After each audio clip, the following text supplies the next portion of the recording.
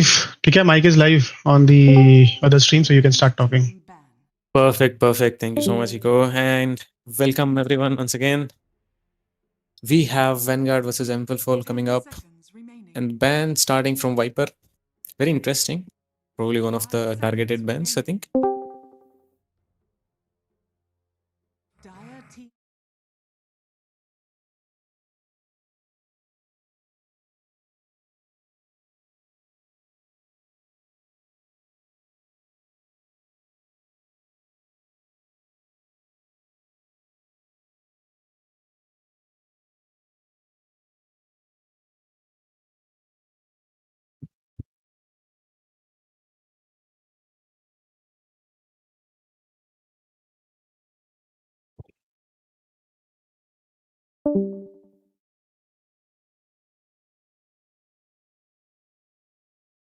Okay, sorry for the delay. So as we can see, things have started to move on with Rubik ban from Vanguard along with Split Breaker, and Dar has decided to go in the direction of banning Purge out OD and Warlock. Very interesting. And Queen of Pain to finish it off.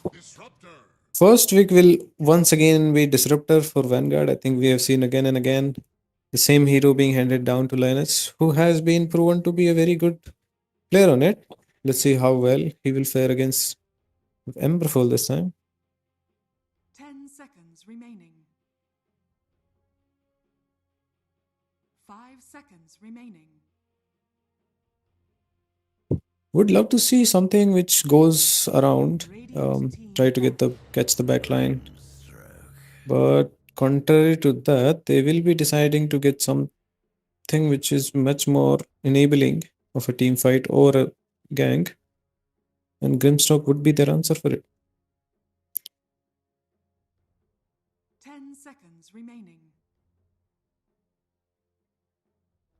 5 seconds remaining. Radiant team ban.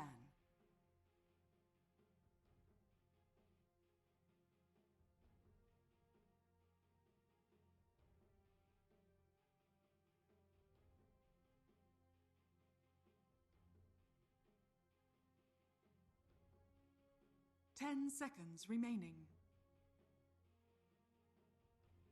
Dire team ban. Lifestealer and Doom getting banned from Vanguard side. Very good bans though, I think. Doom, as I have personally seen, can farm very fast. Very difficult to deal with in the late game as well. 10 seconds remaining. 5 seconds remaining.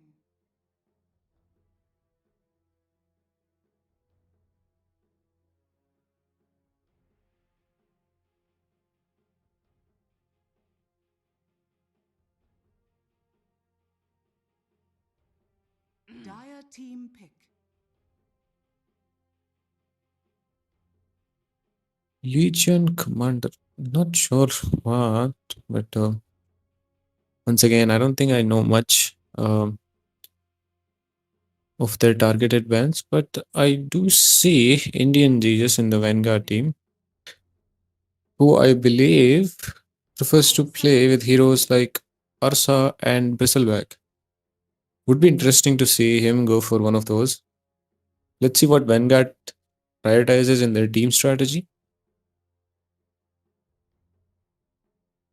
But on the side of Emberfall, I am not very much familiar with the players included.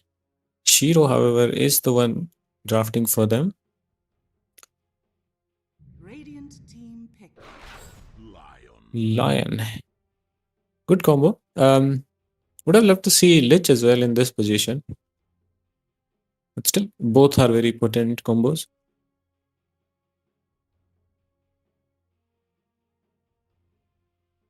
Ten seconds remaining. 5 seconds remaining.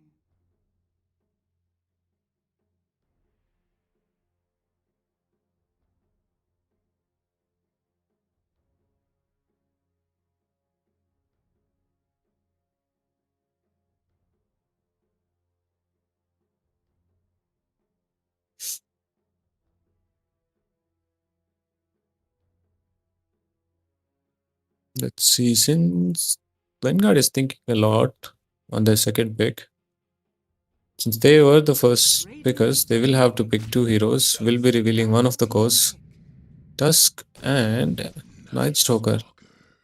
So they are looking to pressure down in their off lane, make sure they secure a bit of an off lane for Night Stalker and trying to shut down their carry. Dire team pick. And Dawnbreaker, very, very interesting choice. And Dawnbreaker also has a bit of an upper hand dealing with Night Stalker when she has rolled up. 10 seconds remaining. Very strange though. I would love to see something that goes in for Emberfall because Dawn won't be able to initiate by herself. She will be needing someone to jump in. And their backline is also susceptible to Night Stalker. So, all in all, both the teams have their advantages. However, I feel like Emberfall is lagging behind in terms of drafting at this stage.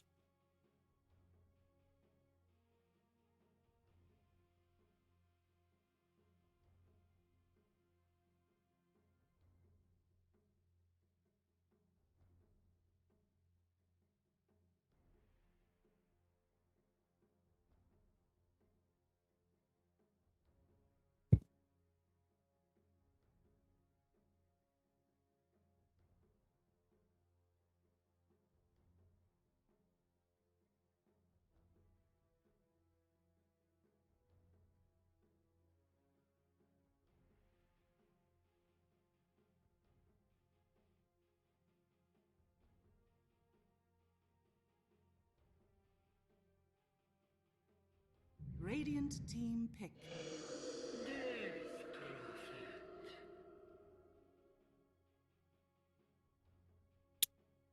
Death Prophet for Emberfall. Interesting. Now, this is one of the heroes that can actually go in for Dawnbreaker to follow up on. 10 seconds remaining. But revealing Dawnbreaker 5 seconds and remaining. Death Prophet this early on, Ban. interesting. Didn't expect Amber Spirit to come out against Death Prophet as he is very weak against some of the physical damages that come in because his fire shield is not that protective against 10 physical. seconds remaining. 5 seconds remaining. See, one of the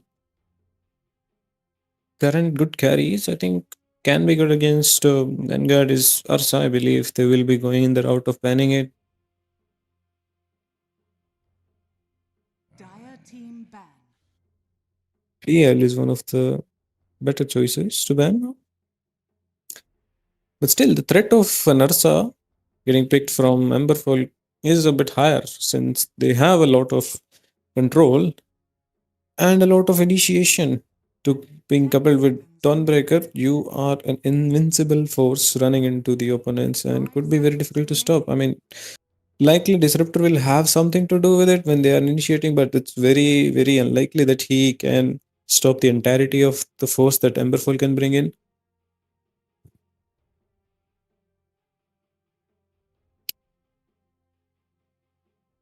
Radiant team ban. Draw Dire team ban. ban. Kaz is getting banned from Vanguard side. Kaz is also one of the few hyper carries which is really good at maintaining his lane and pressuring the offlaner as well. 10 seconds remaining. 5 seconds remaining.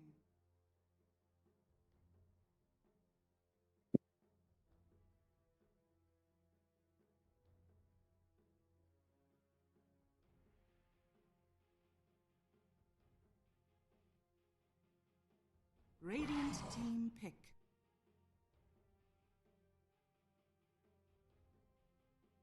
Morphling ban.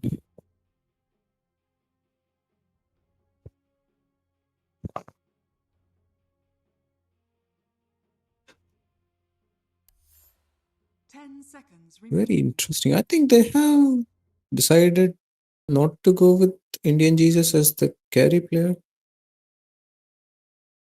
But I don't think he plays much of Night Stalker as well.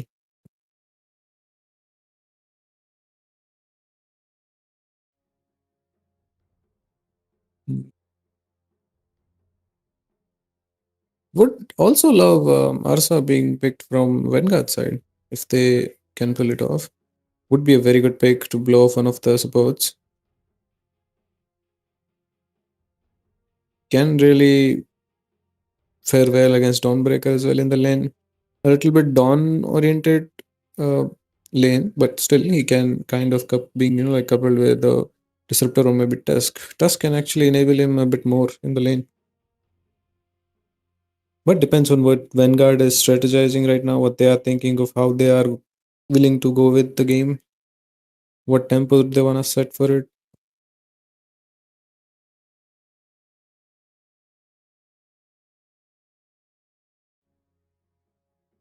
Dire team pick. And Bristleback, it is gonna be.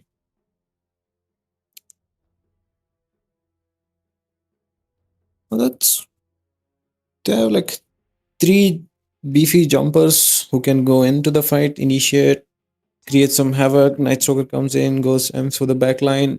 Bristleback, very hard act to crack. Remaining. And they will need some heavy damage coming in, and Tiny actually does provide that. Tiny will is also one of the few cores and carries that actually builds into a Silver Age early on into his item build as well. So he does have a solution for both Night Stalker and Bristleback.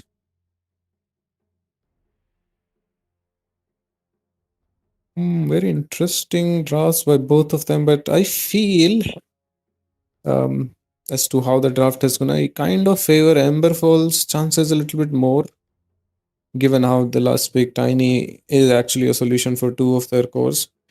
And always when there's a Dawn backing you up, you can never actually be like out damaged in a man fight.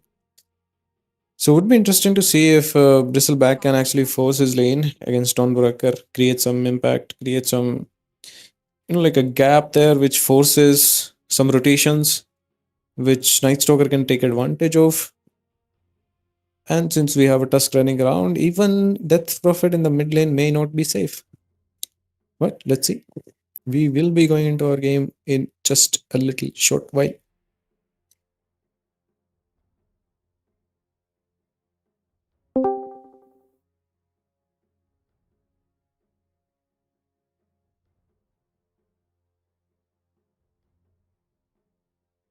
And Mr. Agent Chandi is here. Welcome, Mr. Chandi ji. कैसे हैं?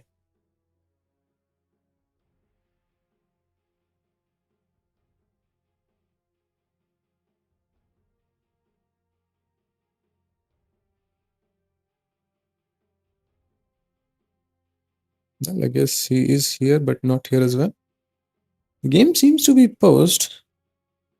Not sure what exactly is going on. Oh, it's gone. We are in the game.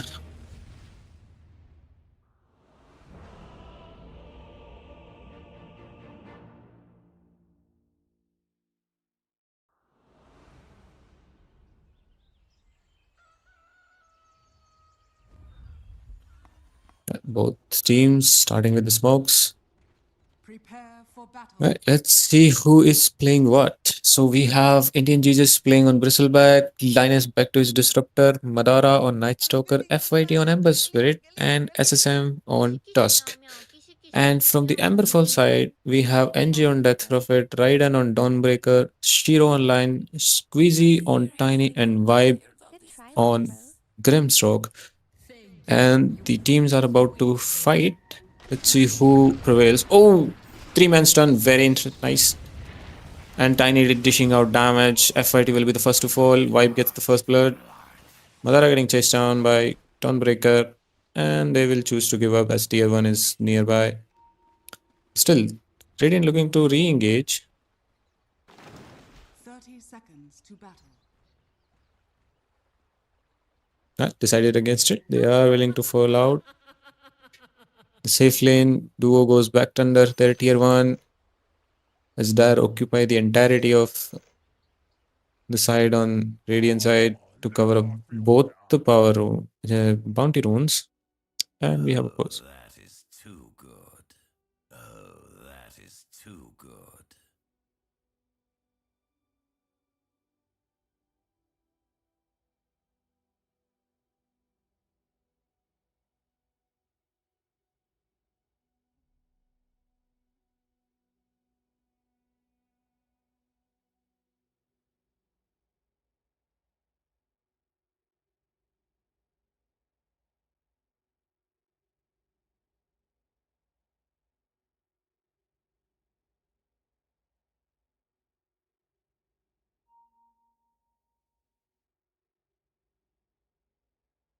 Prepare for a lesson.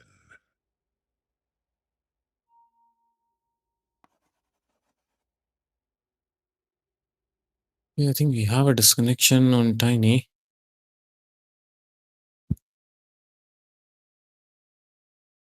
Let's see. Tiny just has reconnected.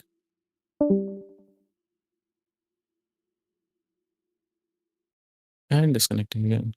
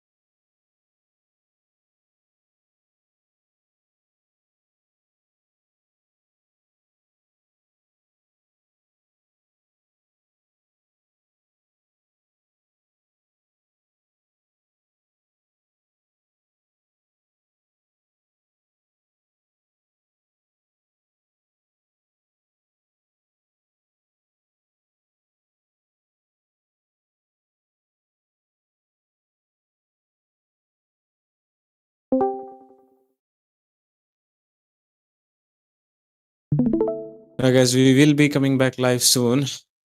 Things have resolved. We are so sorry for the delay.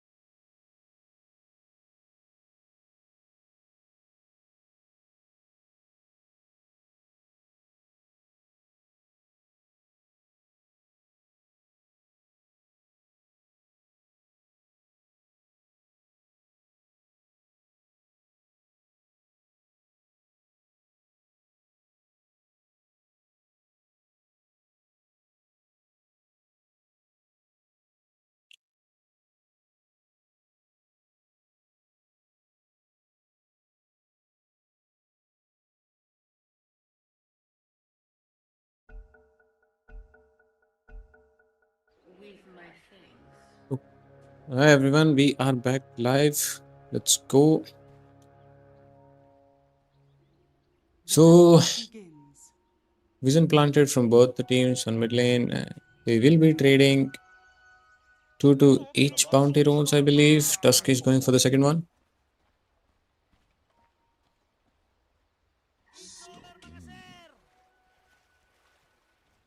Tiny Liney going for the portal. Oh, Bristleback thinks they can get some kills.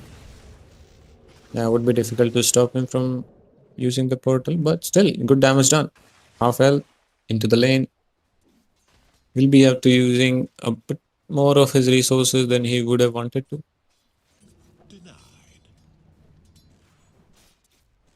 Mid would be a very interesting matchup for me to see specifically because I don't know how the Ember will be going up against Death Prophet. Still, I think NFIT is somewhat of a expert on these heroes, so he should be able to pull it off.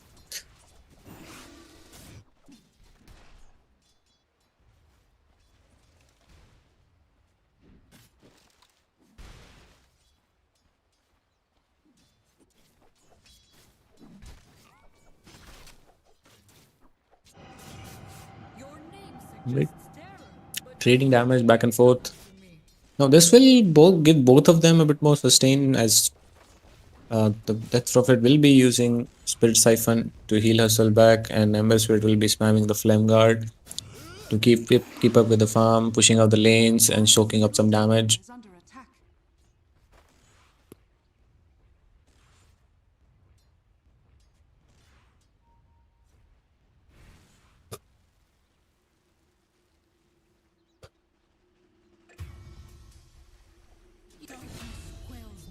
So sorry guys, I was kind of occupied somewhere, but kills happening in both the lanes.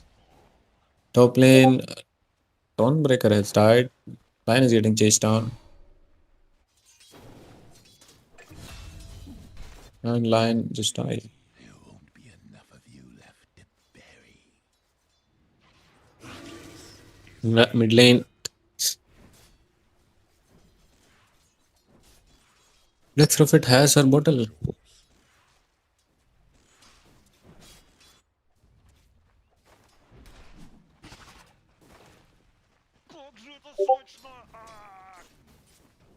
Surprisingly, both the mid laners are kind of even as we have understood, but I felt PP should have a little bit more of an advantage, if not now, then moving forward. Top lane, they're trying for something. Still, but very hard to make plays on Radiant side, as it's kind of like very difficult to move around with Night Stalker in daytime. Dusk do wants to get some kills, get some damage and get involved in a little bit of more trade-off. Bot lane, however, Grimstroke just dies. And Dawnbreaker is getting chased on. A good amount of damage done to her. But still, losing Grimstroke at this stage in the game is a bit more troublesome for Dawnbreaker, as she will be a bit difficult for us to like put pressure on Bristleback. You can't improve until you make mistakes. Mid lane is just back and forth trading damage. Oh, very good damage done. Dusk comes in though from the back, traps her in the shard. They are trying to get her, but still very difficult to get. She still has her wand. Splitting off for both the water runes, one from Dusk, one from Ember. She did have someone TPing in but failed. And since the Night Stalker has been left alone, he is getting a bit more pressured. Bot lane again. Jumped in. Dawnbreaker should be able to claim this kill. Yes, she will. But it will be a very harder for her to get out. And yes, Bristleback gets the kill in return. Very good trade-off for Bristleback. He is somewhat leading in terms of CS. 15, 3 to 22 and 5. Very significant lead. Night Stalker is getting pinned, but still Night Stalker actually sniffs it out and moves away. Ember seems to have gotten pushed out of his lane, unable to sustain the damage that is coming from Death Prophet. He will be trying to defend and stacking up, farming the neutrals.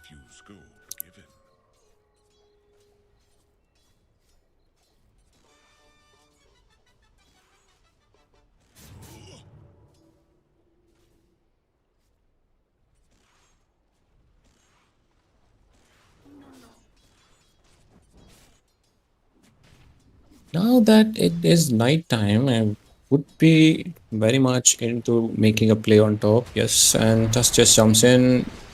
Big team comes out. Night Stalker very late on using his sightings. Still, good amount of damage done on both the supports. Mid lane, DP is trying to make a play on Ember Spirit, who still doesn't have his level 6 and will most likely be dying. Actually, no, he actually in turns gets the kill on the Death Prophet. Very well played from Ember Spirit. This actually does deserve a tip. Did not see this end coming at this stage, but still very well played by Ember Spirit. Now the level 6 advantage that he will be having into, like replacing his resources in his health, his mana, will give him a significant advantage into dealing with Death Prophet in the lane. But still, Death Prophet should be able to do a lot more damage with her ult up. She will be trying to push up. Meanwhile, we have a dive coming in on top. Very strange dive, however.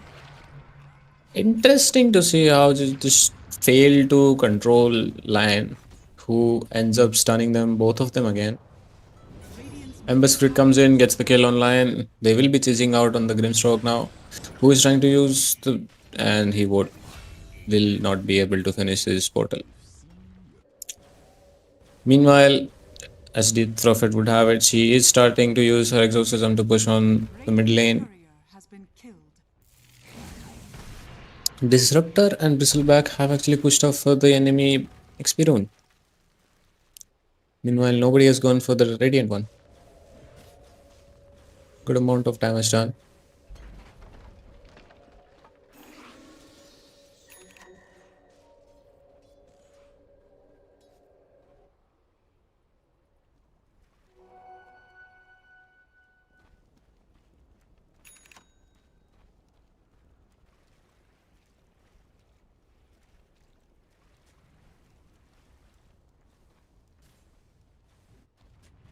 The game has slowed down a little bit in the terms of laning phase itself. Bristleback is trying to get something done in the bot lane. He does have Perseverance ready, so he will be sustaining a lot, farming and pushing in the lane. Death Prophet is coming down, however, she doesn't have his exorcism available. See how exactly she intends to make use of it. But Grimstroke jumps in, glimpse back. It did not get stunned.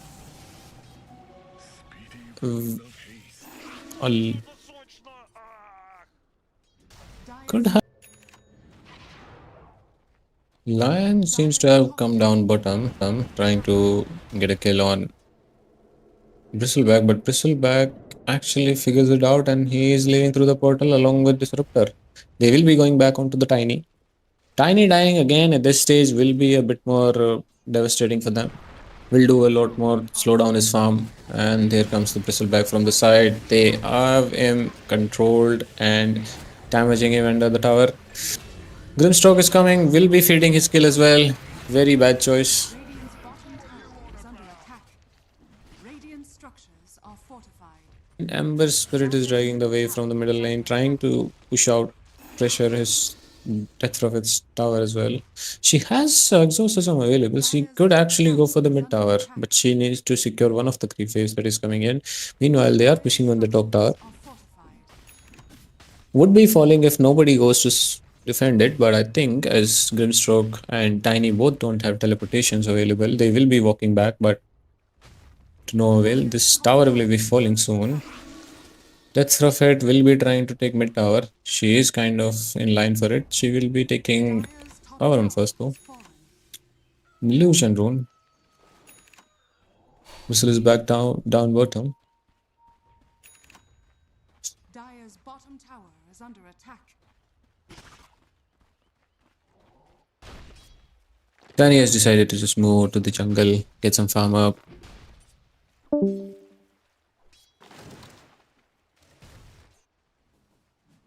Lion moving up again. He doesn't have his level 6 available. Would be happy to have his level 6 and then do a gank. Would be very beneficial for him and team as well. And since Grimstroke is also not level 6, they should both of them try to get some XP up, which they are soaking up in the bot lane since their core is still walking down. Still very susceptible to dying though if they get Grimstroke. Oh, Dawnbreaker jumping in. Very strange. Okay, what is happening here? I don't know how the skills have been used. Ember Spirit comes in though, he gets double kill. Very nice. Disruptor walks up. Else Ember Spirit is surviving. They are getting kited very hard. There is nothing that can actually stop them from doing that since both their supports got instantly deleted.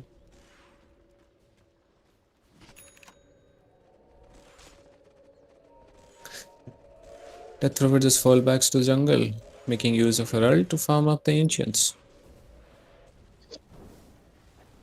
Again, both the supports in the same lane. Radiant's middle tower. Hello guys, so I'm joining Helper now. Lucid, welcome, welcome. Tiny just dies again. Very unfortunate welcome for you as well. It's a tough game for Tiny. Like they are continuously ganking Tiny, not giving him the space to farm. Exactly, exactly. He has been ganked 3 times now. He has 3 deaths. Minute 12. His farm has slowed down very significantly. If we look at the net worth chart, Bristleback is leading with at least 2k ahead of Tiny as counterpart. And if I talk about the dire lineup, like they don't have a good heroes to kill Bristleback. Yes, they do not. Dire's Like Initially, no that's the counter issue damage. which I had, but last pick Tiny was something that gave me a bit of hope since Tiny is something that builds into a Silver Edge very early on. Yes, But as yes. he has been shut down, that seems very far into the game. Would be trying to delay. Let's see how Dire actually functions from here on out, since they will be relying a lot more heavily on their exorcism and middle lanes plays. And she comes down bottom, gets the kill on Tusk. Actually fails to. Very nice save from Tusk himself, snowballing himself up, and he still dies. Still could be a good play. Let's see. Radiant is confident in Dawn taking just this running fight in. after this nice from Disruptor. Nice ult from Disruptor. Disruptor will be glimpsing back Lion again. That's a +1 kill. DP just decides to abandon his supports and But I couldn't think really blame here him. the DP should use his ult with the supports to take towers and give less and less space to do. Dire's bottom tower is under Yes, yes, definitely. I think the Death Prophet found the Arcane Root, didn't have his ult available at that stage, went for a fight. His had his ultimate available mid fight, but oh, she gets jumped. She is dying, and she pops the ult. Amber Spirit will be a bit harder to control this person. There is no Lion available at this fight, and he comes in. Will get the stun off. He is getting the hex off as well. Silence is in, but there is So no DP particular is follow up. low. DP is low. Amber just jumps out. Bristleback joins the fight now. It's gonna be a very difficult fight for them to continue. Bristleback is just running down their heroes. Both the supports are dead. Tiny joins in. Very strange choices happening now. Oh, this is just very chaotic at this stage. Night Stalker is joining in now with his ultimate. He will be going up on Death Prophet. Death Prophet is gonna die. Tiny is dying at the top. He is getting controlled by both Ember Spirit and Tusk, and it's a team wipe. Team wide. Very devastating, Sid. Yes, yes. So like they are going one by one. If DP is backing out with a low health, has fallen. I think these guys should be backing up as well after they are unable to control the Amber. Definitely, definitely, it does come into the play. The strange choice of using the skills. DP jump gets dumped, pops the ult, the team is forced to fight now. Dawnbreaker comes in, and then at the end, Tiny showing up, which was, I'm not sure why exactly that happened. And Night Stalker is chasing down their supports again. DP comes in, all 4 of them are here. Oh, Tiny, Bristleback is just stepping forward. He is dying. He is dying. Nice help from Disruptor. Lion just died in the back line. Oh, very nice glimpse from Linus. Ember Spirit is jumping the backline. This is becoming a lot more harder for the Dire side to defend now. Dire has to slow Tiny down. comes back in again.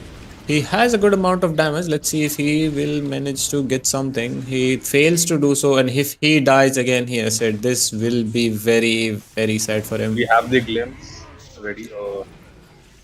He I think is Dire are dead scrambling. They are again. going one by Lion just one. walks in. This is just, as you said, this is just, they are just crumbling under the pressure that is coming in from the Vanguard side. They have no idea what to do. They are just running in headlessly, one by one, teleporting. I think they should take like a breather, talk it out, what is happening, what they want to do with their strategy. They have good lineup. I'm not sure what exactly is going wrong. Like They 60 need to minutes slow down the and game their here. net worth is too much. Yes, yes, yes, that is that. Tiny is making into a Silver Edge. That will be one thing which will enable them to do something. But they need to slow down the game right now. Yes. They need to make sure they have a little bit of space for Death Prophet to do something. They have to make sure Dawnbreaker has the opportunity to play the sidelines and jump in whenever needed. Right I think now, both they have need backed to off though. play with the DP with her ult, and they may try to take some Towers. Pushing tower at this stage in the night would be very, very difficult. They Would be need to figure out where the enemy team is playing. Oh no, down is jumping, getting jumped again. It's gonna be very difficult for her to leave from here. And silence is up. Is He following has up. blink and ult available.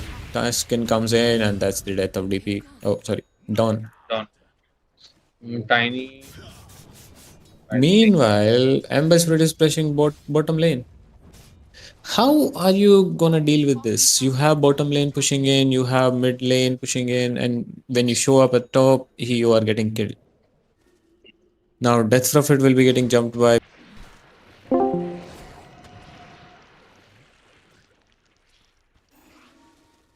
Dire are scanning.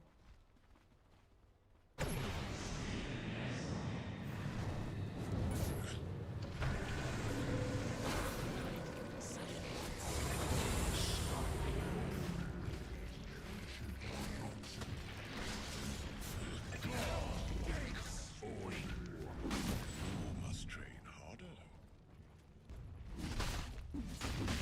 Dire's bottom tower is under attack.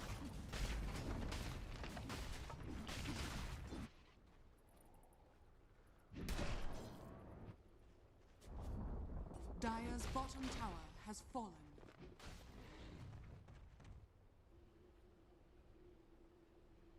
Dire's bottom tower is under attack.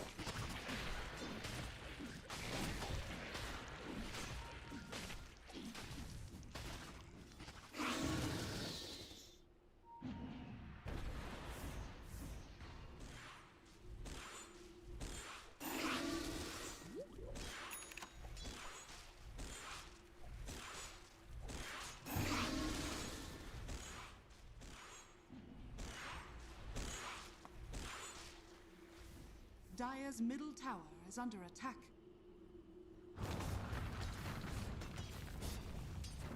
Dire's structures are fortified. Dire's middle tower is under attack.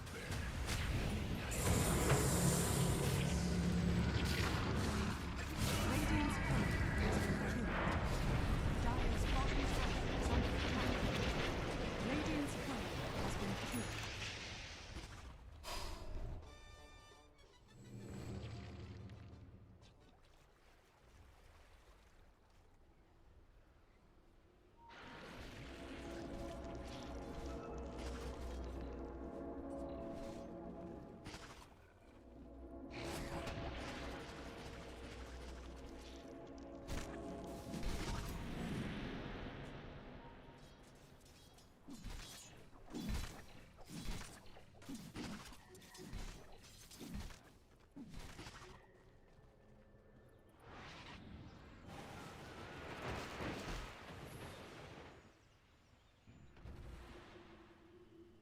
Deceptive rune of invisibility.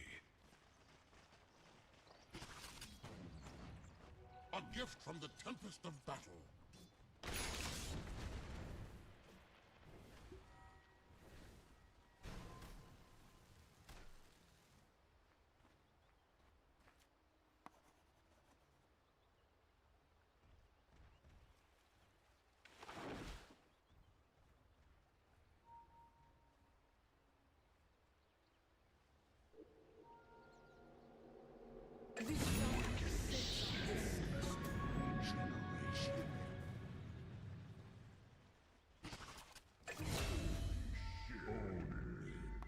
Their flesh sustains me.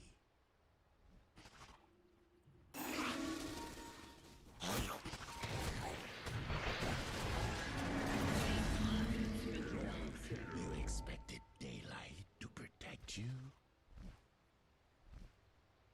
Dire's courier has been killed.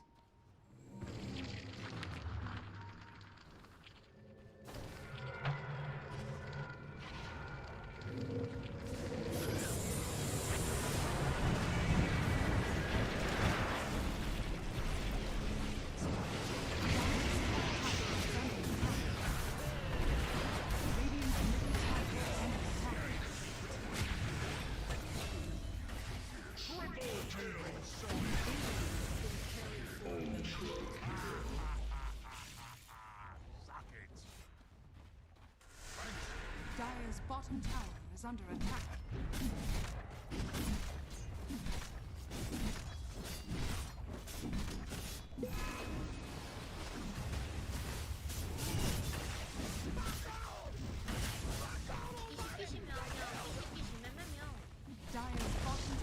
Dire's bottom tower has fallen.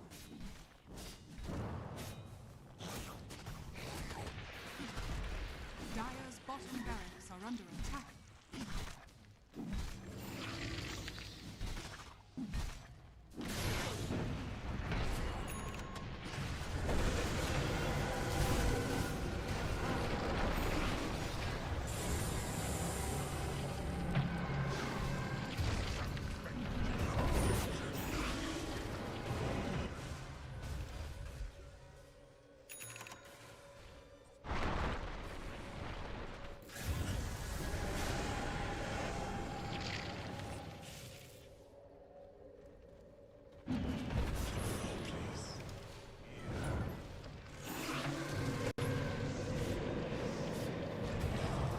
Dire's middle tower is under attack.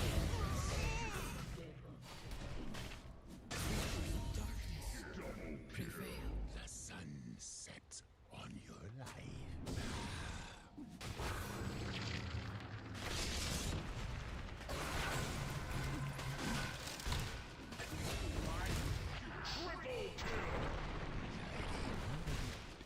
My life sets.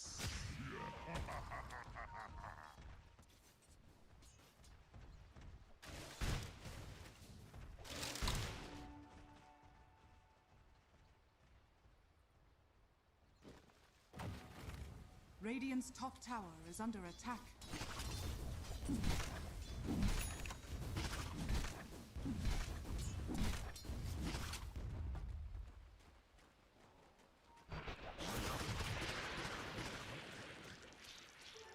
Double damage.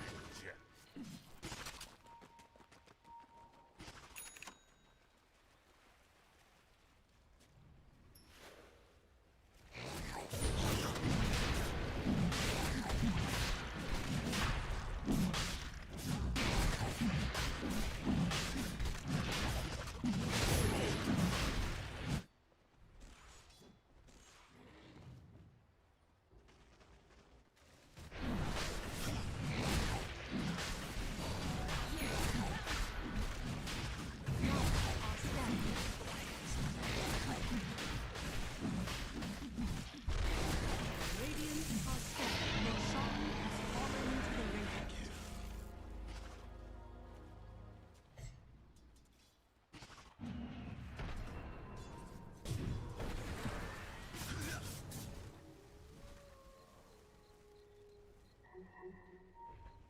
Dire's middle tower is under attack.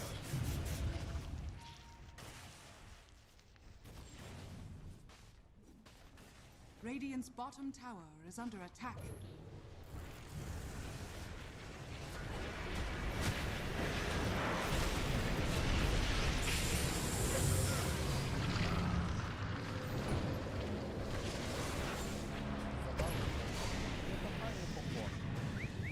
Dire's middle tower is under attack.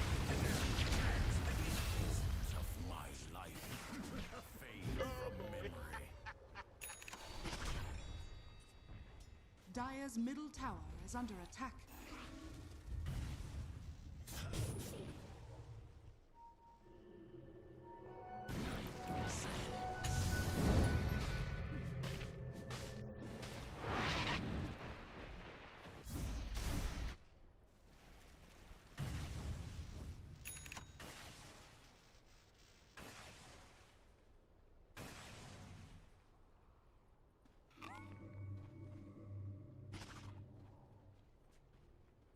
Dire's middle tower is under attack.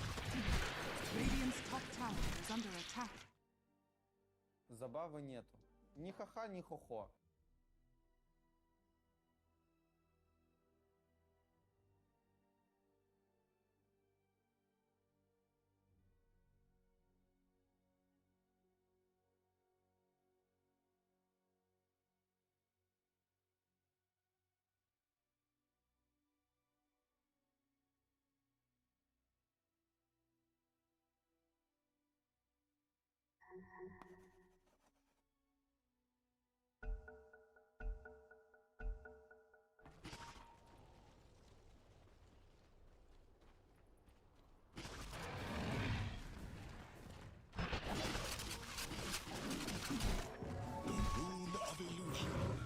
Radiant's top tower is under attack.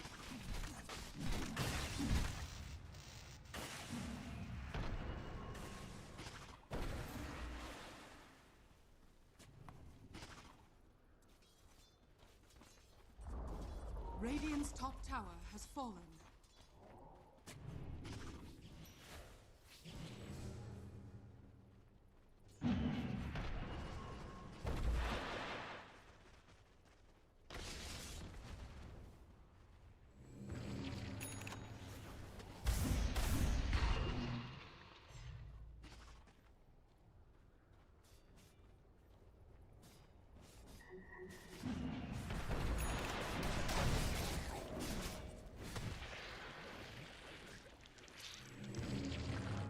Dire's top tower is under attack.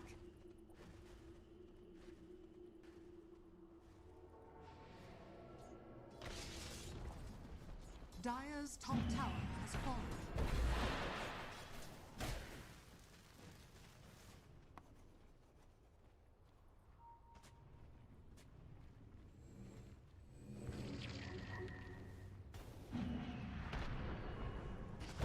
Radiant structures are fortified.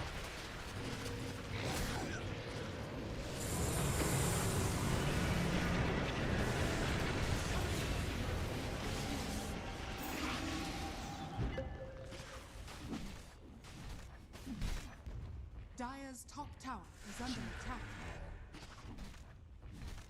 Radiant's bottom tower is under attack.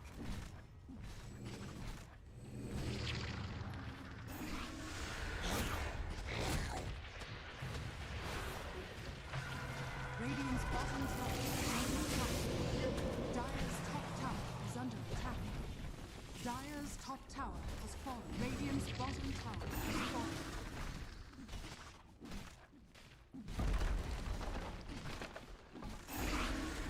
Dire's top barracks has fallen.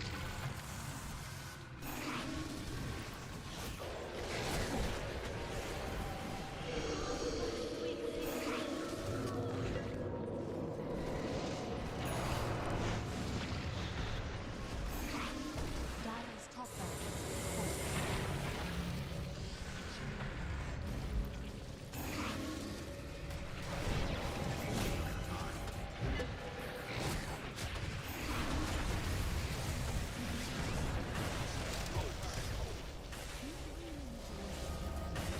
Dire's middle tower is under attack.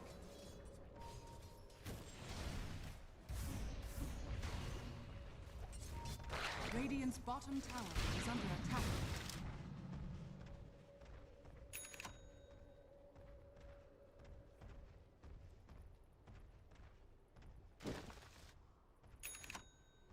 Never refuse good given.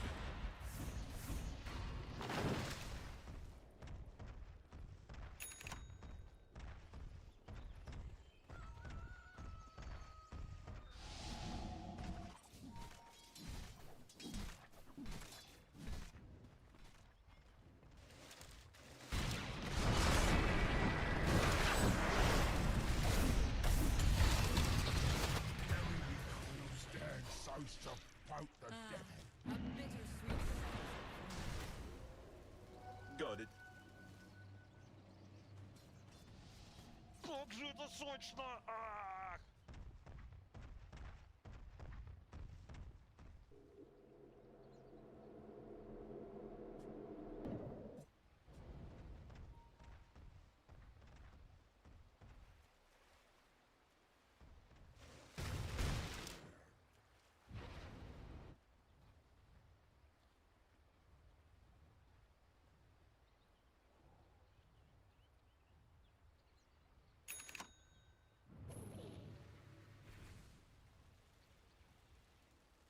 Radiant are scanning.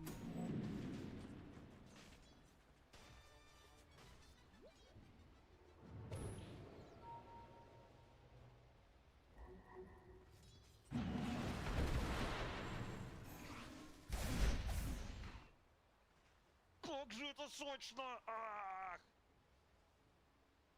lion's hide beats no more.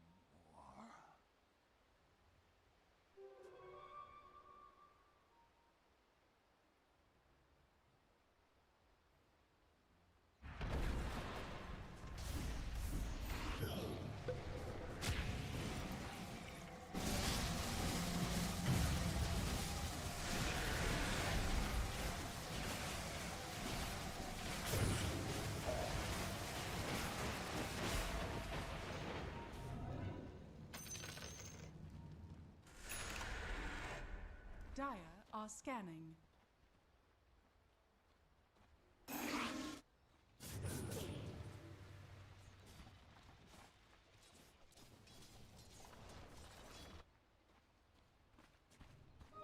Don't mind if I do.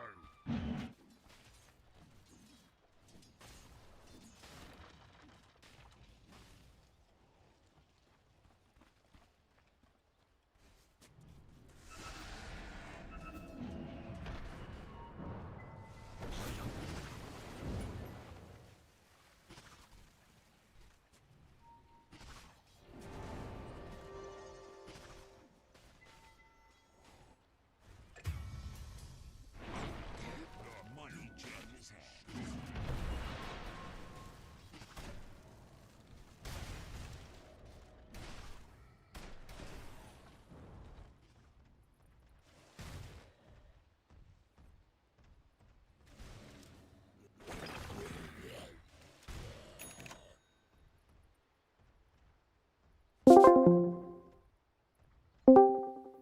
Not done yet. Tiny can definitely carry this out, as we have seen again, time and time again. Oh, DP is just gonna leave. There is no one stopping him. Again, the amount of space that Vanguard has given Emberfall now is very concerning, and it comes Yeah. with a cost. Like Night Stalker is a very good hero that can create the spaces, give you vision, disrupt the backline. But when it comes to daytime, he is not that efficient unless and until you are doing a smoke play. If you're doing a smoke play, Night Stalker is one of the strongest to like scout out and do damage with his ult. But in the daytime, he is just wandering around, not knowing what to do while the enemy team is farming up. I think here the Radiant should smoke and gank someone like, because if Dire get more space, as you can see, the net worth lead is keep on decreasing. Yes, definitely. It's been staying at 9-10K for the past 10 minutes, I think, which is very good play from Emberfall after what has happened in the early game. But I think they are kind of taking it slow a little bit. They want to get their Aghanims up and ready on Disruptor, which will be one of the very biggest items, since most of the Emberfall is dependent on BKBs. And if the Static Storm gets landed on any of the cores, he is definitely going to die. And there is no saving him unless and until Dawnbreaker can come in. Who is also going for a BKB. Very nice. Now that he has decided to go for a BKB, I think he should be able to survive a little bit more. But yeah, as you said, the smoke play here comes as the night comes out. Grimstroke gets spotted. Oh, nice, baited. Grimstroke is just gonna TP out. There. Oh, he is getting stopped. He did have a dust available on him.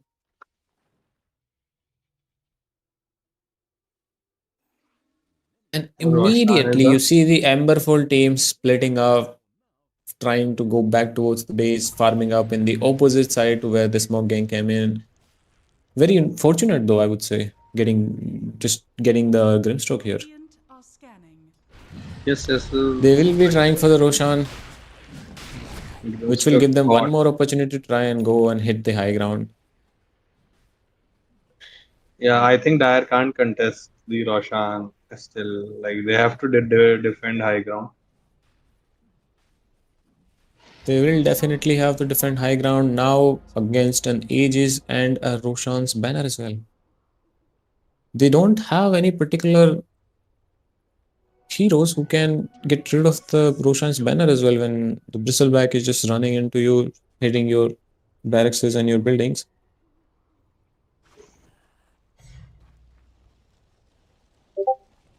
Just like all three cores of the Dire loves to go in.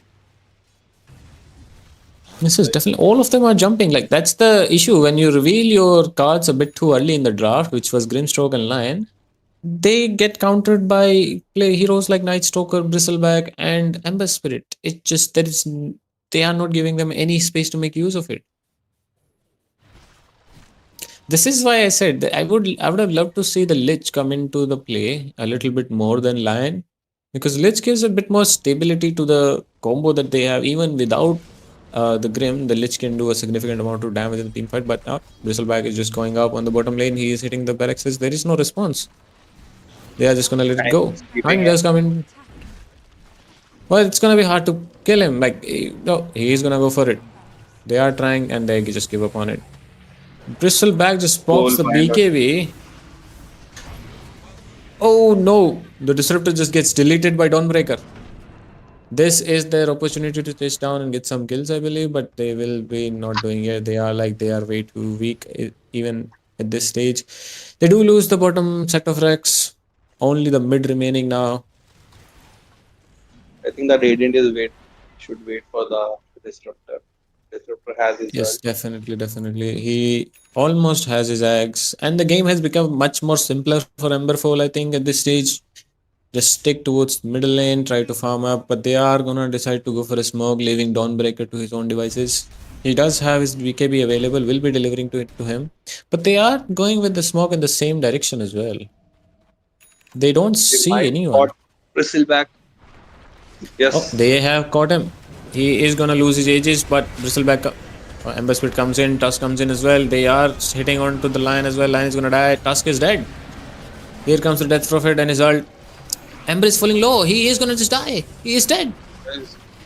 They are controlling the Night Stalker as well in the back. This is a good decision making though. Just Night Stalker poking BKB just leaves. Now they are a bit stuck here.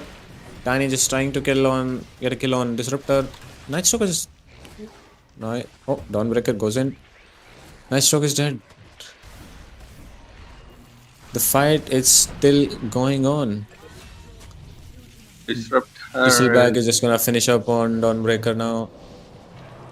This has become a bit more of an issue. You see how the Disruptor is just zoning them out. They are unable to leave. They are unable to chase. It's nothing these people are able to do. Good fight for Radiant are scanning. Dire. Though they... It was a good fight, yes. Very good. They did get to kill off. They got 4 kills out of it. One of them was Aegis, so 3 kills and 1 Aegis. Does give them a little bit more opportunity to farm around. But losing Dawnbreaker at the end was a bit more, Yes. a bit of a loss. Could have tried to gotten the Dawnbreaker out of it. Grimstroke may have helped her out, but Bristleback, man, she is just running around, dealing a lot of damage. There is nothing they can do with him at this stage. They do have solutions up for him, but you see, how exactly are you going to deal with 3 heroes that are just jumping in? That's the You can problem. control 1, you can control 2, but not 3. That's the problem the Dire is facing. Like NS is controlling their backline. The Grim and the Lion has to back to save themselves. Yes, and you see, my curiosity has been satisfied as well. You see, I was expecting Lion to go for a Silver Edge, and he is gone for the Silver Edge. He has it, and the courier is delivering it now. So the 2 items that he has is Blink and Silver Edge. Now, this would be something. I don't think he still has the amount of damage on him that he can deal with Bristleback, but still would be a very big help. Yes, even if not Bristleback, he can actually target Night Stalker as well, who also is susceptible to break. Yes. They are smoking, moving into the top rune. They will be going into the triangle. And smoke on smoke play. Oh, smoke gets broken. They are all 3 here. Oh no, the static storm just lands in a very weird spot. Tiny is able to pop his BKB. Tusk and Bristleback getting binded together. They lose Lion though. That then in the Disruptor is also dead. Tusk is dead again. The Ember is trying a lot harder, but he just runs out of BKB. He is silenced up. There is nothing to follow up with. Oh, the one stun coming in from Tiny. He is dead. Very nice play. Buyback from Grim. Buyback from Grim. I think they are trying to defend. Yes, it's the tier 4s were getting pushed, so he just panicked and buyback. They could have had someone else coming in. Dawnbreaker's TP is in a bit too late though. But still, you see, the comeback is happening. Yeah, like Tiny and all is dishing out a lot of damage. Like they need to land that disruptor ult to have a good fight. Radiant's middle tower. Yes, Disruptor ult. If Disruptor gets Tiny in that ultimate and he locks him down with the kinetic field, they will most definitely get kill on Tiny, and I think that is most of the damage. But still, time and time again, we have seen Tiny just coming back into the game with just the amount of farm he can get from the side lanes and just the amount of damage he can dish out. And Dawnbreaker gets caught up top. She has no BKB to leave. She's just gonna die. She does have buyback though for the next Roshan fight, or if they decide to push high ground. I have become very much invested into the Tiny. Seeing how he is moving around, what sort of play he's gonna make. He's not finding much of it though, but would love to see if he can get something done with the Silver Edge which he has bought up. Very expensive item. He could have gone for something else to amp up or save his Tiny, but this is the choice of I think Solar Crest item is he has gone for. Tiny. It's that Yes. The issue becomes is the nullifier. I don't Yeah. know how he's gonna deal with the lion. Oh, sorry, the Night Stalker. Night Stalker for me has been the core of this particular team with the way the team fights have been happening. The amount of vision Night Stalker can give is just very significant, and it's what's securing them the backline kills as well. And here comes Bristleback hitting on your middle tier 3 tower with the Roshan's banner to back him up. Lion came Lion for the decides banner. to just Kill the banner. moves away. Very difficult for them to get rid of the banner but still, the Vanguard has decided to back off. They will be getting rid of the banner as well. Roshan is coming up soon. We will know when exactly will he be spawning in 1 second, and it's the longest spawn that is possible. 2 minutes and 25 seconds remaining. Emberfall gets a decent amount of time to farm up their next items. Tiny going for Harpoon. Death Prophet has Shiva's up. She has decided to give up on the Bloodstone route and went for Shiva's. They are gonna smoke up. They have a third Silver Edge getting built up on Dawnbreaker. They are heavily committed on the Bristleback itself. This is very interesting. Lion comes in. He has break available. And he breaks him. The BKB pops. They have nothing to do anymore. They are just gonna run away. I think here Lion Vanguard is just have a heavily hit. TPing on the rainbow TPs are coming in. Yes, you were saying. Yeah, so instead of getting a hit on a Lion, I think he could just go hack because Tiny is just behind him, and he Yes, also has the definitely. break. And They did have another set of breaks available. He could have hexed him, then maybe they have tried something, but yes. The greed of trying to break Bristleback was a bit too much.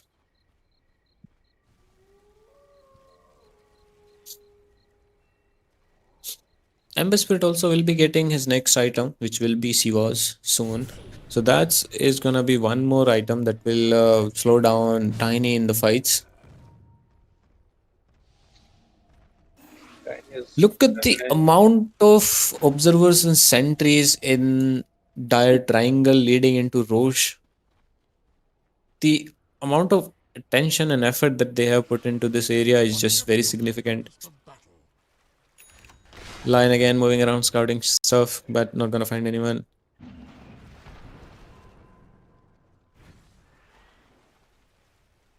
Radiant are scanning.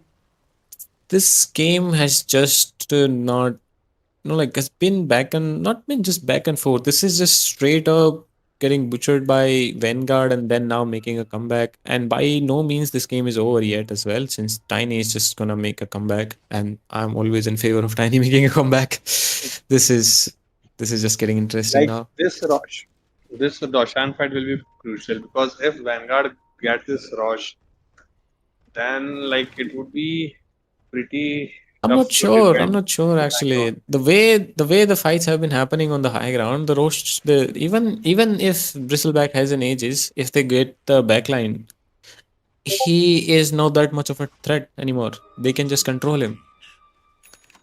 But yes, would depend on how they go about the fights.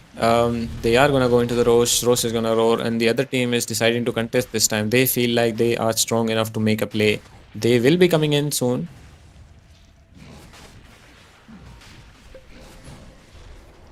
Tiny running in. They have dusts available, and they are just gonna get a kill on a disruptor. He is dead. There is no static storm anymore. Night Stalker jumping in, trying to kill Grinstroke. He is dead. But Night Stalker is dead again. Ember Spirit, he is just gonna die. He is silenced up, dead. Dust jumps in to save him, but to no avail. He is gonna be feeding his kill as well. And while all of this is happening, Bristleback just runs to middle, trying to farm or some creeps, push the mid lane, and This get Roshan, the hell out of there. This roast will be very significant for Tiny, yes. Now, it was not very useful for Bristleback, but for Tiny, this is something else. Tiny will be doing a lot of damage. He has 4.5k health. Killing him twice is gonna be a very difficult task. also now the Tiny can make the solo plays across the map as well because he knows that he has aces.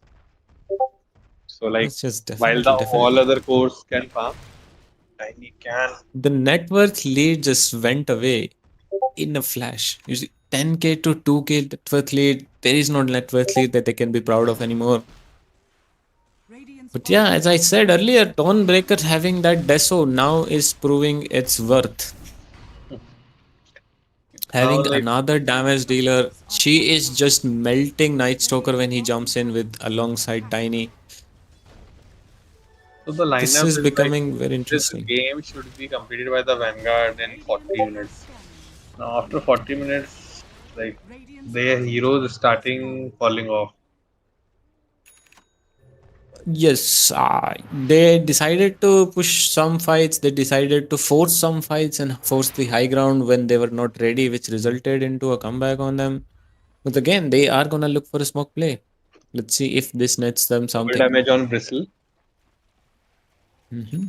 They have the vision on the It will prophet. be expiring soon. Dire They are have scanning. the vision Again, on the prophet.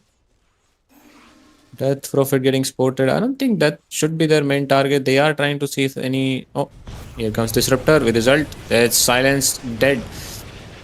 They do spot out Grimstroke as well. He is gonna be dying. Good 2 kills.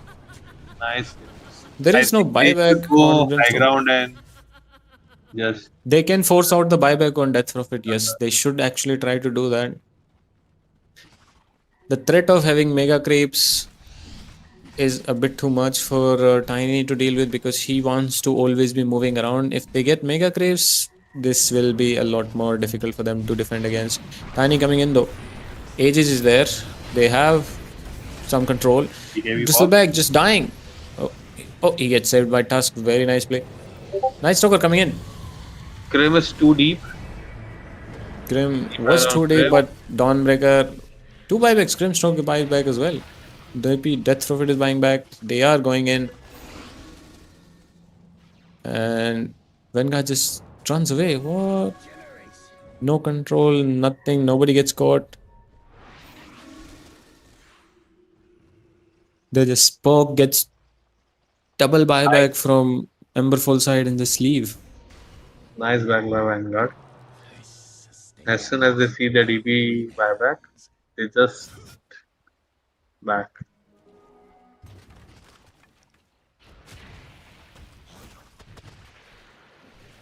Just 50 minutes in, Bristleback looking for a Skadi. Would be a good item. He is having some inventory management issues with Mage Slayer in his backpack. He cannot get rid of his phase boots as well because he needs the movement speed. So would love to see. Oh, he just sells off his Mage Slayer. Well, that is fine as well because I think Ember Spirit is making sure that everybody has the debuff of Mage Slayer. भाई gold lead तो खत्म ही हो चुकी है almost. बिल्कुल बिल्कुल चांदी जी gold late बिल्कुल जा चुकी है. जो टाइनी जी जो है हमारे 11K इन्होंने 12K कमबैक रहेगी कर लिया है. बिल्कुल अब बिल्कुल अभी देखेंगे तो सिर्फ 1 क्या टाइनी बचा का है. ब्रिसलबैक का ऑलमोस्ट सेम आ गया फॉर्म, लाइक पूरे गेम में Yes. Tiny was behind 4 to 5 के। तो गोल्ड लीड तो खत्म हो चुकी है, टाइनी का स्विफ्ट ब्लिंक भी आने वाला है। The catch up from Tiny has been very significant. You see, the Dawnbreaker having this amount of net worth is also great. Yes. Aghanim बनने वाला उनका भी अभी. Aghanim Dawnbreaker is gonna give out a lot more health.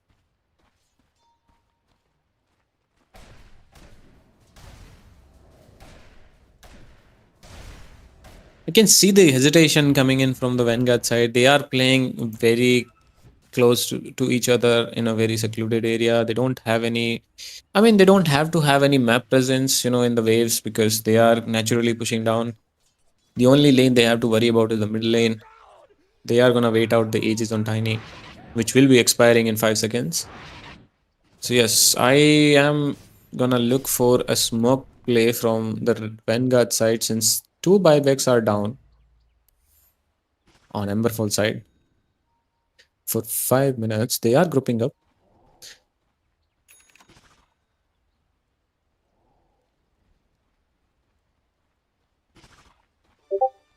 I think game like Radiant is taking this game slow after the 2 fights with the ages.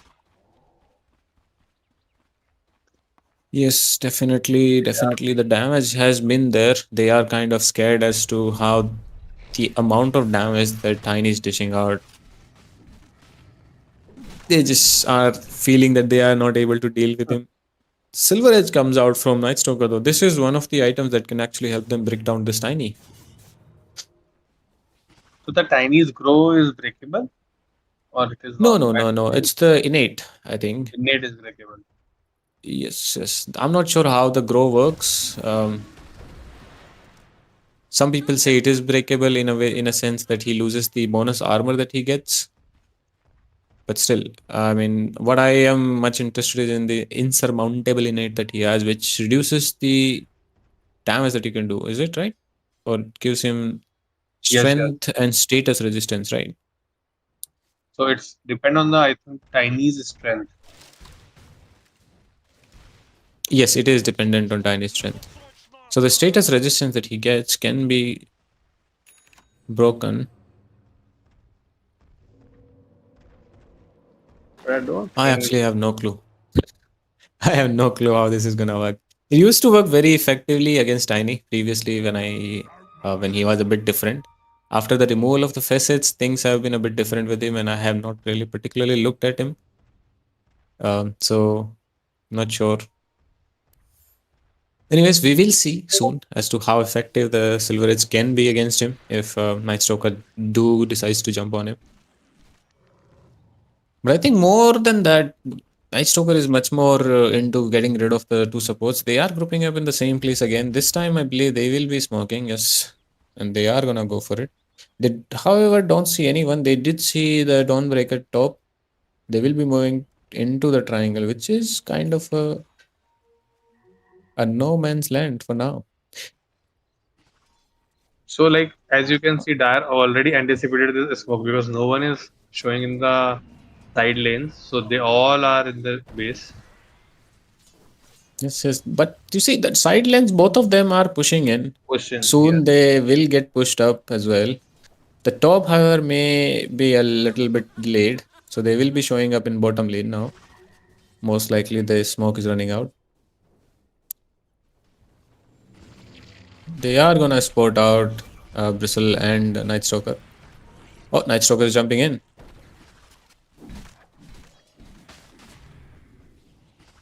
Interesting. Disruptor going for Aeon disc. I think Blink would be better. Yes, Blink would have definitely been a better choice here, I think, because he has some people scouting ahead of him. But he feels threatened that he is dying a little bit too fast to either maybe Tiny or Dawnbreaker. But yeah, they are actually slowing down the game a lot. And the buybacks will be up again on the Grimstroke and Death Prophet in a minute and 30 seconds. Roshan is up as well. So this time they can actually sneak the Roshan if they are a bit more aggressive with it. Dire are scanning. Dyer However, they already are just way too scared to actually attempt it right now. But they are moving in that direction. They have a night time to help them. This will be very significant though. yes. With Aegis, Refresher, Cheese, and Roshan's banner. Dire are scanning. A lot more resources to break their high ground. I think this will be their way to go high ground. Yes. Dyer was way too late in deciding as to what to do with the smokes and all. They did figure it out, but a bit too late. They are gonna move around to the top. They're gonna hold their high ground vision here, hoping that somebody just walks in and feeds one of the kills for the high ground defense. But Vanguard is being way too cautious. Oh, Dire's middle tower is under Ember is playing with fire. Oh, they see Disruptor. the disruptor. Disruptor Nice. is just dead. Nice. Lion is dead. But Now the this Tiny has is no man's land. Tiny just gets gone on by 4 people. He is just gonna die. He does have buyback. Dawnbreaker is gonna try to run away, and she will be able to do so. This is actually good. If they force a bit too much and the buyback Silverback comes in jumped in. from Silverback Tiny jumped. just bought back. They need to make a way to stop these guys from running away as Tiny is coming in. Still nothing. They just run away, forcing Tiny's buyback. I think they should wait for DP's ult. They are definitely waiting for it, not willing to jump in anymore. They will, however, have Bristleback, I think, hit the tower, try to force some reactions. The DP result will be expiring soon. The disruptor will be up in 20 seconds. A lot more resources they will have in just about 20 seconds. Still, There is a if the refresher shard on Disruptor, and Disruptor bought the Blink Dagger as well. This is actually big. What do you This is think? a- This will be the yes. deciding factor. Blinken, Yes. Static This Storm, he can- has a refresher shard as well. I Even think if they fail to kill should him in have one go. waited for Disruptor. They have the outpost. Disruptor TP'd out. Break on the Bristleback. I think he is trying to Double bait his break. ages for now. Oh, Soulbind. Nightstalker jumps in. Phantom Brace. They Dawn are. Ult, Nightstalker is dying. This is bad. or Static Disruptor Storm. ult, but Double no Static Storms. kinetic. They are gonna get kill on Dawnbreaker. Tiny just gets to live though.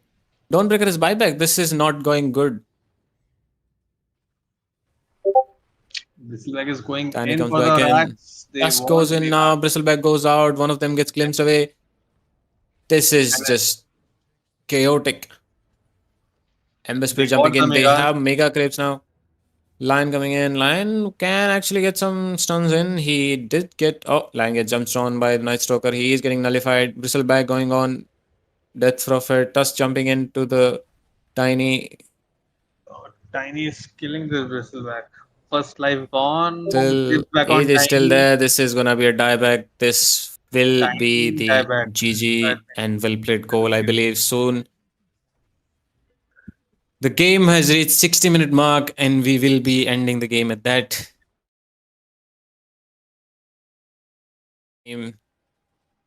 But the Radiant Like was this with the should Disruptor be again coming over in. by 30 to 40 minutes. But how the Amberfall played and took this game to 60 minutes, it's very commendable.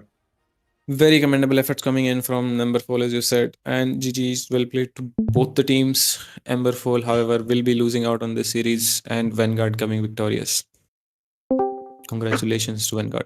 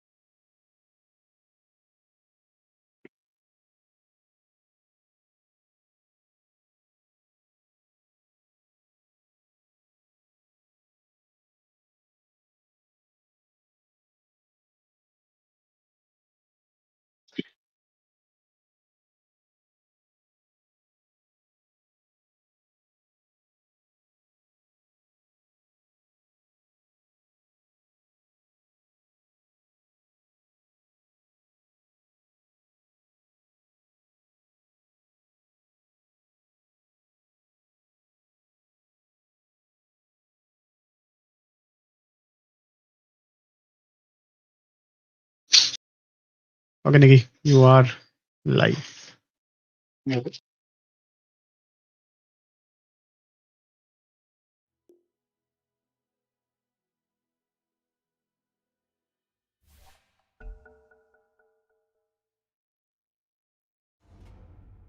Team up, you are live.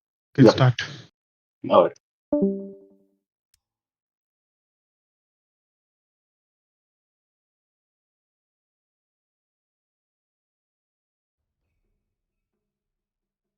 All right, guys.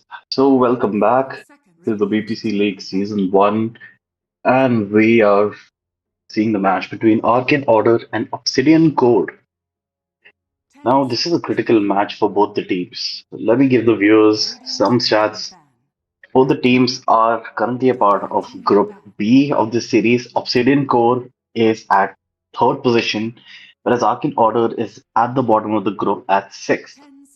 Both teams have played three matches each. Obsidian Core has won two, lost one. Arcane Order has won one game and lost two.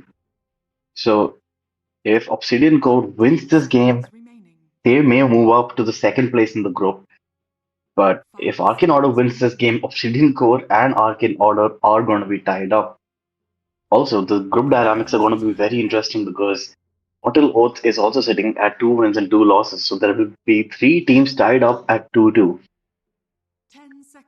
Going to the draft, Arcane Order straight away bans the Spirit Breaker and the Rubik. Spirit Breaker, I don't know what to say about this hero. This has been the most banned, the most contested hero in the BPC League Season 1 till now. Uh, out of 20, this is the 23rd game, and in 23 games, this hero has seen 18 bans. No team wants to play against this hero. They don't want to leave this hero out in the pool. They just don't want to mess with this hero at all.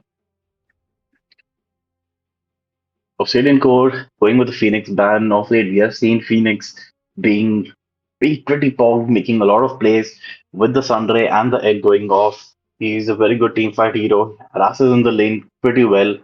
And if he gets that Spirit Vessel timing just right, he does put a lot of impact in the team fights.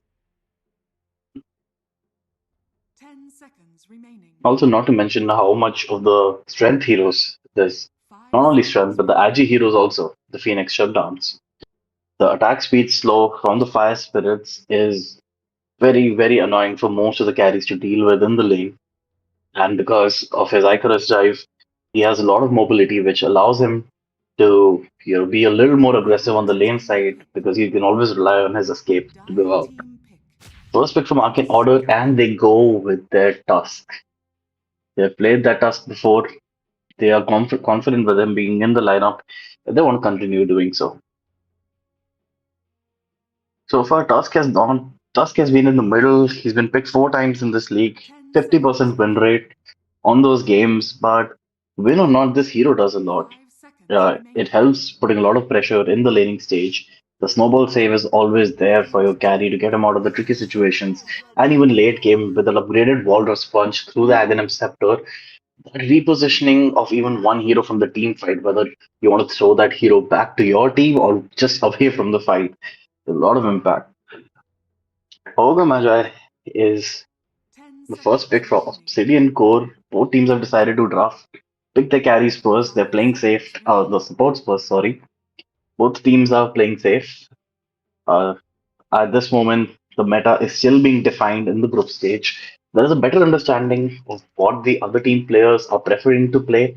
There are a lot of respect bans coming through, but still, I don't think either of the teams are very confident of what the exact core meta is, and they don't want to risk picking a core at the first stage.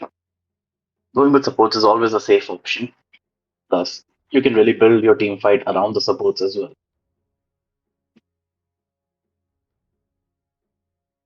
Syrian Core, Arcane Order decided to ban the Razor here. Razor, ever since the consecrated wraps came into the play, has become another very good hero. That added movement speed, the magic resistance, it really helps, cover up all the weaknesses that Razor usually has. And I wouldn't say movement speed is a weakness for Razor, but it just amplifies what the thing that he does best. Put up that static link and get in your face and I mean, you all you can do is just look at him suck the damage out of you. Life Stealer being banned by Obsidian Core, another one of the highest contested bans in this season. This would be the 16th game where the Life Stealer has been banned. Even the Life Stealer, surprisingly, in the few games that has been picked, has a astonishingly low win rate. But it's an understood ban. That hero is very good, having magic debuff immunity on your basic spread of skills by using that rage is very useful. And they picked up the second support for the game, which is the Hoodwink, 10 seconds another good remaining. hero to help, put a lot of pressure early on in the laning stage, and even at the later stage, the break in his ultimate helps a lot. Uh, that sharpshooter can really shut down some tanky cores like Timbersaw, or if you want to go for like a Tide Hunter or a Bristleback.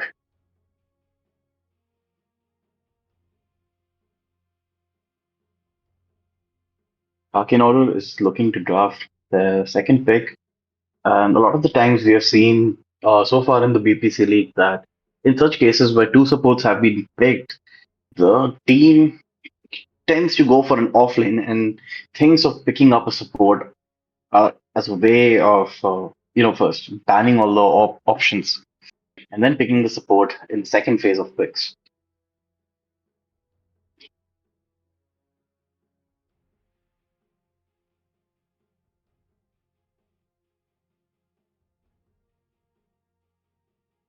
Akinoro is taking quite a bit of time to think through what they want to go with.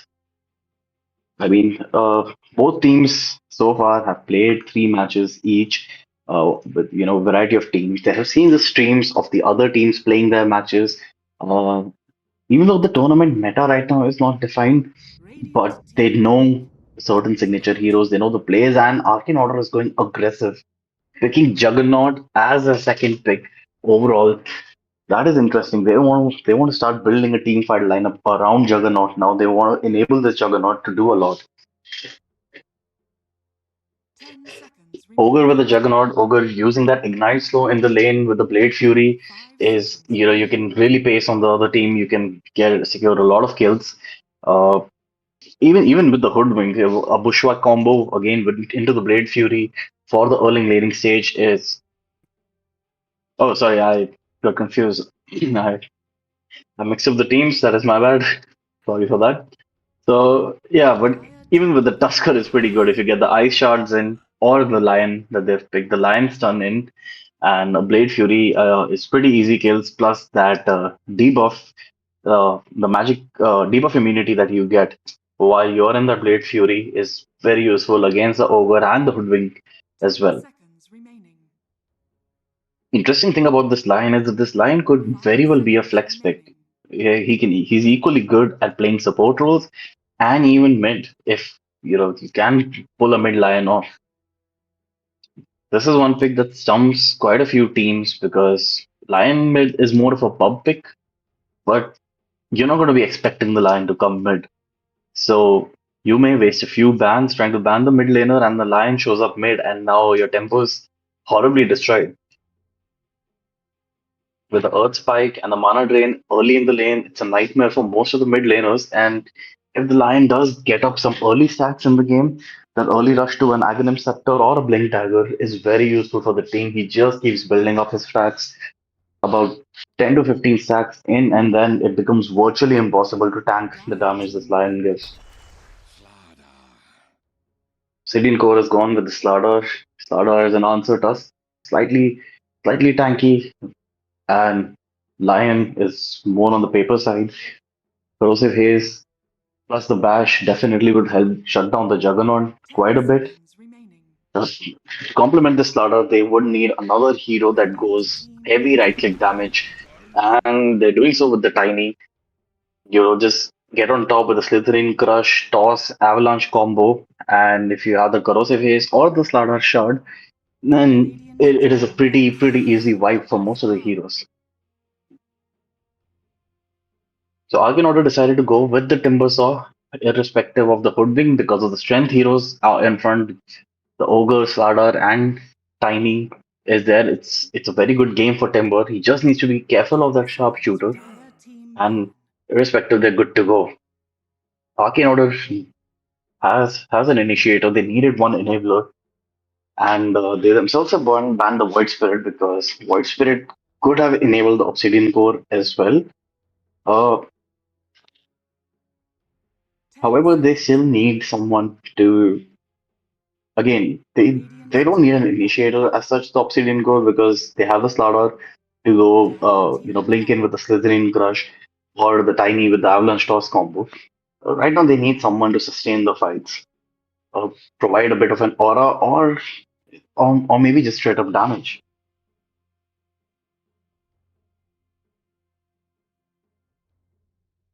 10 They banned the seconds Viper. remaining. Timber was scared, definitely scared of that Viper. It disrupts the 5 Timber seconds spacing remaining. completely. Obsidian Coast side, they banned the Pangolier. They don't want to play against spacing that the Timber, the Tusk, and the Pango will be providing. Not to mention Lion, if he hits his level 6, that Finger of Death is pretty annoying in the early phases. Radiant team pick.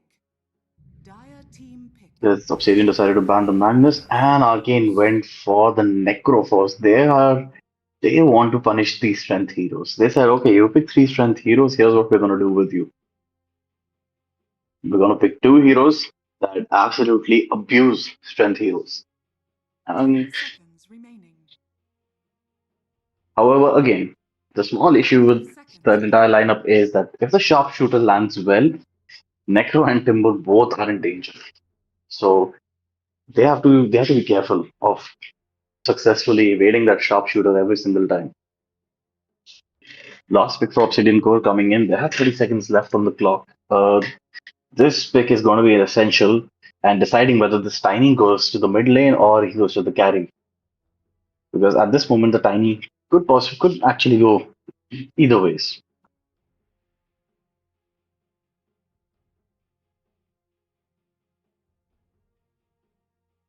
10 seconds left. I hope they do realize that they're very short on time.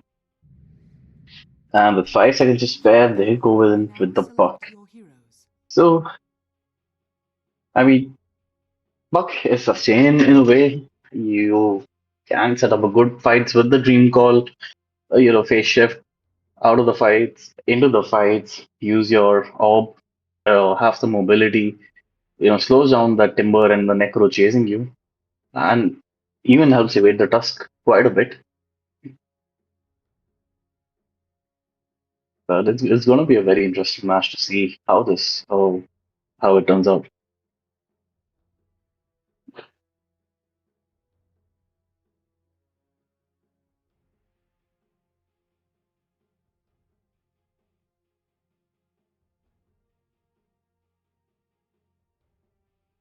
So far, Puck has only been played in one game, so it has a 100% win rate too. Let's see what this game determines. And Slaughter, in fact, has a pretty high win rate as well. He has been picked almost 7 times and has a win rate of 71%. So, all in all, Slaughter has been very good in this tournament. He's able to shut down a lot, get into the back line, hit the supports. Not to mention, Slaughter really messes up all these tanky heroes with that corrosive haze. That the armor reduction. It is a big pain for all these tanky heroes.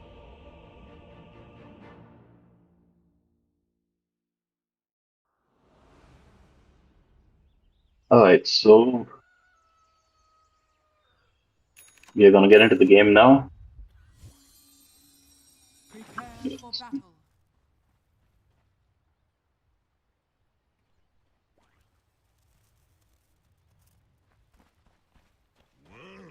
Look at that. Both teams are smoked up, and Radiant seem to be moving towards the bottom. Dire seems to be moving towards the top. Neither of the teams want to engage in the fight right now. Places that observer, getting that vision, and both teams are switched up to each other's ancient areas. You'll be Fight is most likely not going to happen, but I'll give you a quick rundown in case people miss the players. So on the Radiant side, we have Arkinauta, Master Instinct on the Necroforce, Malboro on the Juggernaut, GH on the Lion, Godex on that Timbersaw, and my carries Potato on the Tusker. On the Dire side, for Obsidian Core, we have GG on the Tiny, Stranger on the Ogre Magi, Puck by Rad Dodo, who's the captain of the team, 4 post 5, playing the Hoodwink and Nemesis on that Slada. Puck is gonna look for that Illusionary Rob, Rune Steel, and she won't make that in time anyways. So both teams are gonna secure 2 runes each, and I think that will be it.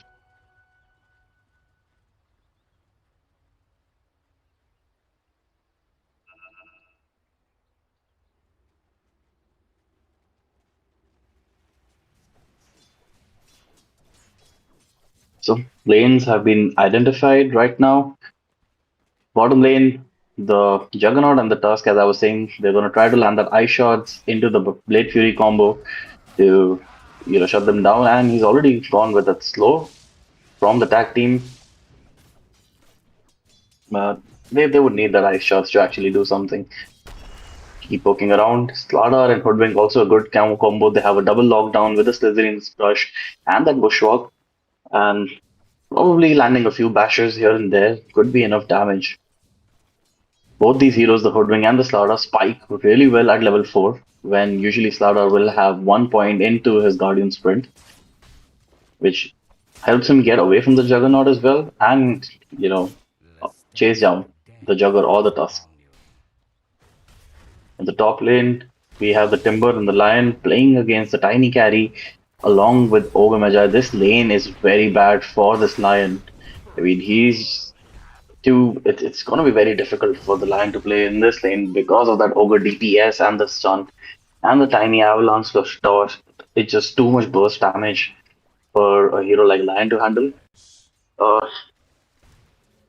He can look to just have his mana drain a little bit, and then he has to play behind Timber at all times. Tiny's gonna play super aggressive here. He's coming inside the tower, denying creeps here at minute 2. He does not want to give Arkinauta any breathing space here.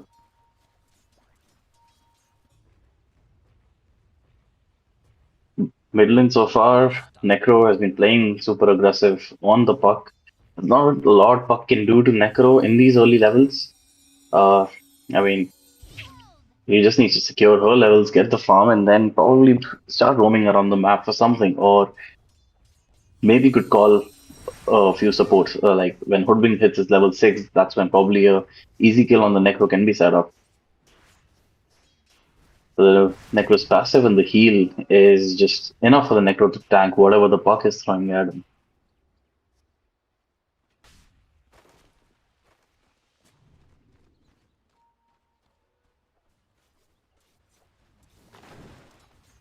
Top lane is going pretty silent right now as well.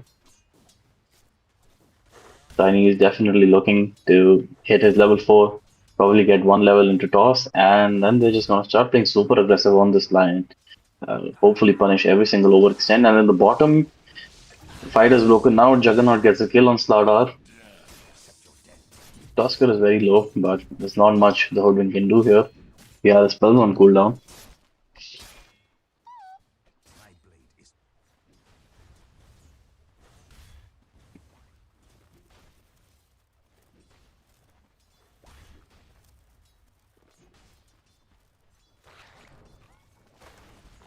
As we can see, Lion is maintaining relatively lower HP. Even that 2 levels of Ignite, that itself, every time your hand lands on the Lion, it's gonna be like a lot of HP loss.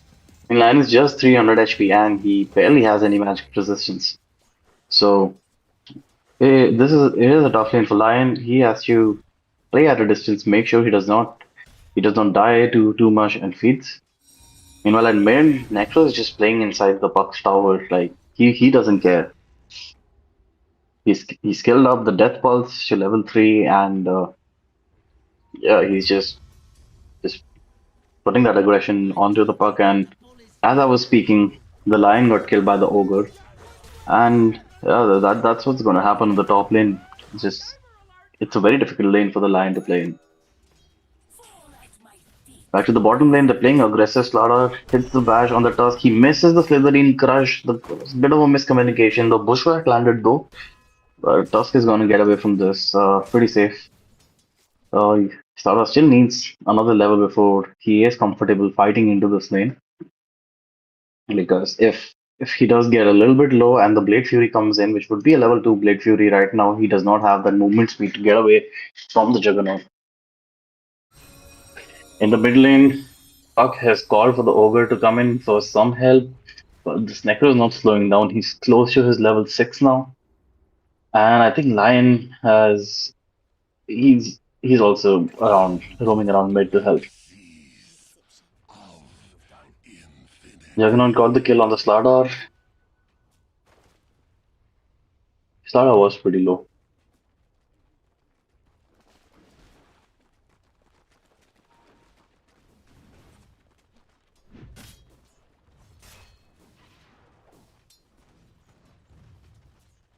Slightly away from his level 4. That's probably when he can start pressuring.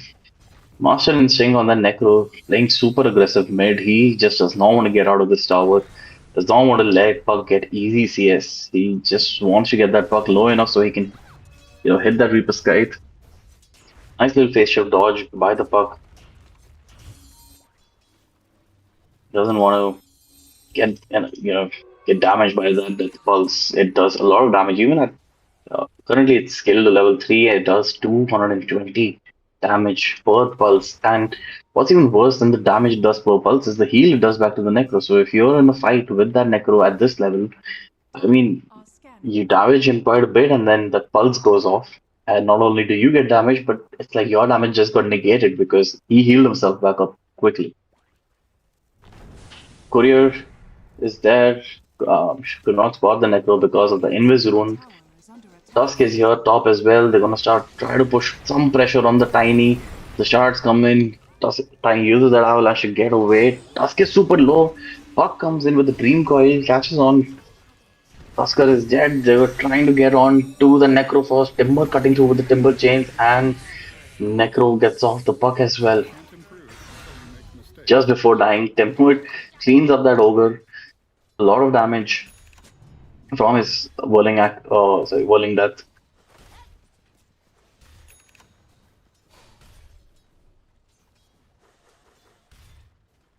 For a second, I thought Tiny was AFK there, but I think he was just baiting the players there.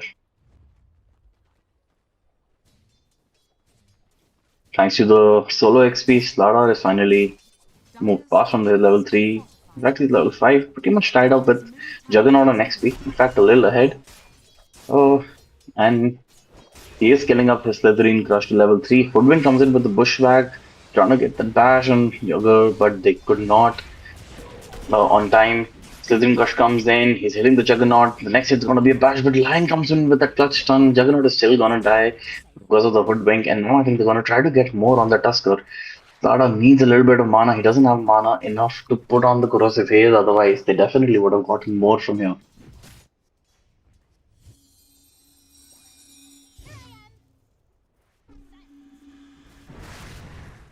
Necro denies that shield rune. He's not gonna contest that Puck too much. He knows it's too much of mobility to deal with right now before his Aghanim's shard. But yeah, definitely after that shard. And again, we are fighting in the bottom lane. In the ice shard, so Slardar gets stuck, and the Juggernaut uses that Blade Fury, finishes off that Slardar.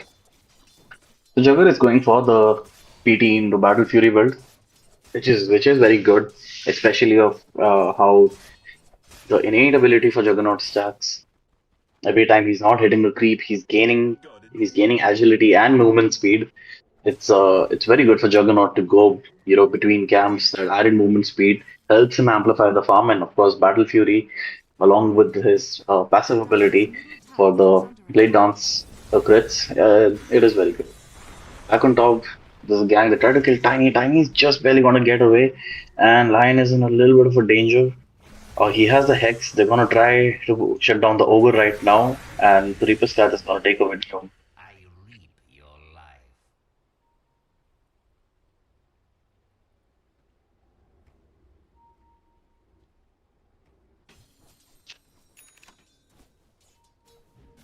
should rethink that.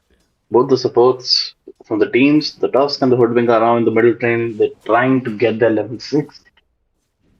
I think this is one very important thing that I see a lot of players not doing. Like supports in a losing game or a winning game, they just stay in one lane and don't move around too much. Like you want to start capitalizing on movement, and you see if there is a lane free where you can be get your level 6 faster. That's just that much more impact you can have as a level 6.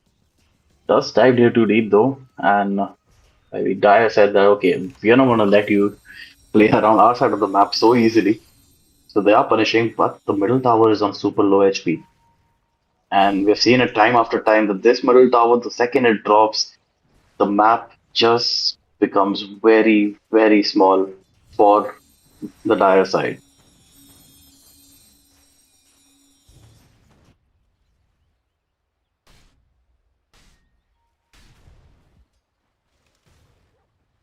Necro is leading the net worth. He's at top net worth right now, followed by the Tiny and then the Juggernaut.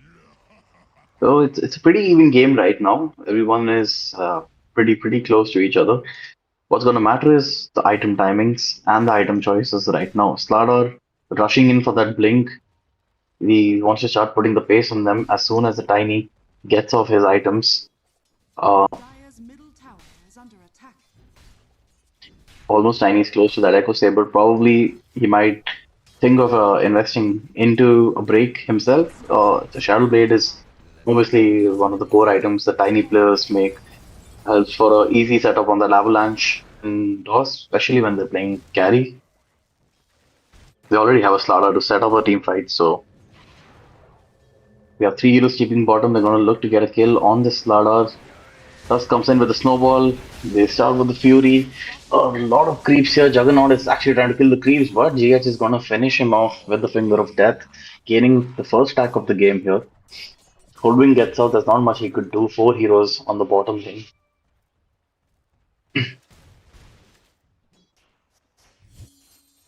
And the middle tower has already fallen. This is a very precarious situation for Dire right now because the Radiant side heroes with the Tusker pacing, the Necro pacing, and the Timber pacing, they like to play deep and they like to play super aggressive. With the middle tower not there, there is a huge area of the map that now is available to the Radiant to just start nesting themselves in and just not giving any space for the Dire team to farm.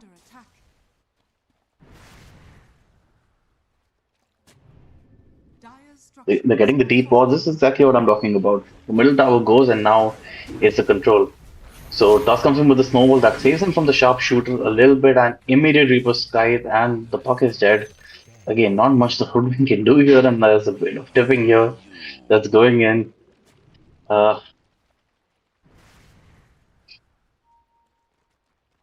Slardar is helpless right now. He really needs to get his Blink Dagger so that they can also start a bit of the pacing from their side of the team. Puck has a Witchblade completed. Juggernaut is almost close to his Battle Fury.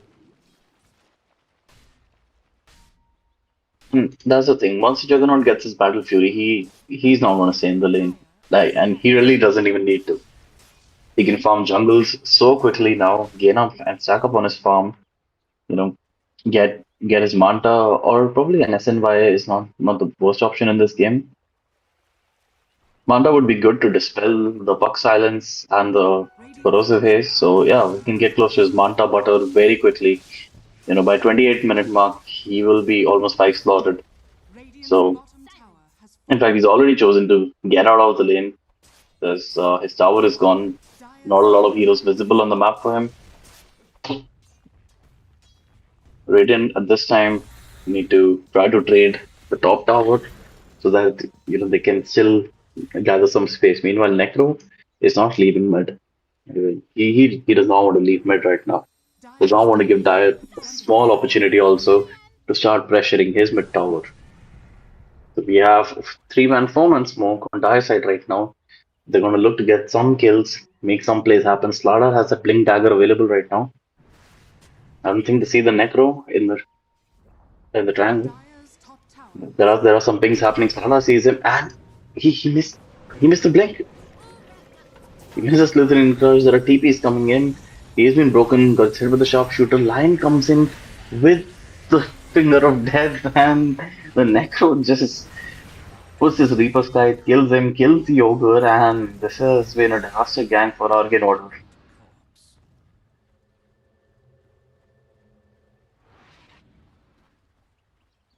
Tiny, meanwhile, is trying to gain his items. As we talked, he is building the Shadow Blade. He already has the Blitz Knuckles, going for the Claymore and the Shadow Amulet now. He should have his Shadow Blade in the next 1.5 to 2 minutes. That's when this, Dyer can comfortably move around 5 man and start ganking the Radiant side.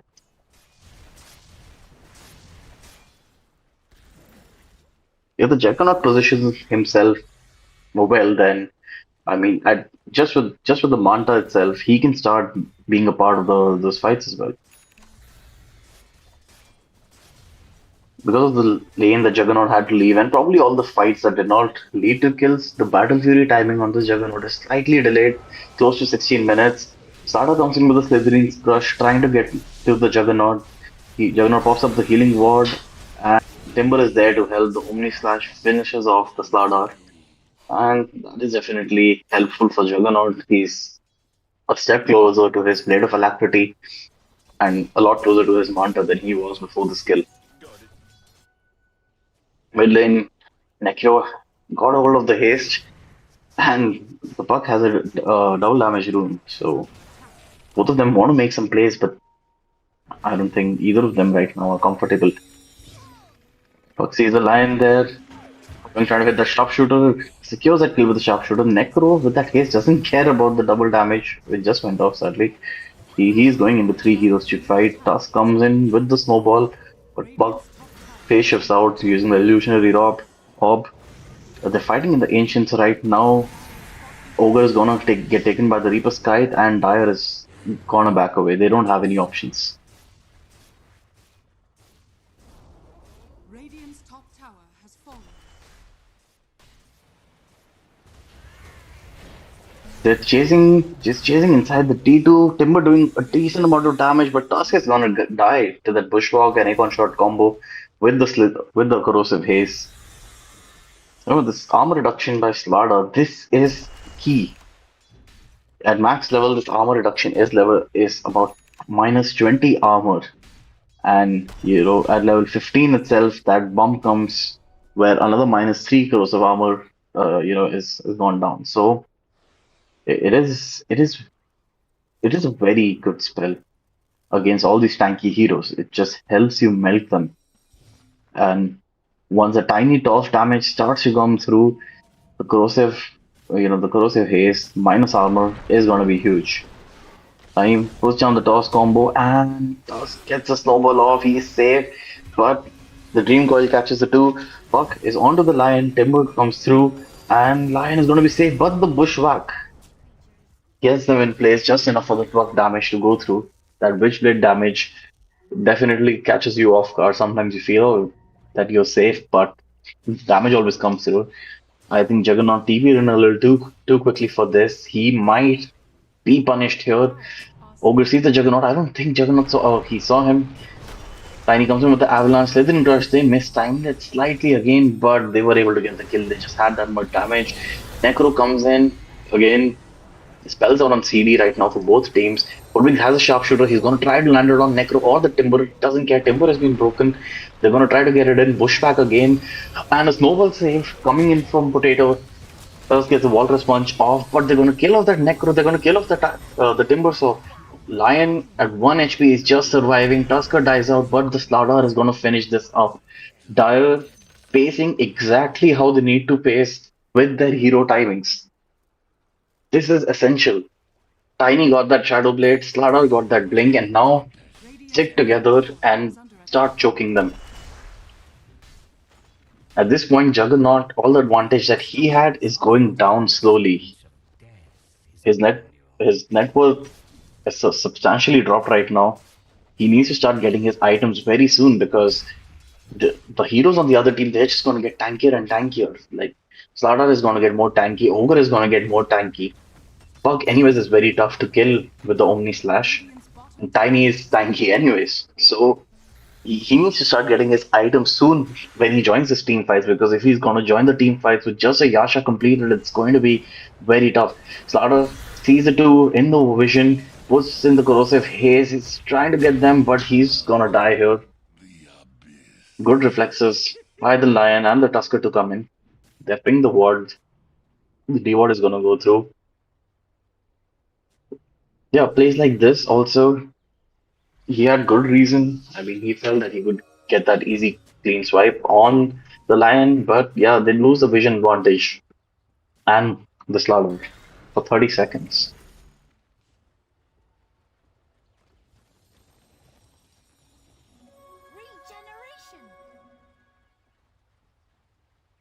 Tiny has not died in this game even once. He had a pretty good lane. He's second on the net worth, and even though the game is pretty close, he's getting close to his item timings. A lot better. He has a full silver edge completed. That is a little problematic for the Timber or Necro, because that right click for sure is going to land, unlike the sharpshooter, which requires you to channel and aim towards the heroes. So we have 3-man smoke up top for Arcane Order. They're trying to find someone top, but the entire team is in the waters. They've seen the Juggernaut. They're trying to get to the Juggernaut. Puck misses her spells, but they're gonna get the tower out. And the tower situation in this game is now even. Dire are scanning.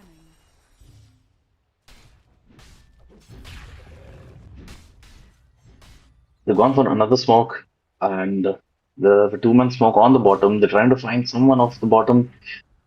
Radiant, on the other hand, is still in their jungle, waiting for someone to pop up so that they can just get a quick kill and get out of there. But both the teams are playing on the opposite side of the maps, so I think it's not much is going to happen here. Are they gating? No, there's a tormentor call happening. This is good. We should teams with heroes like Ursa, heroes like Stardar, even Templar Assassin for a bit with a good Deso timing should definitely capitalize on this tormentor. I mean, getting that shard. Over has got that shard, and now with that fire shield, that is just a significant boost for a support to have suddenly 1400 net worth more with that shard item. It does give you quite a bit of an advantage. And moreover, it takes away the opportunity for the other team to, possibly get that advantage. I think they spotted Tiny on the top lane. Necro and Lion are moving in. They don't have detection here. Going in with the mana drain, he goes with the finger, but the toss back to the Necro saves the Tiny. Tiny with the silver edge, he's gonna get away. They're lacking the detection to catch this Tiny. The dust was popped, but I think Tiny just juked them out. Well, Lion blinked in the right direction, but he still doesn't have vision, and Tiny's just going to use this opportunity. He's going to be like, okay, thanks for that free kill. I have a silver edge, and now I'm out. This was very unfortunate for Arcane Order. They waste another dust here, trying to figure out where the Tiny went. But the interesting thing is, the Tusker has his Blink Dagger now. And that is essential. It enables the Tux to have more of those snowball safe plays. If he eventually goes up for that Aghanims, the repositioning of the fight. But Obsidian Core is doing a counter smoke. They want to take this fight on. Juggernaut straight away goes with the Omni Slash. He's gonna get the Slardar almost. He didn't. Tusker goes down. The Jugger goes down in the toss. Meanwhile, Ogre got killed. Reaper Scythe to the Hoodwink. Slardar is trying to get away. Puck catches the Lion on the Dream Coil. Tiny finishes him off, and Tiny is gonna die down to the Timber Chain and the Whirling Death. Puck still trying to get away from the Necro. Necro is pretty tanky. He has the Consecrated Wraps and the Radiance finish with the Boots of Travel. Puck, on the other hand, has recovered a network card quite a bit. She has the Blink with the Wishblade ready, going for Lincoln's. And well, Lincoln's does give her quite a bit of stats, saves her from that punch. This is a pretty, I would say it's a pretty decent game for the supports on the dire side to start thinking about building probably a Lotus Orb, which the Ogre Magi is actually building the Lotus Orb right now. And even the Yule Scepter, like you want to tank the initiation by the Tusker, you want to tank, like get away from the Necrophos or even the Juggled. Those are the key areas where the team fight just suddenly turns. And if there is an item that can counter those, you should 100% of the times build it.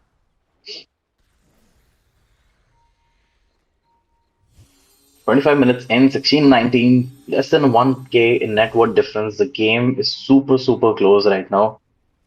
Both teams have been juking it out. They're fighting at every opportunity possible. Smoke gangs and to counter smoke gangs, and it's been a very close game so far.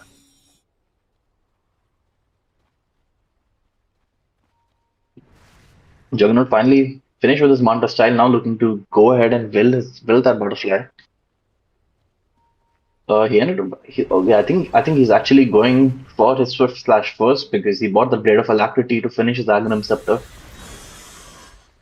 That would enable him to actually start off a fight with this Swift Slash, which probably the other team might try to either tank or juke. Radiant's bottom tower is under attack. Radiant structures are fortified. Meanwhile, at the bottom, they almost take down the bottom tower. Tiny has quite a bit of damage. He has almost a 500 damage right click already. He has a Custodes finish with the Silver Edge and Harpoon. Tiny is really heavy on farm right now. Slada is getting close to finishing his BKB. That will really enable their team fights. Puck, with that Lincoln Sphere finished, is now a little less threatened by Necro killing her directly with the Reaper Scythe or that Finger of Death or Lion Hex coming in. There are a lot of spells that the Lincoln can quad off. Plus all the stats they get. They've seen them. Puck goes in, silences that Necro. Lion immediately jumps in, and there I told you the Lincoln helping with that Hex. Dream Coil onto 2. They're gonna try to finish the Lion off immediately. Over gets off his spells a little late. I think Jugger is trying to get the fight off onto the high ground. Puck dodges that Swift. He did the full Omni Slash because he doesn't have a Swift Slash ready right now. And that overwhelming damage from Tiny gonna kill off Tusker immediately. And there's too much damage right now, too many stuns. Timber could not move freely, and he's gonna go down as well. Necro got out of this fight. He's building the Kaya and Sanjay. He needs some more spell amp. He needs some more region amp to move in. I think the Tiny is quite leveled right now, and he's pretty farmed right now. It's going to be difficult to deal with the Tiny, especially once the Tiny's BKB is done. Radiant's middle tower has fallen. Just in a few hits, few seconds, they take away the middle tower. And guys, for the first time in 28 minutes of this match, Obsidian Code is the team that takes up a bit of a net worth lead. They are 4k up on Arcane Order. And this is the first time we've seen throughout this match that there has been a substantial net worth lead. Otherwise it's been mostly close. Okay, there was a bit of a 2.5, 3k net worth lead at the 15-minute mark, but that's okay. Immediately Obsidian Core, they want to take out that Roshan, make that Tiny, make the already unkillable Tiny unkillable 2 times. So immediately with the Roshan, they pop another smoke. Slaughter, I think, is finished with his BKB, which is on his courier, and he's going to quickly get the Wisdom Rune. Tiny's on the other side of the map. Slaughter is not with them, but I think Tiny doesn't get it. He's like, I don't want to take the fight. I know I can kill them.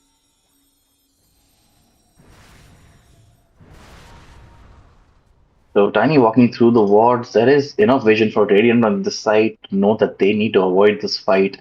They know that Dire has the Aegis, they have the damage. Tiny is very well farmed, but I think Master Instinct getting a little bit greedy here. He's been broken, just initiated on the Necrophos. Puck is joining right now, so silence comes through. Lion with a stun on the Puck, but Dream Coil on one. Slada jumps in, that damage from the Corrosive Haze.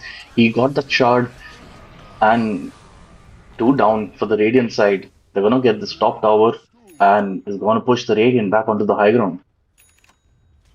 Radiant's top tower is under attack. Juggernaut is finally finishing, almost getting close to finishing his Aghanim Scepter. He will have that Swift Slash, but I think he just lacks the damage and the attack speed right now. Without that butterfly, it is very tough for the Juggernaut to actually make any impact here. And I think even with the butterfly, because of the corrosive haze and that avalanche toss combo, he might need a Skadi as well to sustain this fight. The Slardar burst with the ogre multi-stun, or even the tiny burst, it's gonna be a lot for the Juggernaut to handle, and he's barely 1700-1800 HP.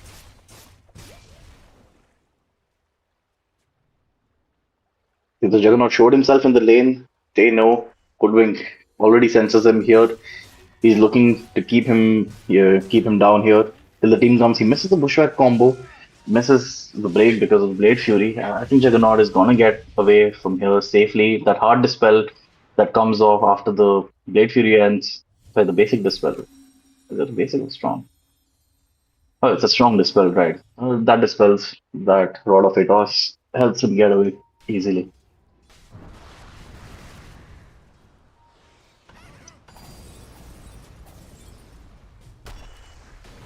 Sara gets a Slithering Crush onto 2, Pug blinks in, immediately puts the Dream Coiler to 2, live with the Finger of Death, does quite a lot of damage. Juggernaut uses his Omni Slash to finish off the Slardar, but the fight is still continuing. Necro is trying to make his impact on the backline, trying to chase on the Dire team. Tusker immediately buys back, he feels that this fight may continue, but they really shouldn't be fighting into the ages right now. Tiny already with the Assault Curious completed. He is not only tanky, he has a lot of attack speed and a lot of damage. Plus there is just too much aura to handle. There's a minus armor aura now from Tiny as well, and already there was a minus armor coming from the Slardar's Corrosive Haste. Irrespective of the damage these heroes have, that minus armor aura itself is more than enough for even a Hoodwink right click to make a lot of impact. Juggernaut finally has the Aghanim Scepter. Now he's looking to build that butterfly. Stall this game as much as possible till that butterfly is active.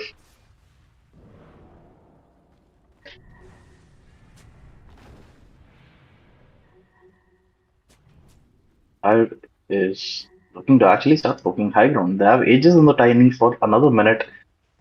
They have all their ultimates up. The Hoodwink's ultimate is going to be up soon. They go with the Avalanche combo, stun onto the Necro, and the Lotus Orb comes in clutch, saves the Tiny from the Swift Slash, and the Jugger has the full Omni left. The Tusker goes down, Lion goes down, Puck is in with the DD. Necro is going to clean up the Slardar. He went in with the Omni Slash, but the damage just isn't there. Tiny is too tanky right now. Timber is going to jump inside, trying to get a few kills. He cuts down the Ogre as well. The fights are still continuing, but he's super low and he needs to get away from here. Lion gets a Earth Spike onto the Tiny, gets him away, and the Timber cuts through the Tiny once again. Hoodwink is running. He's trying to get away from that. The Rod of Atos are down. The Chakram slows down that Hoodwink and he's going to lose his life as well. 5 dead from Obsidian Core. And the Aegis just expired at the wrong time. Like this was a disaster for Obsidian Core. The 4K network shift in this fight itself, and I think the game is pretty even now again at this point. Very interesting to know this. Would you be able to stream for us as well, Mr. Rohit Negi? Yes. Thank you. Yes.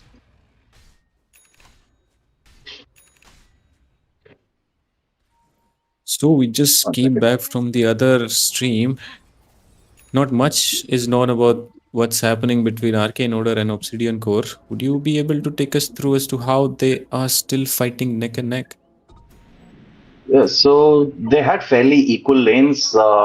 Initially, Arcane Order was ahead by a little bit, But then Obsidian Core with that Slardar blink timing and the Tiny hitting his Shadow Blade timing, they were able to group up, cause a lot of pressure, push back the Necro a little bit, was Oh, Necro causing is getting mayhem jumped again. in the beginning. This Necro's will getting be a very jumped big kill if again. they can get it. The break comes through, and the stun from the And the creeps comes neutral through again. helps. He gets the ethereal on, but the magic damage is gonna be enough to finish. Necro, not almost. Tusker tried to get into the snowball save. The bushwhack catches the Tusker off guard. Finger of death Very good stun on on Puck. Ogre and gets him down. And the Omni Slash Oh no. bounces, and he's not able to finish, but the Slaughter dies anyways. Plus comes again, Comes in. and Ogre is brought back into this fight. Are they planning to take an extended fight? Tiny is nowhere to be seen. I did not understand this buyback one bit. I think they were willing Was to it? secure something as Puck was able to get a return kill. But that is a costly buyback though. Not sure. Yeah, because Tiny Lucky was Loader has nowhere near decided the to fight, back off. so taking that buyback when your carry is not around, I don't think That's a little that bit of should be the case. miscommunication maybe, but Ogre is back again. He is planning to push with his team. And Puck has paused the game. And they're ready as well. I'll show you the items quickly. Both teams have itemized pretty well. Ogre has gone for the Lotus, that is very almost essential against a Juggernaut to help him counter. And there are a few other spells that the Lotus can ward off. The hit from the Reaper Scythe or the Lion Hex. But primarily, again, it counters the Jug ult quite a bit. Hoodwink has just gone for a basic, the Chasm to increase the Bushwhack radius, and the Rod of Atos to help down, slow down any fleeing heroes.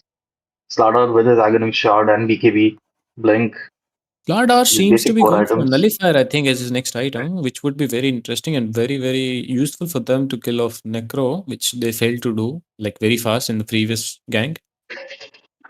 So he should be very close. The Slardar Nullifier is going to be essential. Tiny is very well farmed right now. He's almost close to his BKB. He has the Assault Curious, the Harpoon, and the Crystallis. And he's pretty unkillable. We can see he's 9-2 right now in this game. Radiant's bottom He's been keeping his distance, fighting only when it's needed to be fought, and just see the damage. structures are fortified. Building He damage has is very just been melting the significant. damage. It's significant. Radiant's bottom Just, this will be an interesting one to see as Necrophos is still not here and it is very hard to kill him without Love Necro. Vincent, Okay, the jumping Linkage in, Sphere going for popped, the he Tusk. gets. Coil used on line though. She can get a kill on Lion if she's not careful, or she is gonna do so. And the Just jumping on the Juggernaut Puck. gonna go with Swift Flash, but Puck is just is finding just a way. creating so much space for Tiny to get rid of the bottom axis. Interesting. Another thing is Now- that the Juggernaut decided to invest in the Aghanim Scepter before the Butterfly, and it is good in a way because there are a lot of heroes that can juke or kite the ult. But the problem is that they are very tanky heroes. Ogre is pretty tanky, so is Tiny, of course, and the Stardart. And without that Butterfly, when you have heroes in front of you who are over leveled and quite a bit farmed, it becomes very difficult. Compared to the course, Juggernaut at the time when he was getting his Aghanim Scepter, he was at the bottom of the net worth table in terms of the course. And at that stage, you have to invest, you have to take that risk, invest in the damage a little bit. But because of the last team fight, did go very well for Arkinodus, so anything can happen right now. We have a 4-man smoke. They're trying to get down some kills here and get away. They will have to eventually deal with the lanes. Their mid lane and the bottom lane are getting pushed quite a bit. You are correct. But I think the Dar is aware that they have smoked up because no one is taking care of the wave. They have some vision planted in bottom lane as well on the Radiant side. As from I think there. Lion realizes, okay, Oh. there's some mission there. Needs to take care of it. Yeah, the Yes, Dire but as you are back mentioned, bottom I again. actually personally would have loved to see a Butterfly with a blink on Juggernaut since they have line to jump in and initiate. Right now, the way Yeah. he is, it's not gonna do much more damage, but soon he will have his Butterfly finish, so that will be one of the timings for them to go for. And another issue is that at this point, even the Butterfly will not cut it because the minus armor from the Assault Curious and the Slaughter's Corrosive Haze the avalanche into toss combo would be enough to just wipe him out because he's just barely 2300 HP. Probably at this point, he needs to think about building either a Skadi or just go all out aggressive into what you were suggesting, into a Blink, which is what he's queued up. So it's going to be interesting Blink to see right what direction he now, goes. definitely. He is not gonna be able to tank, but he has two heroes and actually three heroes who can definitely jump in, Tusk being one of them. So he can get some assistance from them. Necro going in, Timber creating space for him, and if Lion can set him up, he can definitely kill one of the cores very quickly. But then again, it depends on how the Obsidian core is gonna proceed. Puck being one of the most annoying heroes to deal with, Lion has to play his very perfect game in this game. And that's Yeah, the I thing agree is, with that. Puck know that what her lose condition was and decided to invest in a very Obsidian early core is Lincoln going for the Sphere. Roche though. They are trying to kill Roche now, which is a They're very going to get interesting an one. easy He will rush be roaring with soon. the corrosive haze. It's just a very quick rush for any team when a Slardar is playing. That minus armor just it just melts Rosh, and Tiny having that overwhelming damage. It's just Rosh feels just like a mega creep when you're playing a support. Definitely. Arcane Order knew about it, but just let it go though. I think they are waiting for some significant items to come out. Probably Juggernaut's Butterfly is one of them, but I don't think he will be able to finish it before our Obsidian core decides to go high ground. That's true. And again, the thing is, for this butterfly to actually work, either he has to position himself a little too well, or that blink is also required because they're not going to let him just walk inside and go with that full Omni. They do have the lotuses to actually kite off quite a kite off his initial swift flash. The amount of damage Puck is able to do to Tusk there with just practically no commitment. She has a Lincoln to fall back on if Lion decides to jump on her. This is gonna be very difficult for them to defend. Also, she has Aghanim as well. Slardar has his nullifier completed, so that is a very bad situation now for both the Timber Saw as well as the Necro first. Tiny has the break, Hoodwink has the break. Sure is very susceptible to dying now. And Puck blinks in, gets the coil onto 2. Tusker is almost gonna die here. He dies to the damage of the Plasma. 7 on 1. Tiny meanwhile just hits the tower 3 times and the tower is going down. Necro has been broken by the sharpshooter. This is becoming very difficult for Radiant. They definitely have no jump in. Oh, Puck messed up a little bit. Puck jumps in. He got blinked and he's gonna die. Slardar jumped in, try to save and tank, but he's dead. I think they're gonna get back right now. Very misplay there. Oh, Slardar is gonna die as well. Died, but it could not save him enough. And Radiant have decided to chase and just take this fight. Lion just gets deleted. And Tiny is gonna die here for the one time. He needs some help to try to get out. He has a BKB available. He's gonna look to go for the BKB TP, but is he? Slardar is jumping back in. He is back. Slardar is back. And they can actually go for something. Slardar nullified the Juggernaut and is still on top. Oh, look at that one shot. That is very significant damage. Juggernaut died to the neutral. That probably was a better situation for him, but the Necro had to buy back. That is a little bit of a problem in terms of the network. But Timber might just get the kill off on Tiny. We can just get one more Chakram, but he cannot. They get the Chain Suns perfect this time. And Timber buys back as well. There was a valiant try from Timber Saw, but not enough. The amount of damage the Jug received from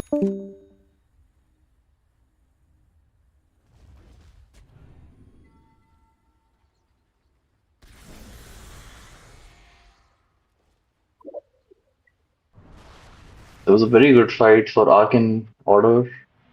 They managed to get down the tiny ages. They managed to get quite a few kills. Juggernaut also died to the neutrals. There was not a lot of gold XP exchange there. So looks like our dear friend Alferno has suddenly disappeared. Maybe someone should yes. It.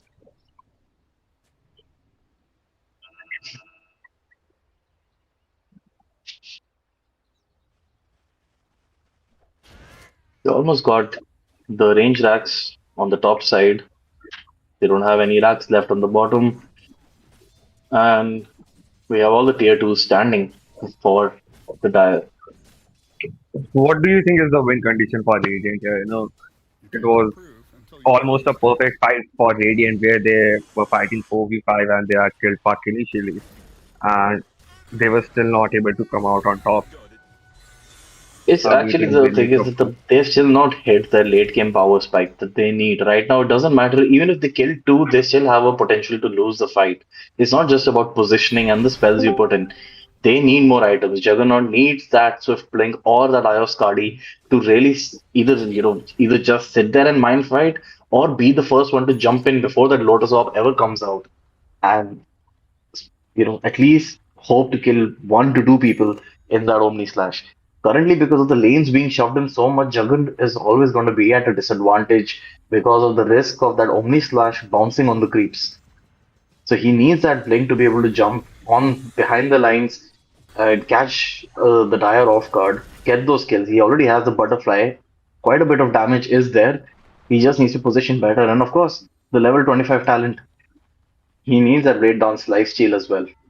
So does the Timber. He needs to get his level 25 talent, whether he goes for the projectile speed or the damage. Once Radiant starts hitting these spikes, it's going to be a lot easier for them to team fight. Oh, line jumping in. Line jumps in directly He to the actually got Tiny. They're tiny. trying to burst down the Tiny. Tiny is very low. The Lotus comes in on time. It is tanked quite a bit. But the Omni Slash is still going to continue. They get the Slaughter. Tusk, and the damage is insane. Tiny just Necro obliterated the first. Tusk and the Necro. Necro is on a dieback. Tiny immediately got back. They want to end the game right now. They know Jug has used both of his ultimates. Dream Coil onto the line and the Jug. Ogre has already with the Hex on because of the Ogre multicast back from the Lotus Orb. And And their Necro Tiny's going to hold it off actually is try to all, look to get the all Megas Lotus. right now at the minimum.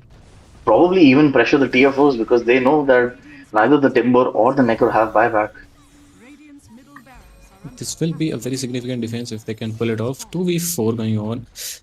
There's not much resources left on Juggernaut to actually pull this off, but he will try to do something. He is buying dust. Let's see how well he's gonna do. He, He's he gonna got buy the blink blink. as He's well. got a He's gonna blink. jump He in with got the the tusk. blink, but there's just too many creeps. That's the problem when the Megas are coming in. Your just ulti is gonna jump so much. Tusk is just gonna Never die. not. He's dead, And and that's what happens. It just the Omni just bounces on the creeps. Has fallen. And I think this is gonna be GG. Radiant's middle tower is under They attack. have the Megas using the glyph to buy a little bit more time. Timber is going in, gets rooted. A lot of Lotus action happening there from both sides, and Timber Timber is is just just gonna gonna die to die. the tiny damage. This is Radiant's GG. middle tower has GG fallen. has been called. Obsidian Core take this game, guys. Under attack. Dire victory. Very well played by Obsidian Core. Congratulations to them, but an a valiant effort from Arcane Order as well. Akinoda was quite behind in this game. They tried to get that comeback. They were getting that comeback. Few misplays from there, few item decisions probably could have been better, but they still got Obsidian Core on their toes for a minute after that team wipe, which Obsidian Core was not expecting. When you are 20k up from the other team, you don't expect suddenly to get team wiped with them. So it was a very good effort by Arcane Order. That Obsidian Core is going to be the winners for this game. Definitely, and a very good game indeed. So now we will be taking a short break before the next series.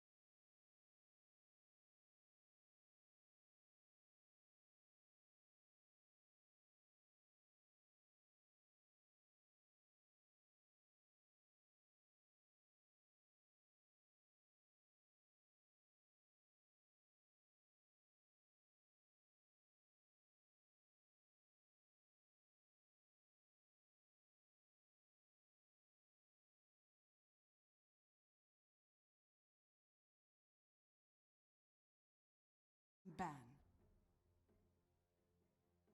Dire team ban. Dire team ban.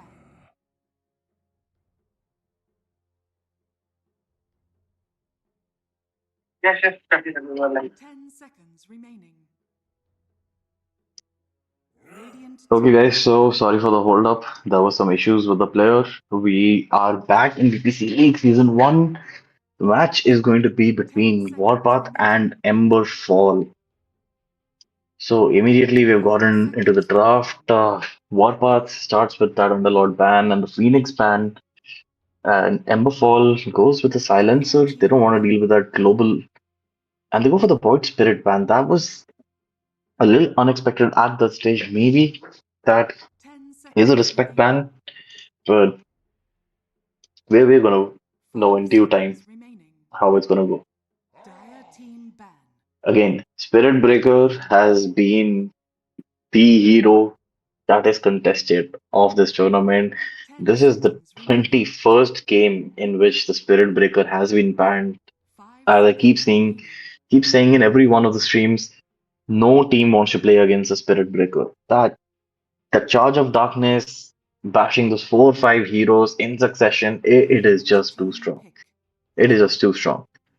But anyways, we're gonna go ahead. They also banned the Viper. Of course, Viper in general is a pretty irritating hero to play against. You know, Dire you have team that slow break damage over time. And Warpath immediately goes for Radiant first pick team with ban. the Rubik, Dire team and ban. Ember picks the Treant Protector.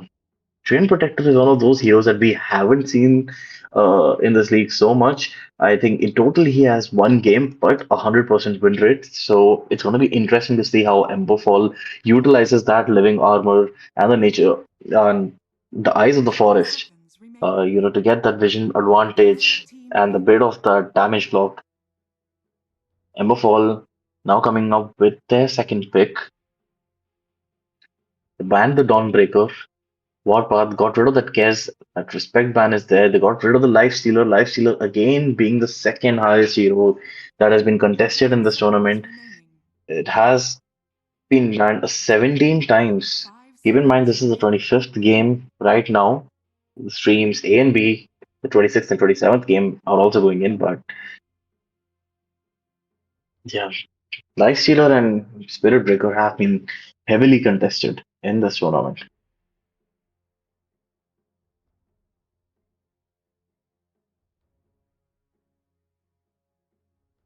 Radiant team pick. Lion. Emberfall with the second pick, they pick a lion, a reliable hero. You have that stun and the mana drain combo to harass the cores and even the opposite supports in the lane. He's a little squishy, but with the right blink dagger timing, he can get a lot of initiation done for the team. And Warpath's response to this is Slardar. Again, Slardar jumping the backlines, getting that shard and the corrosive armor, being able to track down the Trend Protector very easily. Lion is, of course, food for Slardar. 10 He gets seconds a remaining. Slithering Crush damage into a single bash, and that is 5 about it for seconds Lion. remaining. Warpath, I think they have a clear direction on where they want to take this draft. They were comfortable picking their offlane as the second pick, and now they're going to go ahead with their next support. They need someone to enable this team fight, add probably a bit more sustain, or yeah, just add a touch of control to the fight. Maybe add a silence like probably a Grimstroke, Dire team pick. putting up that Inkswell onto the Slardar, or they go for the Vengeful Spirit. It gives you have a saving support now. The swapping in and out of fights, initiating fights with the swap is another direction the Vengeful Spirit can go in. The magic 10 missile damage seconds is remaining. there, and the stun is also available. And they have 5 2 heroes now with seconds that armor remaining. reduction. Again, armor reduction has been a very pivotal part in Dire the team BPC pick. League games. We've seen time after time again, no matter how tanky the heroes are, the corrosive the corrosive haze armor reduction is just enough to jump through these heroes. Emberfall picks a Tide Hunter in response to these heroes. They're planning for a big teamfight lineup here with the Trend Protector and the Tidebreaker. 5 Tide seconds Hunter, sorry. remaining. It's going to be interesting to see how this goes.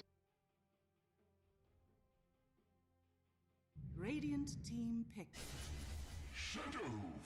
Emberfall goes with the Shadow Fiend. The Shadow Fiend could be very well a flex pick right now. At this stage, uh, a mid Shadow Fiend playing a magical build, going in with the Blink, the Yasha and Kaya, Radiant team and the Aghanim Scepter. You have the Tide Hunter and the Trend Protector to give the SF a perfect setup to to just go in there, go to the Requiem of Souls, Dire team and get a lot of damage done. Radiant Warpath team goes for the OD Outworld Destroyer. I think a very safe pick for mid lane. He almost never loses mid, and again has a lot of damage to chop down these tanky heroes because of this first spell. Dire team ban. Tide Hunter especially does not like to go against the Outworld Destroyer, just because how much of what Tide Hunter is about gets negated because of the OD's first spell. The bans are coming in. Emberfall decided to ban the Draw Ranger. Again, they did not want any kind of a high damage 5 hero seconds against remaining. any high damage hero with the Slardar and a Venji in their lineup. They already have OD, Radiant team who is going to do a lot, and they ended up getting the Slark out. It's interesting.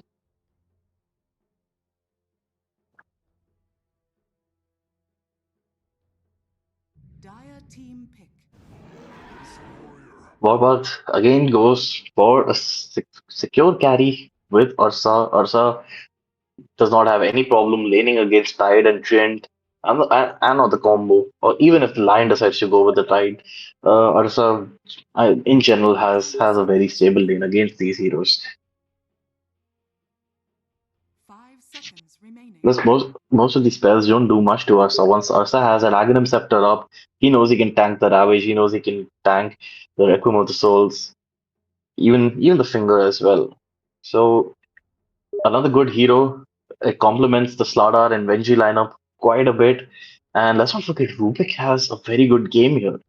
I mean, Rubik being the first pick, you pick up Trend Protector into Rubik, you pick up Lion into Rubik, you pick up Tide into Rubik, and you pick up the Cottle into Rubik. It's like Rubik just has to cast his ultimate, and he already has a super useful spell. So it's going to be interesting to see how much impact Rubik can have on this game. And we are going to be moving into the game very, very soon. Kimish Mentality is playing Rubik. Harshid Lil Puns is playing Slardar. Her Eyes is playing Vengeful Spirit. Akaras, the team captain for Warpath, is playing Outworld Destroyer. Jinx is playing Ursa. On Emberfall side, Vibe is playing Trend Protector. NJ is going to be playing Lion. Raiden is going to be playing the Tide Hunter. Squeezy is Shadow Fiend. And Shiro is going to be playing Keeper of the Light. So it's going to be the Shadow Fiend carry and the Keeper of the Light mid. Another thing about Keeper of the Light mid is that because of his high nuke spells and the super fast pacing, if he does get his level 6 earlier, he can just start roaming around the map and do quite a lot of damage in these other lanes where they won't have, they won't have proper escape because there is there is a very slight shortage of stuns in the side lanes right now. We do have the Rubik's Lift, we have the Venji's Magic Missile and the Slytherin Crush, but for Cottle, who's such a high mobility hero, it's going to be very interesting to see how he controls the pacing of the game because a lot is going to depend on the space the Cottle can provide the Shadow Fiend, just start farming up his items and becoming a proper right click monster in this game.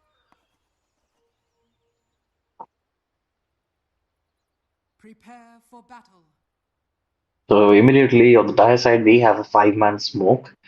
Uh, they are moving in to fight. Cottle is just rushing. Put down that observer ward, get that early vision. Radiant side has smoke now. They're going to be gathered up. Maybe they might. I think they're going to see the Cottle. They saw the Cottle. He did not place the ward there. Pings are coming through to check for vision. I don't think. I think someone clicked on the Gottle and noticed that he still has Observer board. Anyways, they place a sentry down just in case.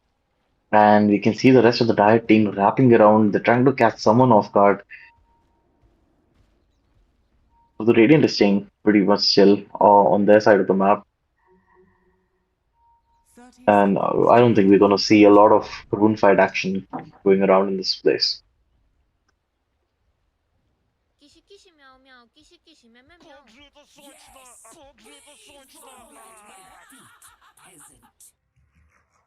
Oh, hell yes.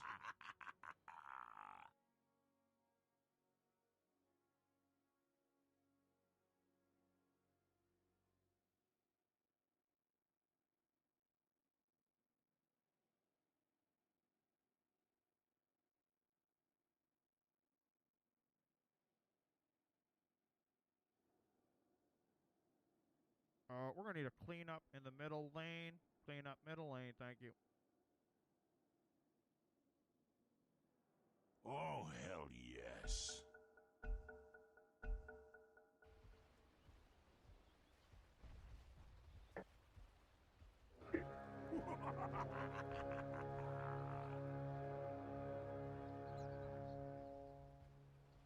The battle begins.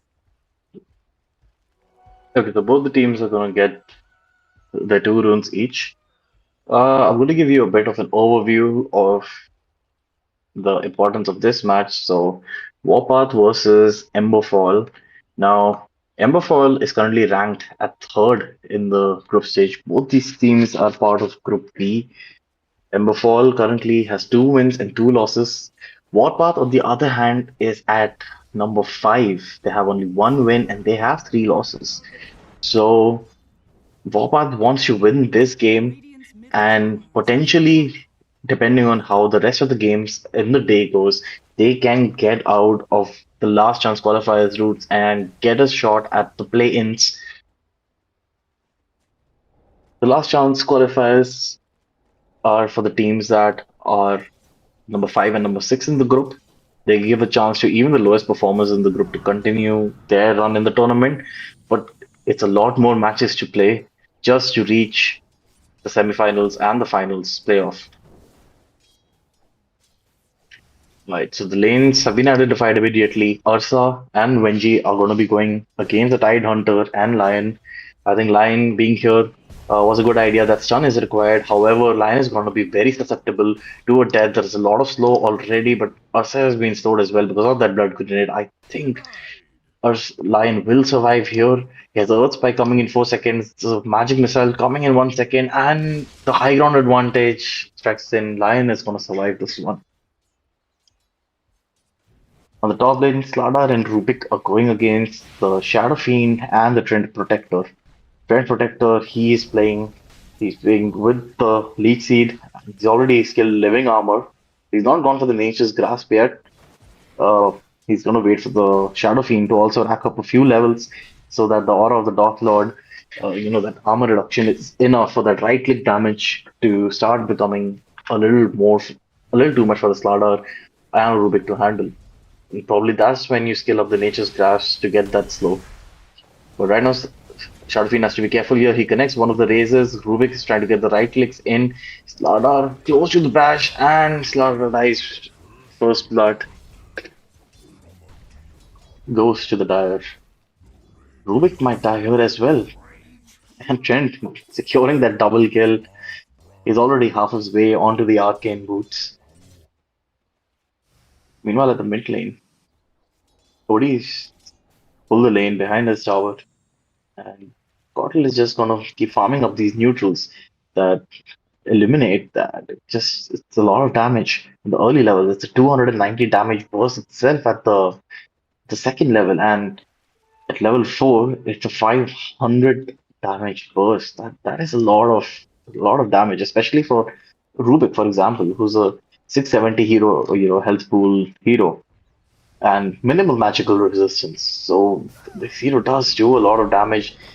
Also helps him to amplify his own farm very quickly. The bottom lane, the Lion saved his stun perfectly. Tide might die here. I think he came back too soon. Rasa does not have the aftershock to chase after him.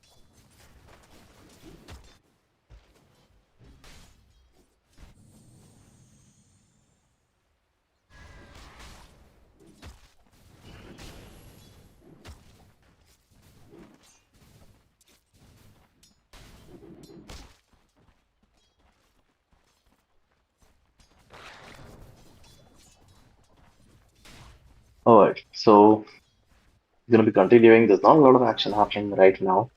Lanes so far are going pretty even.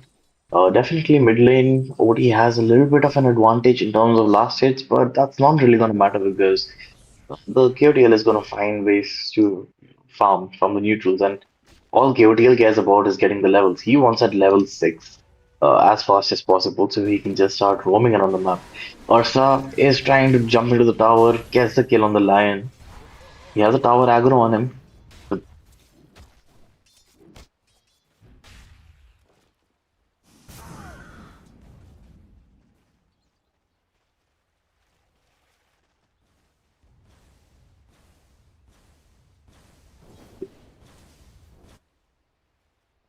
again, KOTL, he tries to get a little bit of the wave, and then he's gonna go neutrals again. He's gonna try to set the neutrals.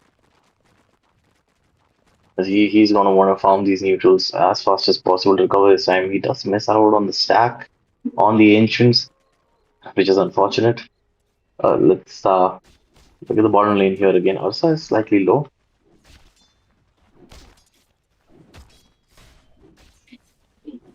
And he's just gonna wait for the face boots to come in, and that's probably when he's gonna start pressuring this lane a lot more. But Ursa seems to be going. Wait, Ursa is going for the power trades. He's not going for the face boots. So he's investing in a little bit of stats, but it's going to be very interesting to see by Jinx because I have rarely seen an Ursa player build power trades instead of the face boots. You know, you want the you want the face boots because of the movement speed and how well it works with your aftershock. With the earth shock, you're able to slow down the enemy. You have the movement speed. You can just keep building up the fury stacks and just chow down at your opponents. But it's interesting to see how well these power trade build works out for him. He's already close to finishing them. And we can see Cottle, he is level 6, and as I said, he's gonna want to roam around the map. I think the Venge courier might have spotted him, we don't know for sure, but he's definitely gonna want to force the fight. Tide needs to start moving forward. Cottle, he pops his ult, he has that movement speed and that burst damage. Putting the slow blind and gets a kill, easy kill on the Venge. He decided not to go for more. He's back into the mid lane, and Connell needs to be a little careful right now because OD also has a significant power spike at his level 6. The Sanity's Eclipse damage is a lot. If just maybe 2 or 3 times OD can get off the Astral Imprisonment in the next minute or so, it's going to be a very easy kill to get on the KOTL. Meanwhile, we missed it at the top lane, but the Shadow Fiend was able to get a kill on the Rubik.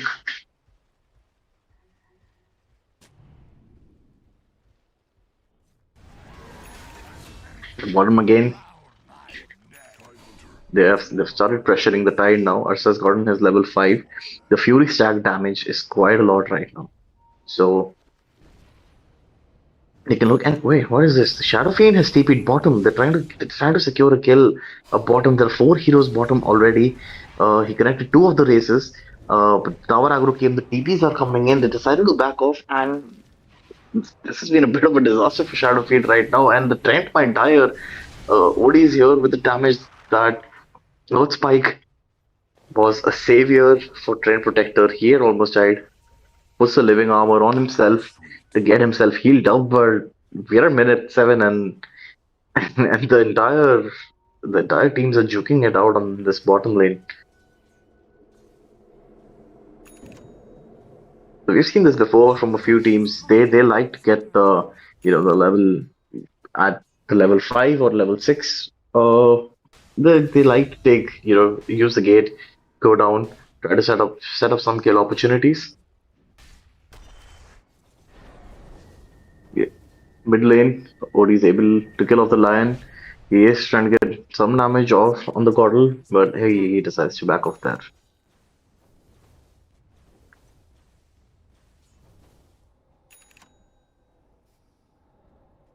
So, farm wise, I think all cores are pretty even right now.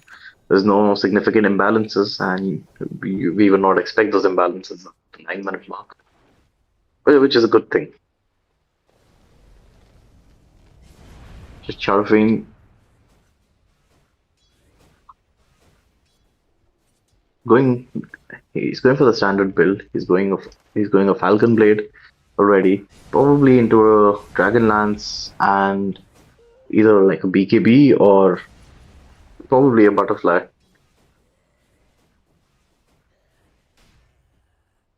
Playing against OD, eventually you do need to invest into a BKB because the damage is too much to handle.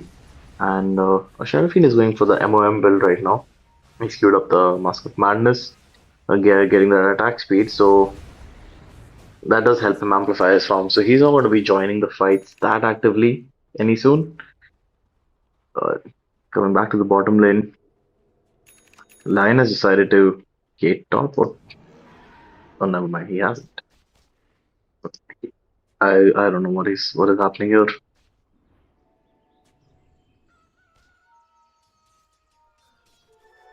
Dire's middle tower is under attack.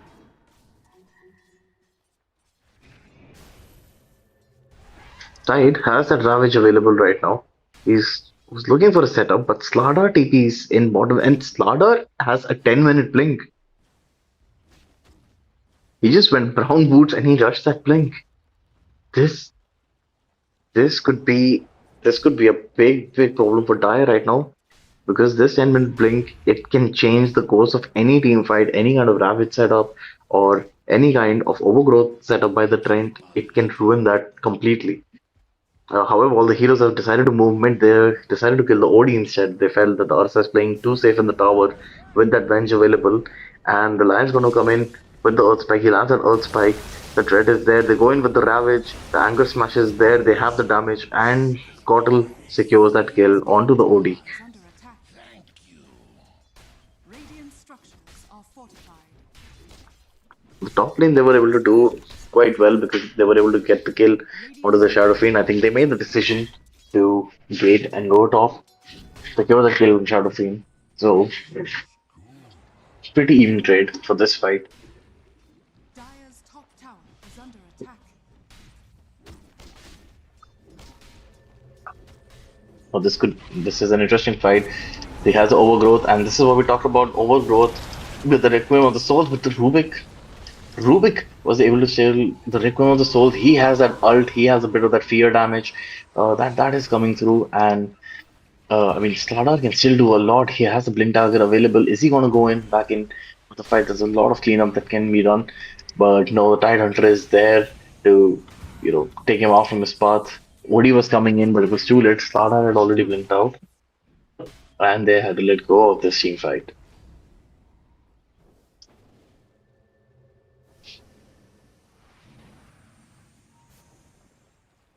Now, this is very critical because Slardar got that blink at least about 3.5 to 4 minutes before the usual timing, because you would normally complete your boots and then go for a blink.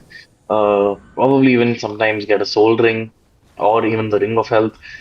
But so far, he's not been able to capitalize on that early blink timing, and I'm sure that must be bugging him right now because he had a very good timing on the blink, but they need to make that blink work right now. Lion, on the other hand, he's done with his tranquil boots, and he's also working up to get his blink of dagger.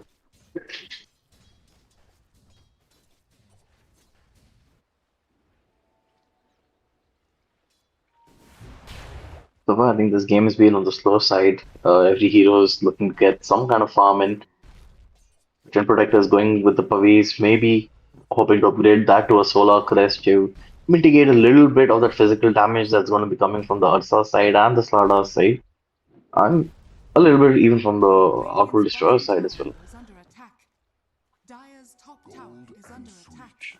Sharafin has the Mask of Madness completed. He's gonna try to flash farm these camps as fast as possible. Then going into the Dragon Lance into Hurricane Pike. Uh, he needs to be able to hit, stand in one place and hit his attacks without being disturbed. Hurricane Pike helps him evade that Ursa jump as well as the Slaughter jump. But one big issue here is that Ursa, because of all these movements, his Battle Fury timing has been delayed quite a bit. It's gonna be another 2.5 minutes at the minimum for Ursa to actually get the Battle Fury, and he's struggling to get through the Ancients right now. And the problem with farming Ancients at this stage is that your farming pattern becomes very small and very limited. You need to get that Battle Fury timing up right so that you can just get off that blink by the 17th minute, adjusted to his timing right now, and start joining the fights.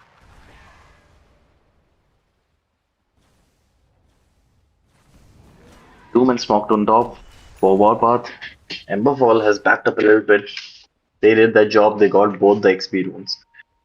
And again, XP runes are a very underrated part of Dota because a lot of the times teams are not really focusing on it.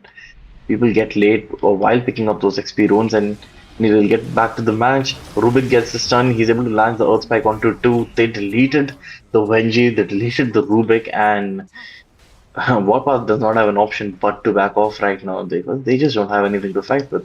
Slardar can blink in, but then he doesn't have a lot of follow-up to do much. Slardar goes in the mid. SF is coming from the back. This is gonna be bad. The overgrowth is gonna be there. The Rekun's soul misses, but the damage is gonna exist a little bit. Odi saving the Ursa for a little bit, and Ursa does end up surviving the swap onto Kotl. Rubik with the spell shield, and he's significantly slowing down the Kotl with that solar bind. But I don't think they're gonna get a lot more right now.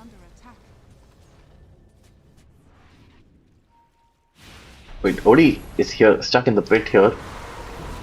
He uses the ult, and that does so much damage to the Shadow Fiend. He just instantly gets vaporized because of that mana difference. And there, the OD damage on the Tide Hunter. He has 2 seconds on the Astral Imprisonment, and Tide Hunter able to get down that Anchor Smash. OD was standing a little too close. Trent coming in with the root. They might be able to kill this OD. And OD uses up his objugation, but it's not enough. That Anchor Smash damage reduction was just enough, and Slaughter, he was able to track that Trend Protector. They're not able to go inside just yet. Rubik has that Arcane Boots available in the next 5 seconds. Shadow Fiend peeping back, uses the MOM, instantly gets stunned by the Venji. And again, the Blind Light again on the Venge, and he just gets deleted.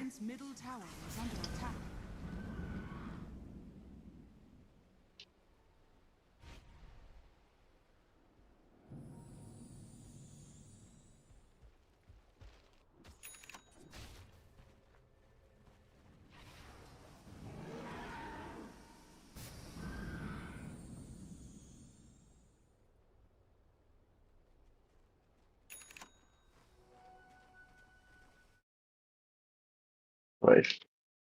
It's 17 minutes in, 8-13 score in favor of the Dire Emberfall, and Emberfall has picked up a 4K net worth lead. Not much to start with, but it is something. They are about an item up on each core. So we just quickly see what's happening. Tide Hunter has already got the Vladimir's offering. He's going for the Blink Dagger to, set up with the Blink and Ravage. All the heroes have gated. Heroes are gating to the bottom. Ursa just finished up with the Battle Fury, still quite away from the Blink. Is also there, and they spot the OD, but I think they're gonna get back right now because they did not have the jump up ready. Trent has the Pavis completed, and yes, he is building that Solar Crest. He wants to mitigate the damage that the Ursa and that Slaughter will cause quite a bit. Lion close to his Blink Dagger now. Kotl already finished with the Boots of Travel and the Octarine core. He queued up the Ghost Scepter next. He'll be able to tank quite quite a lot of that right click damage coming from Slardar, Ursa, and Odie. Uh, Shadow Fiend, he has decided to diverge from the Hurricane Pike for now and go with the Shadow Blade. I think he's thinking that Trent and Tidehunter are already doing half of the job by setting up the team fight with the Overgrowth and the Ravage. I just need to walk in and do my ult. So I think that could be possibly what he's thinking, and he's decided to go for that Shadow Blade right now. Rubik is coming close to a 4-star, which is very much needed when you're playing against heroes like Cortal and Shadow Fiend who like to chase you down. Even Tidehunter for a little bit. Ursa still a little bit away from the blink. He will have that blink in the next 1.5 minutes or so. Wenji also on the Radiant side has built up a Vs. She's also going to be looking to make that Solar Crest because again there's a lot of physical damage coming from the side of Shadow Fiend. That Solar Crest could be really handy. Plus the bonus attack speed is always a plus. So we have 4 smoked for Warpath. They're moving towards the bottom jungle. They know Amber Fall is there. They want to take this fight. Bodhi has the blink ready with the Witchblade. There's a lot of damage he can do. If he gets the right jump, he might be able to clean off the supports on the dire side.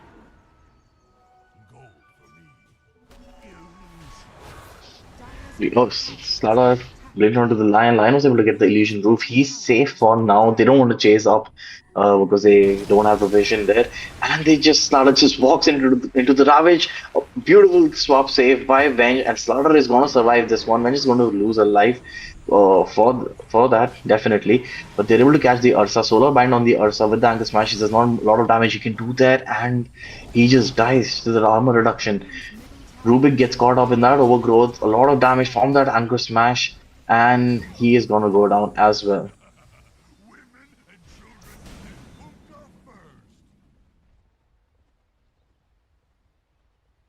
And we can see because of fights like this, that network cap has already started to build, and SF finished with that Shadow Blade.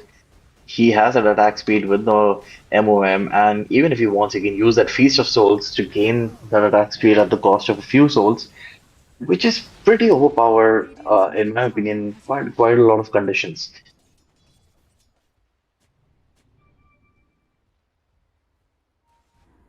Ursa is finally done up with that Blink Dagger, so he's gonna want to be, starting to take some fights. He sees a Tidehunter, he's immediately gonna jump on the Tidehunter, but I think because of the Vladimir's options and all, it might not be enough. The team will connect, and they are connecting. We can see the Trent move and the Shadow Fiend move towards that fight, but Ursa has already backed off from there.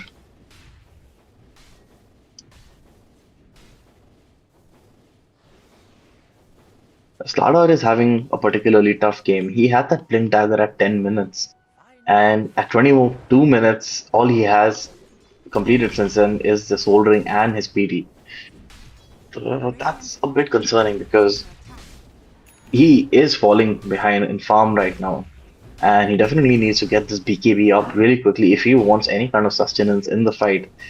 He wants to kill off that Lion before Lion can cast most of his spells and be able to put that corrosive race on the Tidehunter as well. So Slardar, Ursa, they're gonna go for that classic Roshan call.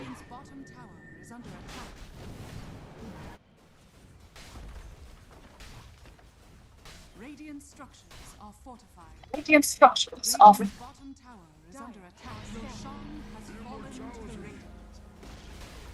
Radiant's bottom tower has fallen.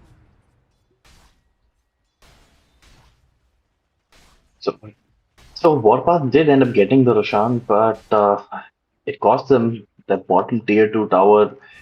I don't know how much of a reward that is. Definitely, Warpath did not want Emberfall to get that Roshan.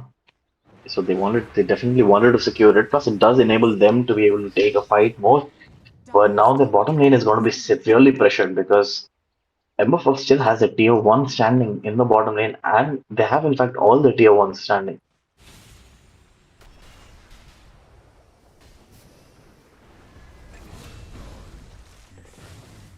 Trent was a little too far forward, trying to get a little bit of vision, trying to scout. He gets punished for that. And Amberball has just called for the Tormentor. They're going to be looking to get some more objectives on the map. Get that Tormentor, that 1400 shard. It's worth the effort if you put that in. I mean, it's good for any heroes that gets it. That little bit of a network difference that comes in, one extra item or ability that comes in can be very beneficial in the fights. Trent is going to be respawning now very soon, and I think Emberfall are trying to play this a little safe. They know Ursa has Roshan, he has the Aegis, and they don't want to mess with him. Ursa, in fact, did end up going for the Mobile Mask. So he has a little bit of a life steal, but he needs to get down the Basher rather quickly. So the damage quotient that he's not necessarily lacking, but he needs a little more damage. He wants to make sure that when he blinks in on someone, that hero is dead. And a Basher almost ensures that for an Ursa.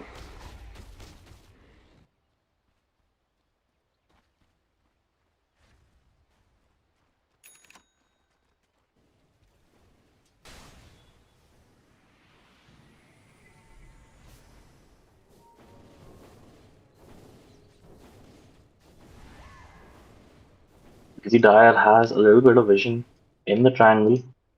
They have some information of what's going on, but I think number 4 is right now setting their eyes on the tier 2 top.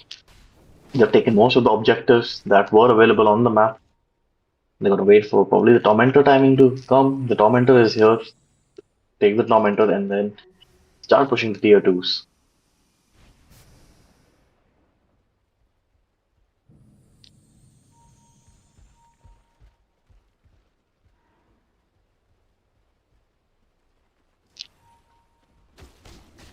Ursa decided to go against that Basher into a BKB, and yeah, this was one thing that it didn't cross my mind, is that BKB is also very essential in this game. It's not just because of the Lion, or because of the Tide Ravage, or even the Requiem of the Soul, but the issue is with that Cottle. That Cottle slow can be very annoying for Ursa when he's trying to chase down someone, or when he's just trying to be all over the place in the fight. It restricts that movement quite a bit.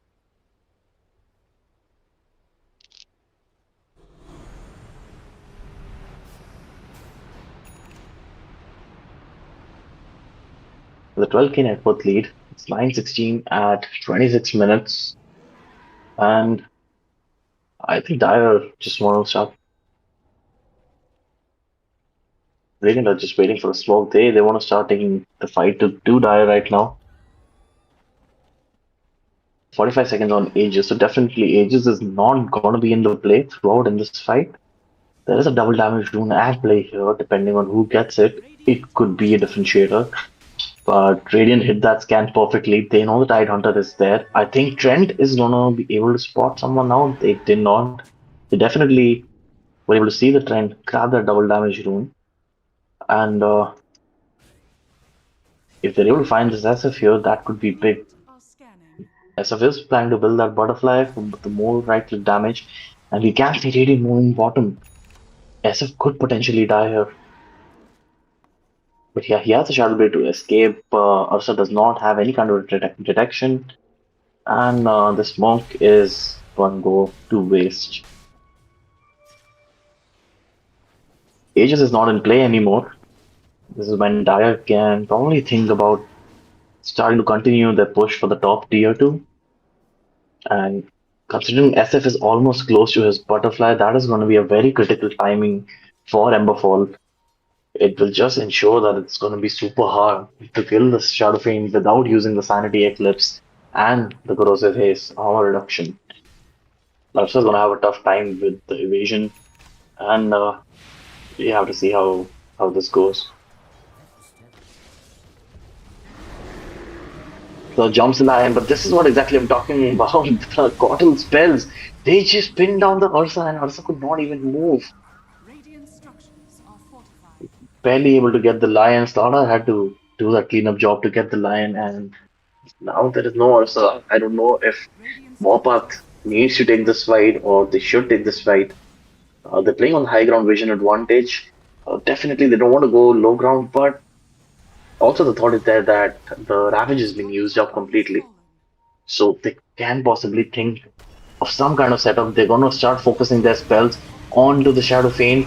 OD comes in with the Sanity Eclipse, but the life steal from Shadow Fiend. He kills the OD. He's gonna get the kill on the Slardar as well. Tight place of the Slardar, but that damage and that life steal from that Mask of Madness and that insane attack speed. And what path just gets team wiped here.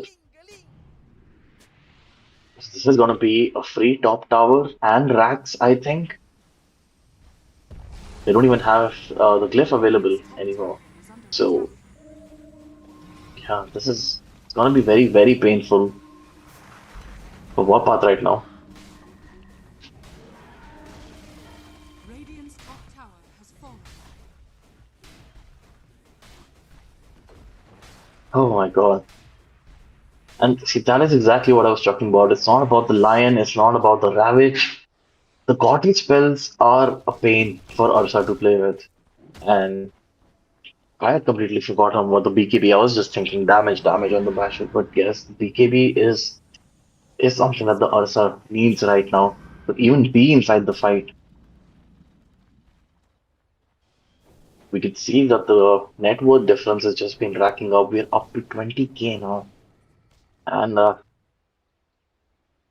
yeah, Dyer is playing it rather safe. That is a good call by the Dyer captain. They know that okay, we are in the lead. They have nothing against us. All our cores are farmed. We are just getting stronger. Let's not make any hasty decisions and start botching up team fights.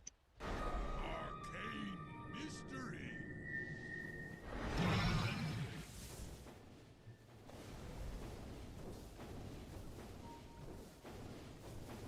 He's grouped up once again. He puts the chain onto the OD. He's still going to be chained up. He is supposed to use the BKB, but the overgrowth is piercing the debuff immunity. He's able to get that in. Up with the Ravage, and Rubik almost escaped the Ravage, but the damage on the Shadow Fiend is so much. He's able to get just a few hits off, and that's just enough damage. Lion comes in with the Earth Spike. They're able to get the kill off of Venge, and they're gonna mega the tops and probably even start pressuring this middle tower. Has fallen. Radiant's middle tower is under attack. This game is turning off to be a storm condition, and Has fallen. the damage from Shadow Fiend has already increased quite a bit, but it's the Cottle that the Radiant needs to find a way to deal with. Cottle is just doing so much for this team fight by disabling and even like dismorphing the entire team fight. I think this game Radiant's middle tower is is under all. attack. This game is Radiant's almost over. structures are fortified. There's not much Radiant can do here. Cottle is super farmed, so is the Shadow Fiend super farmed. Is under attack. They have a massive team fight lineup here. Radiant's bottom tower has fallen. Odie may have the damage, but now he has fallen back quite a bit. Radiant's bottom barracks has fallen. So the Ravage up in 35 seconds. I'm not sure if they're gonna wait for the Ravage to be back before they initiate another team fight. Uh, they're getting the smaller objectives. Radiant's middle tower is under attack. And I think Squeezy says that screw it, I just wanna end this quickly. Alright, so they do get back. They want to play it safe. Probably they might go for the Roshan here, not take any risks, take the Roshan and end the game strong.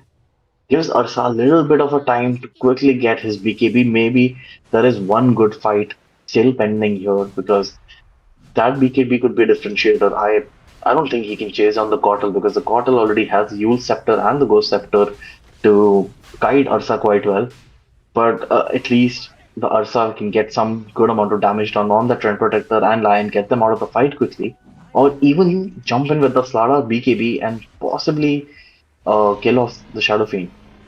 Butterfly definitely is going to make that particular task a lot harder, and Shadow Fiend also got that Hurricane Pike. So it's going to be interesting to see if they are going to choose the direction of bursting down Shadow Fiend. However, I feel without OD using the Sanity Eclipse, it is very unlikely that Shadow Fiend dies in this fight. Immediately, Tide blinks in, uses the anchor, Coddle spells comes through, they put down the Ravage, Venji is dead instantly, and that overwhelming damage just bursts down OD. He did not even realize what happened, and Rubik just gets one-shotted. Shadowfiend is inside the base, he's getting a bit of lifesteal, and he's able to kill the Rubik on a dieback. This is concerning, and he is silenced. Buyback, and Squeezy takes the rampage inside the base at 34 minutes. Oh, this is Radiant's middle tower has fallen. it's gotta be GG here, guys. Ember Fall has played well. Squeezy with that rampage, and it's GG's, guys.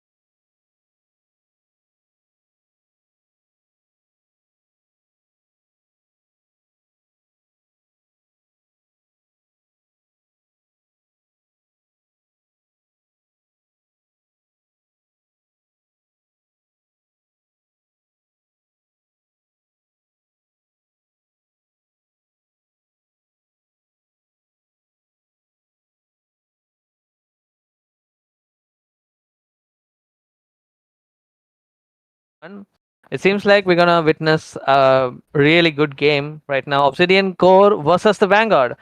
I think I heard one of those teams is in the top in the groups, and most probably there's gonna be like only a few more games before the group stage ends.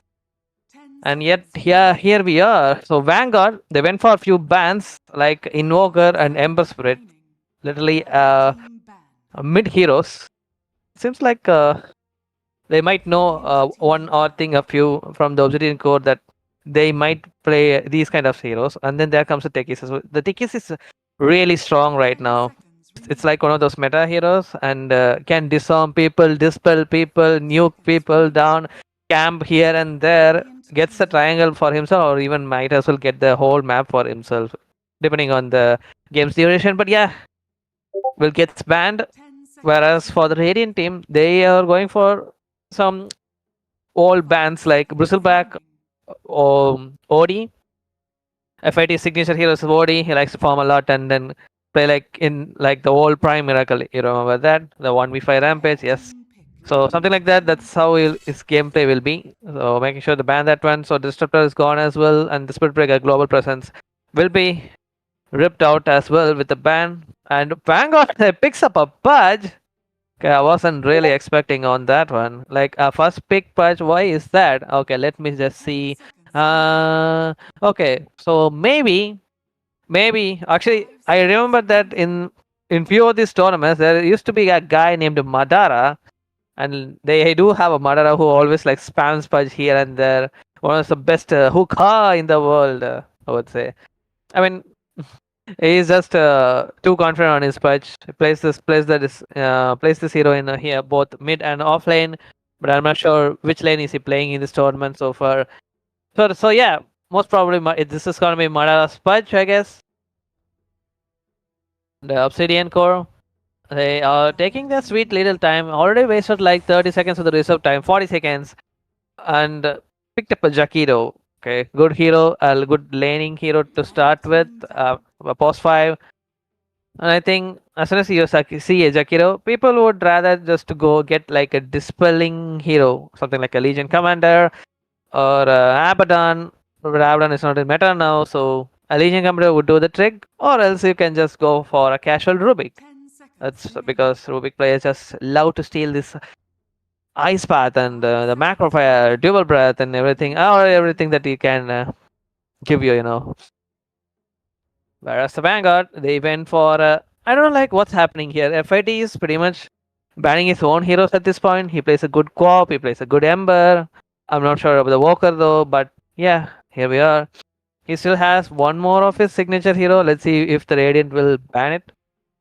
If he gets it, he will go around the whole map. Radiant team pick. Okay, it does seem like I mentioned, Rubik is a good ban since they have picked the Jakiro for themselves. The Obsidian Core, they need to look for a second pick here. Pudge, okay, just another good laning hero, and they do have a potential breaking ability in case they go for some hero that relies on the passives. It's always a good hero to deal with. Very annoying at the moment in this meta as well. A lot of people have been playing it in the boss 4. So yeah, here we go. I myself spammed it a lot in the boss 4. I mean, it's just that you cannot lane against this guy whenever he has those full mana. Like if you like go near the trees, you'll get bushwhacked. And even if you don't go near the trees, he can use his third skill Scurry to go here, juke and there. He did have like a plenty of no's on his third skill, but still people have been picking it a lot because the shard is still OP. Boomerang, let's not forget about that one. Spell amplification with all the combos that he can do. Might as well can kill as carry all by himself depending on the situation. So really a terrifying support they have picked. And whereas the Vanguard, they have banned a life stealer. Yeah, I really hate to see a life stealer, and Indians tends to hey this love this hero plus hate this hero a lot. So they would rather pick it or ban it. So and that's what happened right now as well. The Vanguard went for the usual casual Shadow Shaman, more objective oriented gameplay. They want to go for his same Shadow Shaman. Serpent War, you can get the towers pretty easily whenever it comes off cooldown, and can get Roshan as well in case they don't have the Roach potential with their carry. So very reliable support as well. Shackle is one of those very strongest ability to deal with. You might need a Lotus Orb, or you need something like a long distance stun, like the Earthshaker's Fisher, like this Jakiro's Ice Sword. So yeah, the Jakiro's Ice Sword. So you doesn't really say that Shaman is like a good pick, but yeah, they really do not need something.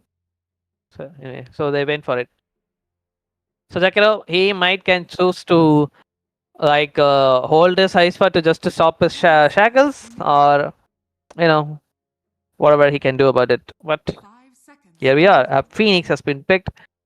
Later on today, like I think in one of those games where one of the teams have picked the Phoenix, and then his egg got broke multiple times by Jakiro.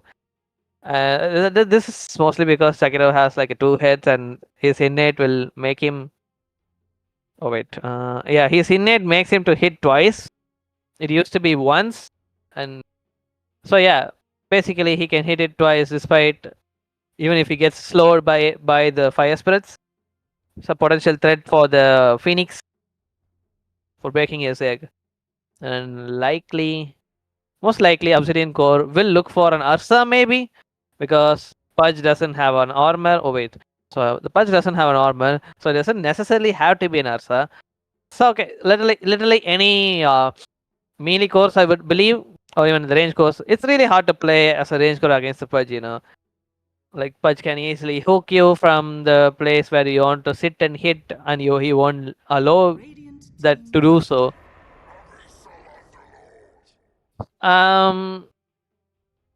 They picked Underlord. Probably they just don't know where this Pudge is going still, I guess. So they're still thinking that this could be a flex hero, or put this Phoenix in the flex potential as well as a core. Oh my god, like Phoenix core as an offlane or even the mid, it's freaking OP. It's so hard to deal with it.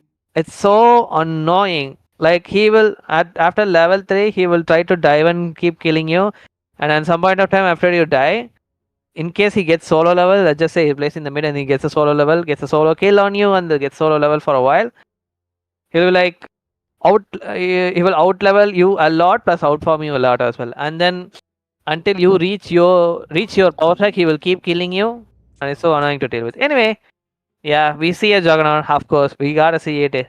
Either the Ursa or the Juggernaut, something to deal with the egg. Since the lifesteal is banned already, Juggernaut is the choice that they have went for. Wouldn't really an ideal hero.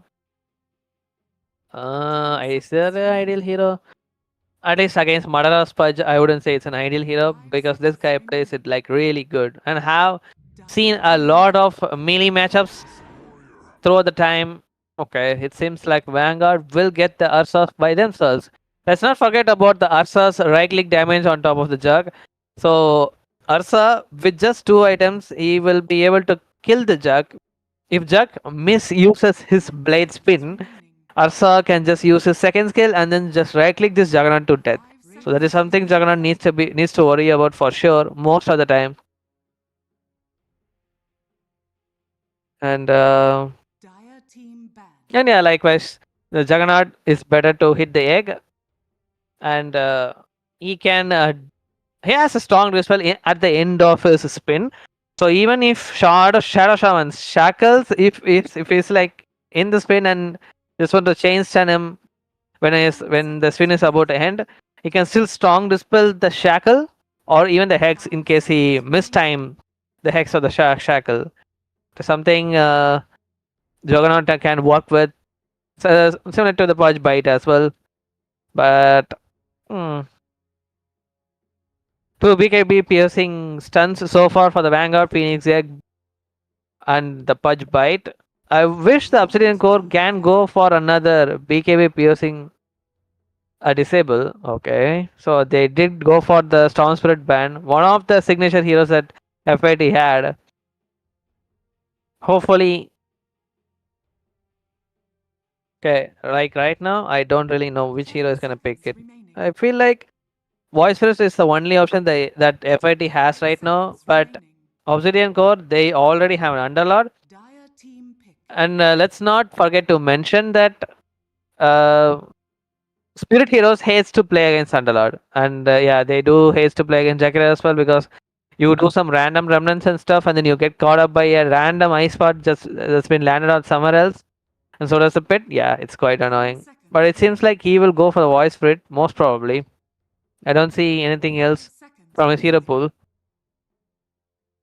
that can do well. But will he show us something else? What is it gonna be? FYT. Storm Spirit Pack has been banned at the Radiant side, and the Timbersaw plus Selena has been banned on the Vanguard side. Obsidian Core. Being an Obsidian Core, they did not want the Obsidian, the Outfold Devourer for themselves. They did ban it pretty early.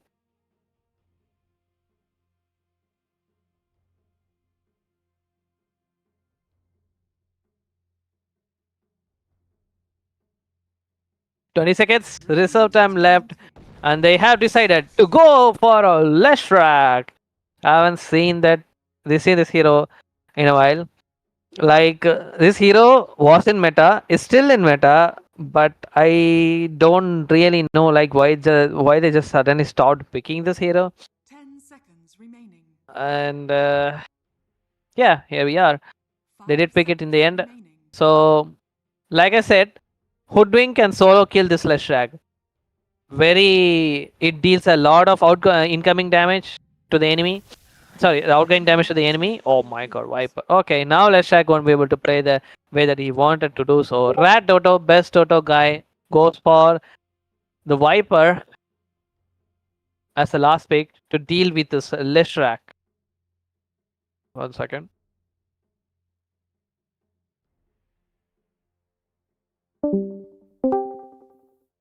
Yeah. So this is gonna be a very tough battle for the Leshrac. Let's not forget that Leshrac is one of those heroes who loves to stomp and then get his early blink dagger into Veil of Discord, Kaya, Bloodstone, that kind of build. And since he is gonna play against the Viper, who has like a high magical resistance, high what's that called again? High attack range. Leshrac hates to deal with this kind of hero, so it is an absolute counter for the Leshrac, at least in the lane. And so I'm not really sure how is he gonna deal with this. One of the other things is like the Leshrac himself has high movement speed, so if he wants to go for the early brown board, he can just pull the waves from behind and get it towards his tower. Whereas the Viper, it sucks at with his mobility.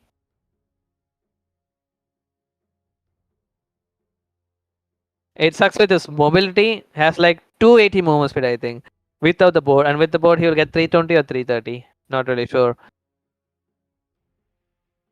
Whereas the Leshrac, he will start with a 315 ms, then you'll have fun with it. So it does seem like this Madara is the same Madara. Goes for the purge. Extremely scary to lane against this guy and throw the game as well. He doesn't know what it means to fear. He'll just go in right in and then he'll hook everything he sees. GG Nilar with this Juggernaut as well, it seems. So GG Nilar used to be a mid laner and he is playing carry in this game.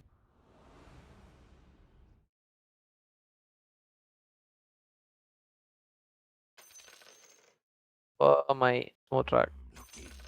Anyway, now that the game has started, let me just quickly go with the introduction for both the teams. Obsidian Core on the Radiant side.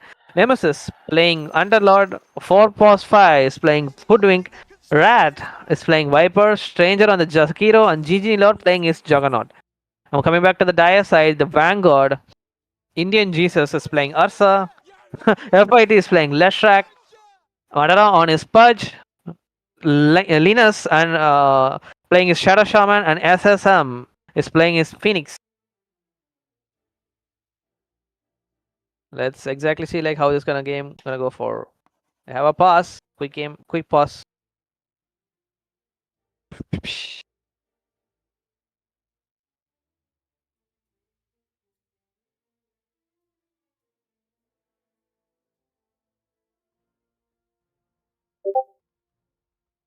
Okay, seems like my smooth track doesn't work in the boss. Seems like it.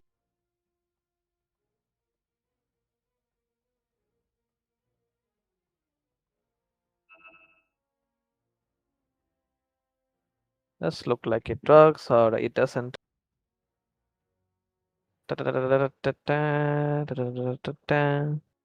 Where is my small track?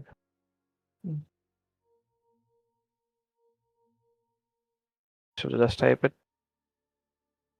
Okay.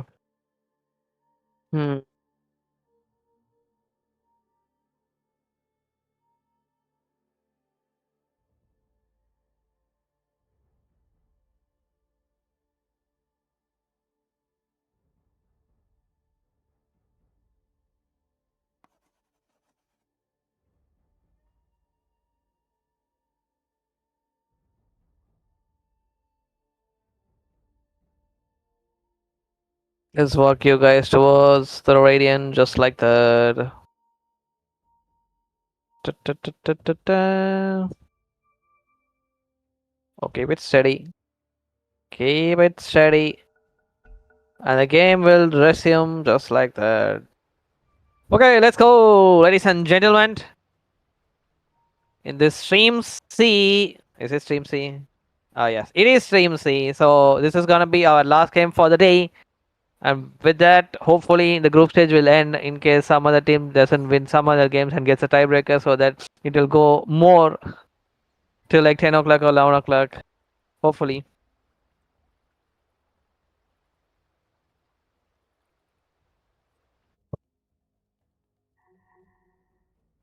There's another pause coming up right away.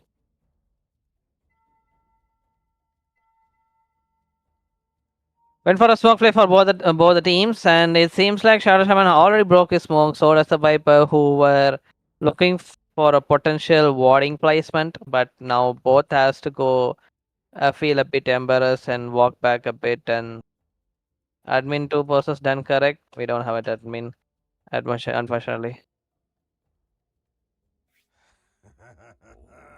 That's nice.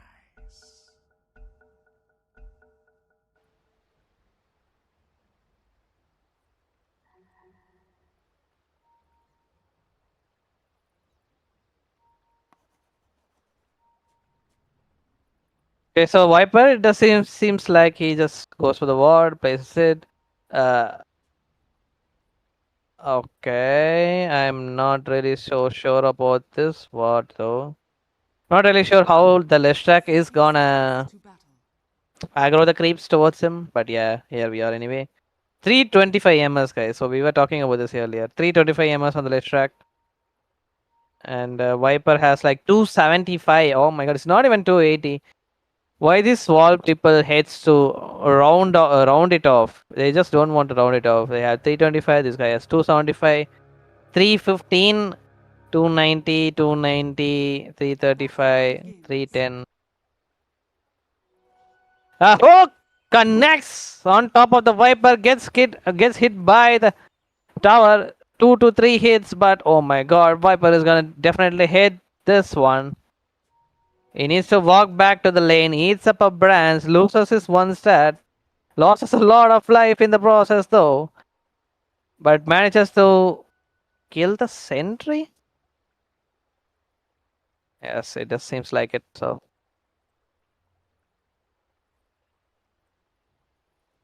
So will Leshak be able to harass this guy as much as he can, or might as well kill him in the process? He is spamming his spells though, missed it. Just trying to secure the creeps at the very least for now. Yeah, now he's harassing him a bit. Rat needs to be very careful. Has a solve. Uses it. Gets his lane back to him.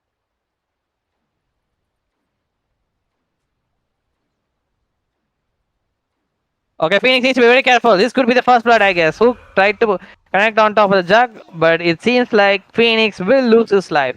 Stranger on his Shakiro gets the first blood. GG Niller was there with the pie. And at the top, Woodwing is too low. Nemesis with all those strikes. He used up all his mana like already and trying to rush up his soul ring. You'll get it in a while. Nice set on this Underlord. Haven't seen this one before. It's like a siren set.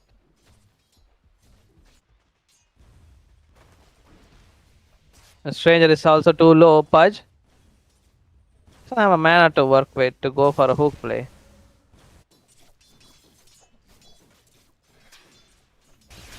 Yeah. So Leshak is having that hard time right now. But Viper, he walked a bit inside the tower and got hit by it. So just be pretty bit careful on that one. And he's also tanking a lot of creeps here as a ranged hero. You don't have that damage negation. Looking a lot of HP here. FIT, he's there chasing him. Slows him down. Rat pops his fairy fire. Oh my god, who is the one who needs to be scared right now? He says. Finally gets his bottle, walking towards the Viper with the second skill, trying to juke around the trees, tease him, kills him, but under the tier 2 tower. So 4+5 Hoodwing gets the Leshak a return kill. Will get a lot of HP for that one. And Ursa wants to go on top of the Underlord because he is alone. Shackle has been connected as well, but Underlord, Ursa doesn't have a boot to deal with this Underlord, so he will get away just like that.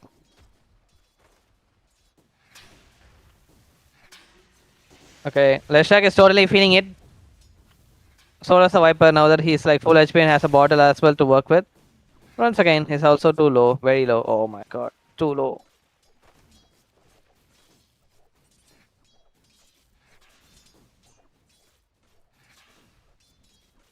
Now level 4 will have the nether toxin just in case if he wants to go and stack some. Wait, what? FIT? He needs to be a bit careful on this one. FIT. They're trying to go all in, but it seems like Viper will go first down. FYT once again getting that kill, getting that XP as well. I don't know what is happening here. Viper somehow losing this lane. Putting once again came back to this to get a return kill on top of the Leshak, I believe, but I don't know, at this point he just getting this free XP, I guess. Oh boy, I'm lagging.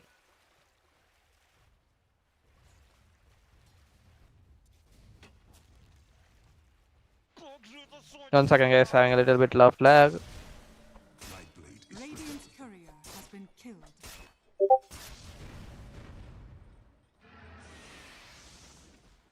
Yeah, now it's just fine, I guess. Phoenix tries to go on top of him. He spins and he dives and gets away.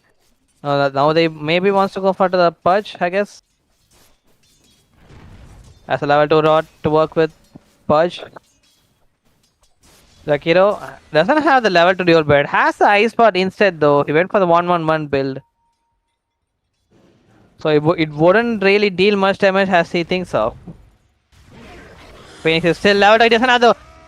He did not have the dive, but Pudge was there to who can save him. Madara. Almost saving SSM from that mess. Doesn't have the spin as well now.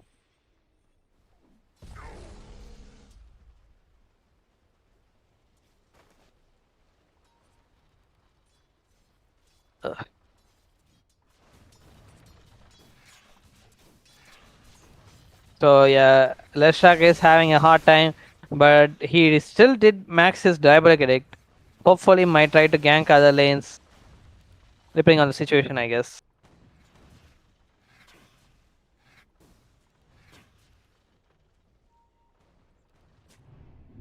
Phoenix is coming there for the power rune rotation, and so does the Hoodwing.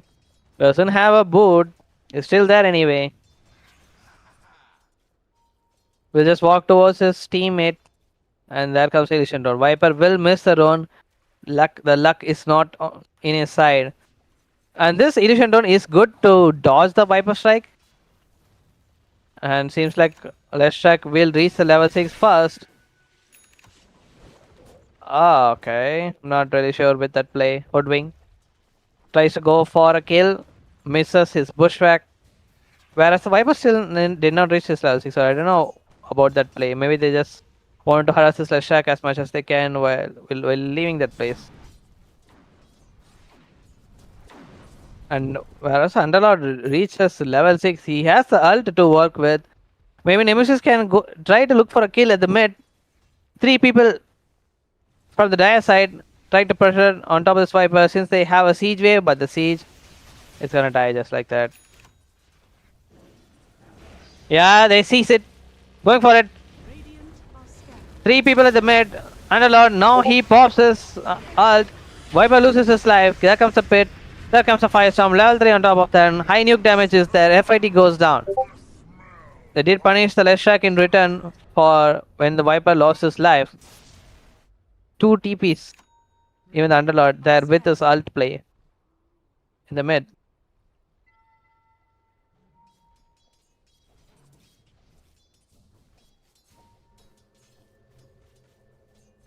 I think he sees the ward.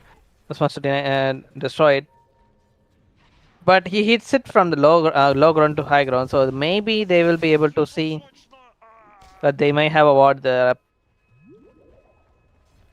Hoodwink in the process loses life at top.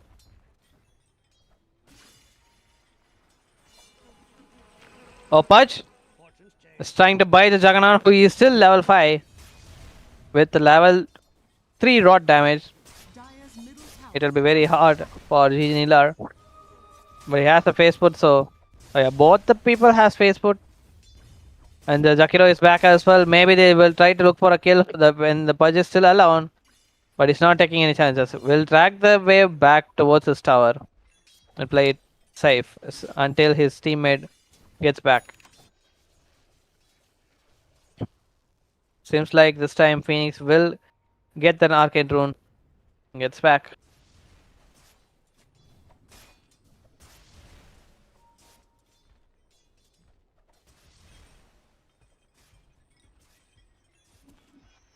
And I think at this point FIT will just stack these 2 camps and then keep forming whenever he can. Push this wave like an SF. And Viper will also do the same. Will throw his Nether Toxin. Gets his wave, goes back to this camp and forms it. Will he do that? Don't think he's doing that yet. But Leshak is doing that.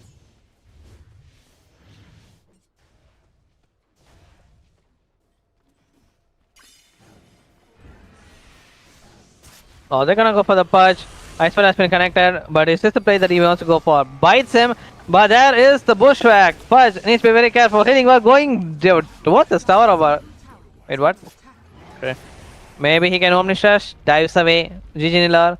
If he has the face foot, maybe he can like try to chase this Phoenix. Yeah, he is looking for the kill here. Let's see if Juggernaut will be able to go for the Phoenix. Going for a full flank here. GG Nilar has a spin to work with. Will he use a spin? No, he will just go for the Omni Slash. Even though he had the spin to work with. And Viper Shack has been used. Where is the prison? I mean, okay. Oh, what a hook! Force the Viper. Hooks him, bites him, but he gets instantly disabled. And Leshak also trying to go for the return kill here. I mean, Hoodwink is dead as well. But FIT doesn't have more mana to work with. Linus don't have brown boot. He's very slow. So does the Viper. Even with the boot, the Viper is too slow even with the boot. Okay, Juggernaut is there to clean things around. Shaman loses his life. Now finally he buys the boot. Tries to go for a hook, Pudge. Even with that low HP, he knew that he can kill that Jug if he's like under the tower. But he misses that hook.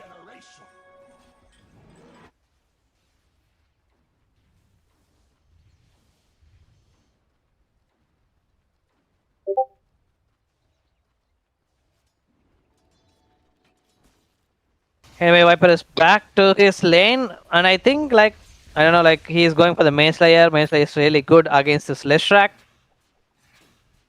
It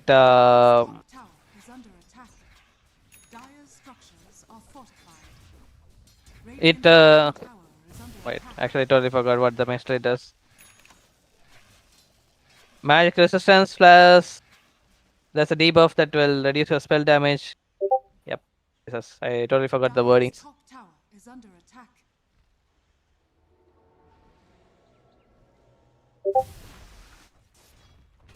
Dire's middle And it seems like with no defense, the top tier 1 will go down just like that. GG Nila trying to go for the last hit here. He gets it. top tower. Oh yeah, the big smoke play. He hooks the Jakiro instead. The Shackle on top of the Juggernaut though. Hoodwink was waiting for too long with the pushback, and the egg has been used up as well. No follow up. Underlord. He came back. He came to this fight to save his teammates, but here we go. He loses his first life. He loses his life as well. Left track with the blink reveal. 4-man down for the Radiant side, and this game, it looks really easy for the Dire team at this time. Viper, despite picking that hero, it's not showing a good advantage yet so far, except for the laning.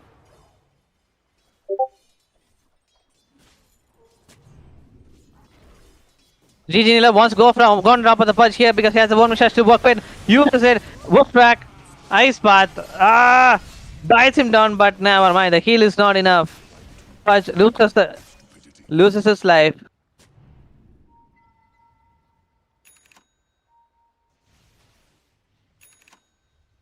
Radiant's middle tower is under attack. And let's check, casually picks up a shield drone as well. I usually like my trees to myself, but I'll make an exception. And as you can see in the network chart, Rashak is in the top of the network despite having a hard lane. He did have like some few kills, but he would never go on top of the Viper even if he has like Blink Dagger, because this guy has like a really good magic resistance on his corrosive skin. Sana finished up his Battle Fury, where Sasa finished up his Battle Fury as well. Good timing for both of them, 13 minutes and 30 seconds. We just need to wait and watch for like how fat they can get. Radiant's middle tower is under attack. Radiant structures are fortified.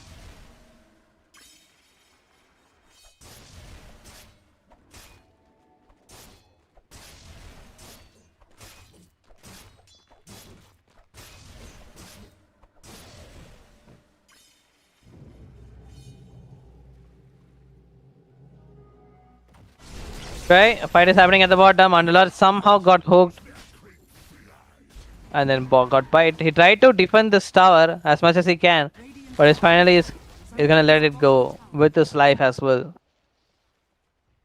Two people at the mid from the Radiant. They might try to look for a catch on top of the Slush Attack, but he has a DD. They need to be really careful. Shield Rune as well. Suddenly tries to blink in and hopefully try to go for a Shaman. But he left that place already. I mean, sorry, not the Horse Shaman, the Hoodwing. But he left that place already.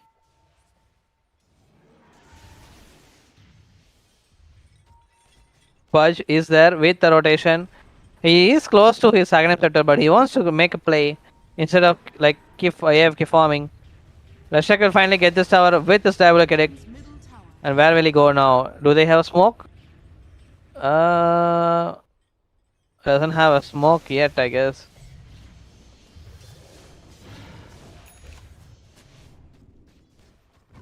Sakaya as well.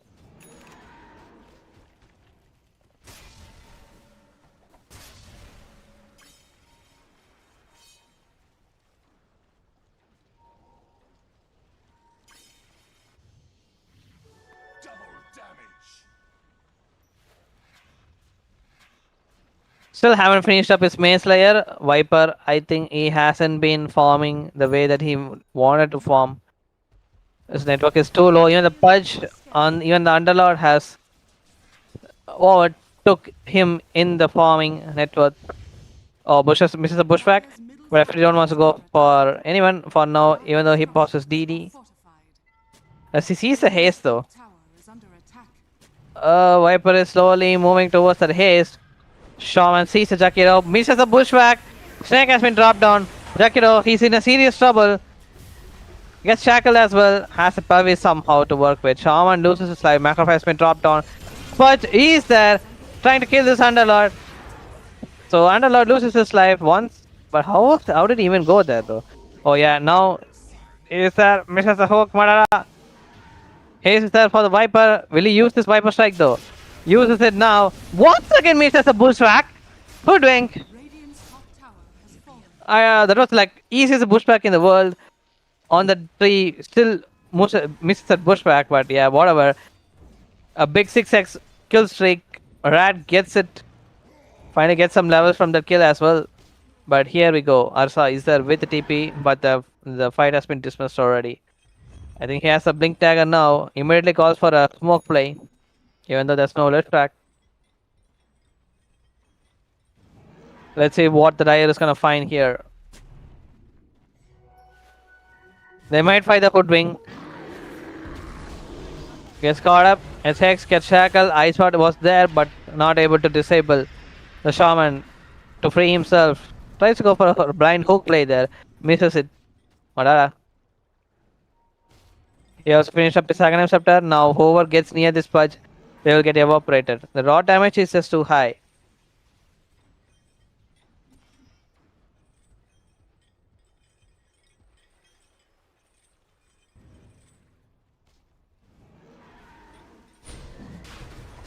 And it does seems like they want to go for the Rotan 5-man from the Dire. Vanguard is getting up their first Roshan with the Ursa. Has help.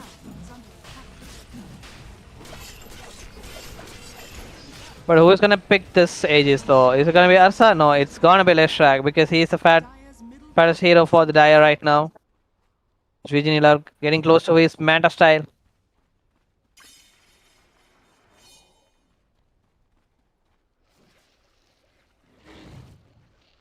And Viper finally finished up his Maze Slayer. Oh my god, that took very long time, despite that item being like a very cheap item. It took like 18 minutes to finish that, but now he is going for the Hurricane Pike route to become more tanky. And let's not forget that the Maze Slayer does work really well against the Pudge as well. Apparently, if he okay, before that Shaman, might have saw. Okay, he pops us in Miron.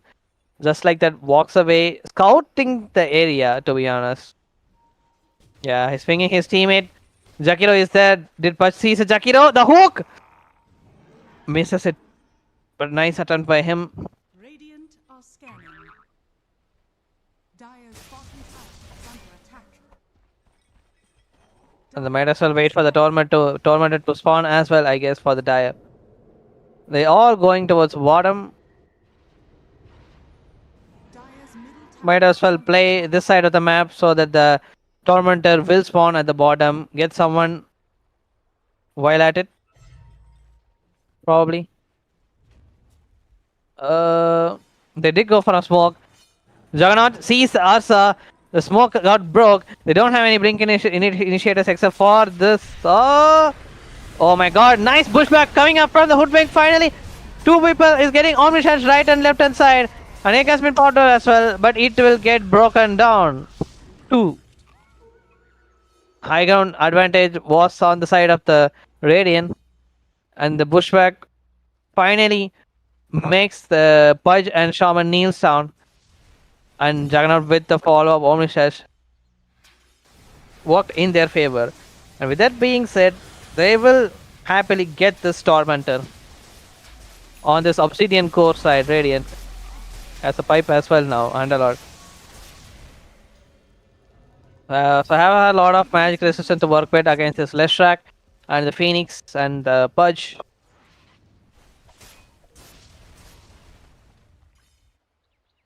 China's career has been going like from here to here to here, and now it's traveling to here to the jug. Taking a long way route to deliver his Manta style.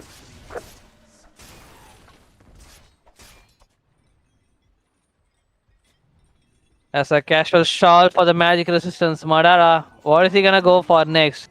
Doesn't have anything in the quick buy yet so far. Shaman also getting close to his Blink Dagger. Having a real good game for him so far. Radiant wasn't able to cancel his shackle at all every time he uses it. Oh, Pudge. Nemesis almost lost his life, but there comes the Pudge. Will he hook him? Yes. The hook with the nuke damage, the pure damage, gets a kill on top of the Hoodwink, whereas the Reshrak doesn't have any more mana to work with. He has a Kaya Sanch going for the Yule. Let's see what is this Yule for. I think the Yule itself is good against the Juggernaut's Omni Slash plus the Viper Strike. If you can dodge the Viper Strike with the help of the Yule. But I'm not sure, like, will it still land though? Maybe he just wants to go for the Windmaker, like, later on into the game. So he's going for the Yule.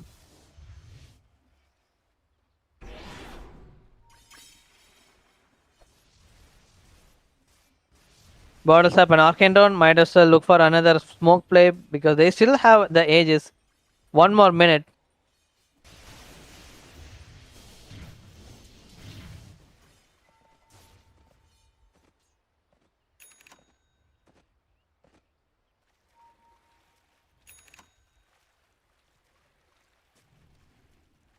Going for a big smoke play here, Ursa. He's joining his team right now. Sees the Hoodwink, I guess? No, not it. Maybe Leshak will just blink in. He's thinking about it. No, Ursa just wants to go into the mid. But is this the target that he wants to go for? Sees the Viper, but the Viper already leaves the place. Still blinks in. Viper Strike, will he use the Viper Strike? Yes, he will use it now. Gets slowed a bit. Pops his BKB as well. Unalert gets shackled. Oh my god, what is his play? Spit. Hoodwink throws his sharpshooter, but the damage wasn't enough yet. Leshak is still thinking about it. Nice ice part connecting on top of 2 people. Omnishash has been dropped down as well, but gets beaten up instead. Wasn't able to do more. Phoenix is there. It broke it, but Juggernaut is gonna lose his life. Fireman goes down. FYT with the cleanup. So does the Ursa. Madara tanked through a lot. Phoenix Egg they made sure that Phoenix Egg will zone them out. Had a decision making issue for the Radiant side, and once the Egg managed to break it, give a reboot for the Phoenix.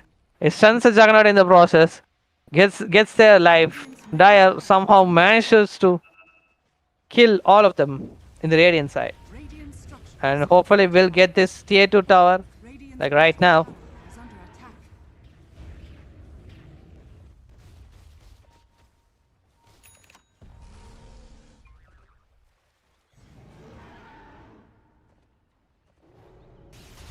Radiant's bottom tower is under attack.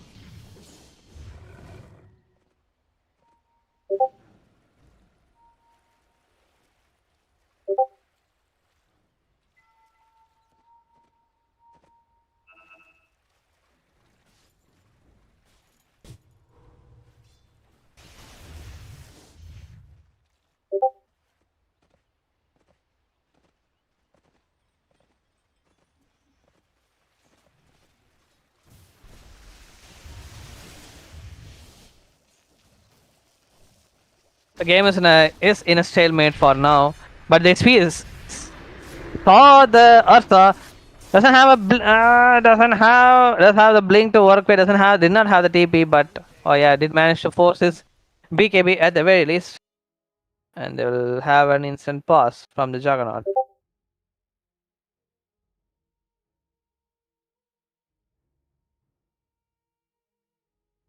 May have a quick water break.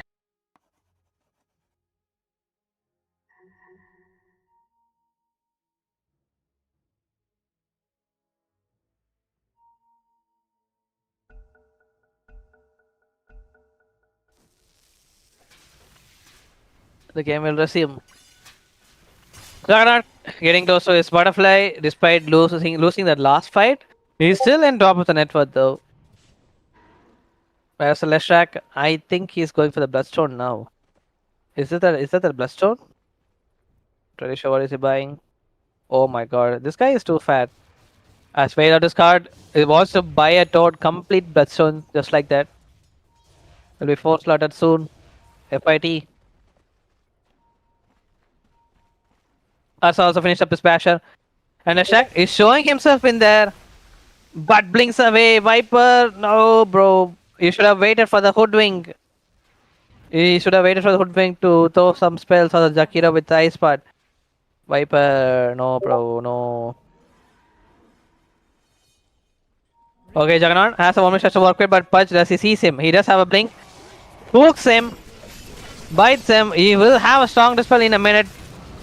Oh, but he gonna get stunned by FIT. Wasn't able to pop the Domination. Don't think he would have used it either way because there was no one around.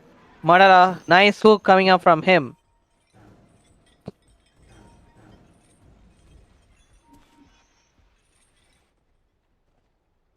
With that being said, with no Jug in the game, they will happily get this tier 2 tower now that they don't have Glyph. Radiant's bottom tower is under attack.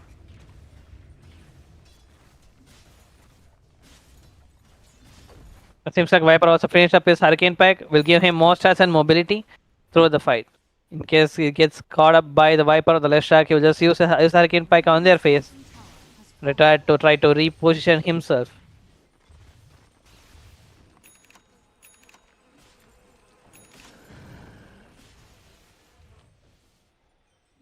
They might go for the next Roshan. Waiting for it. We'll have a banner soon.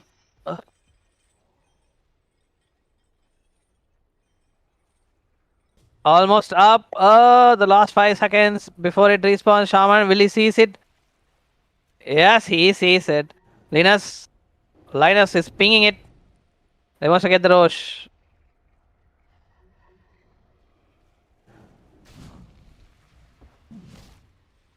And Radiant, it doesn't seems like they are interested to go for this Roshan. Radiant are scanning. Does it feel like he has like big AoE or something?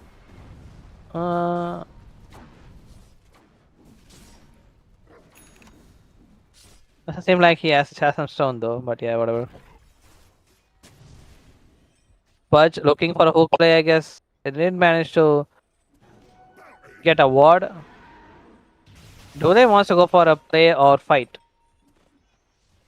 Do they want to go for Rosh? They're still thinking about it. They pings the Jug. Okay, never mind. They're just gonna go for the Rosh because he's gonna roar, which means they know. And Arsa, since it roared, he wants to back off a bit, but I think FIT is just giving the call like, guys, we are very strong, just take the Roshan. And Viper also shown at top, so there's no issues for them.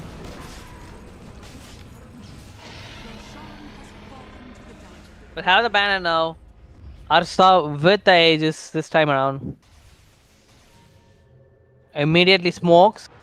Trying to look for a kill is what I believed, but he just wants to eat these creeps right here and now. Oh wait, Arsa needs to be very careful. If Iceberg gets connected in there, Viper Strike is used as well. Just gonna lose his life just like that, but FID is there. Oh, the Hurricane Pike in a weird position. Viper, oh my god, the TP away. Misses the hook in like a few inches. But Shackle wasn't there to stop him as well. Ice Spot connected, but FID has the ult to cancel the TP on top of the Jakiro. Only Jakiro loses his life in this process. Asa loses his Aegis though, but they might try to go for more. Might as well try to get this tower while at it, since the whole team is here at the top.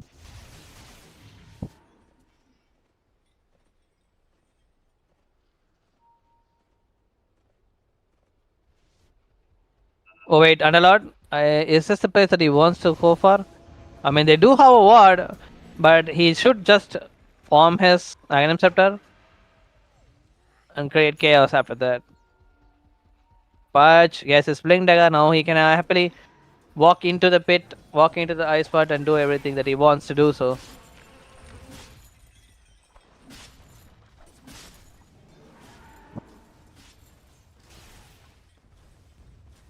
Radiant's top tower is under attack. And also getting close to his MKB to deal with that butterfly for the Jug. And Underlord finish up his Aghanim Scepter. Now the defense will be pretty easy for him. For his team. Juggernaut is going back to his base. Russia finishes Bloodstone, has 3k more gold to work with. Queued up for a shard. The Spirit Health upgrade.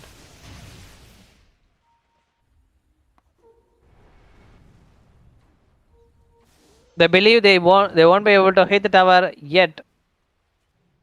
But then they wasted their ages like super fast for this Ursa.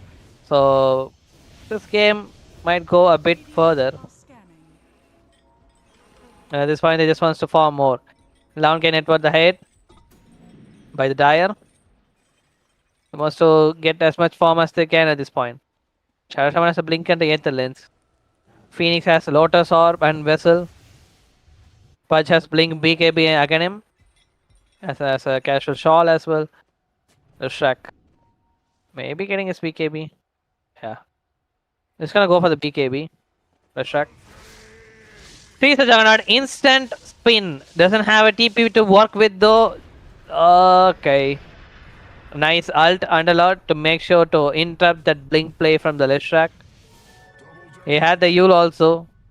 In case he wanted to bait that Juggernaut's Omnistress. He wasn't afraid of anything. But Underlord with the quick thinking. Making sure to use that ult. Wait, what? Ursa with the DD and the Pudge. They managed to hook this Viper and kill him. They did have the ward. For so long it seems. For so long they had a ward. Radiant, even though they were here, they still did not think about dewarding this place. That was a bit weird.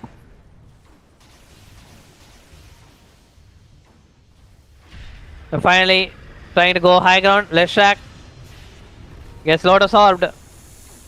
Throws the snakes as well. With no Viper. Madara finally hooks him out. So Fetty will farm a bit maybe for the spell amp. Or he might as well just jump in. Will he though? The banner is there. The creeps won't die yet. They're not able to hit the banner. Or just looking for a hook. Whereas the Juggernaut is trying to rat if he can. Asa TP is back already. Pudge almost got blinks away from the rod. Now that the Viper is back, they will just leave that place. Might as well deward this ward. If they can. Since the Viper got caught up. They will immediately smoke though, Radiant. Drawing like a straight line towards the mid. Juggernaut wants to go for a fight.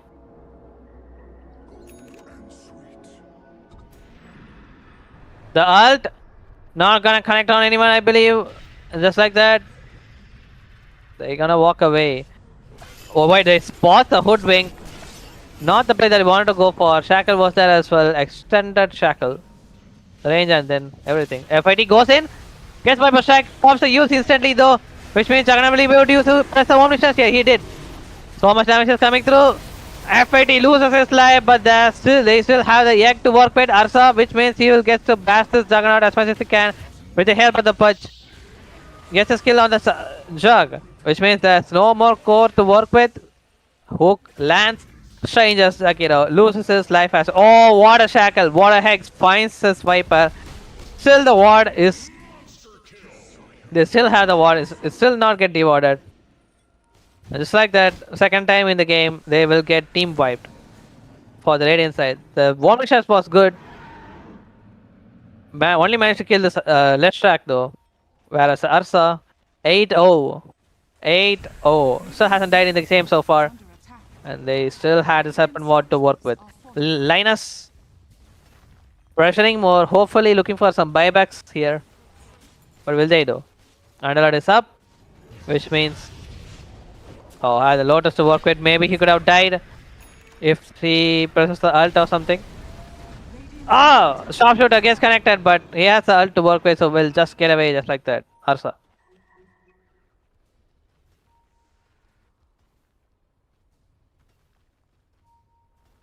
Which means the game is gonna go for a bit more while. Since they managed to defend the high ground. 19k lead up ahead for the Dire. Vanguard showing their strength with all the rotations and stuff. Whereas Linus has been doing an incredibly, really good job with all those Hex and Blink disables, Shackles. And Radiant, they really need something. They're going to go for a smoke play here. GG Neeler is telling his team to find something. But does he want to hit the creeps? It feels like it. Will he hit it though? Shaman is here. Oh,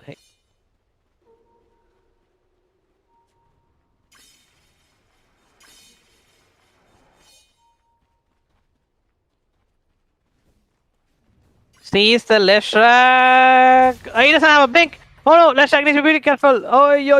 He doesn't have the vision on top of him.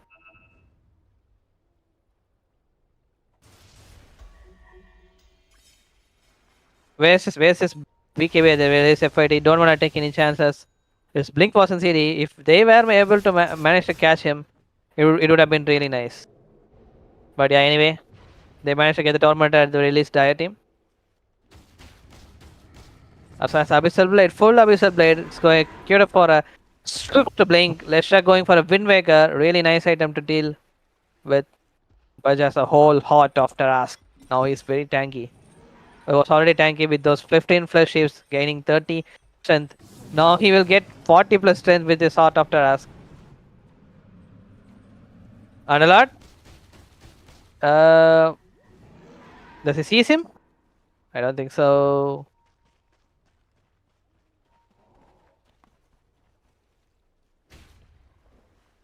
Maybe he will see him now. He does seize him. Oh no, this is the hero that you need for sure to defend the high ground. Underlord loses his life just like that. Which means maybe they will be able to get this high ground push at the bottom. But will they though? They wants to go for the mid because there's no tower in the mid. Instead. Does this guy have a Aghanim?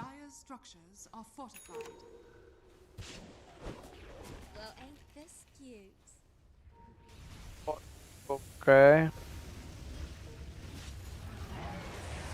Anyway,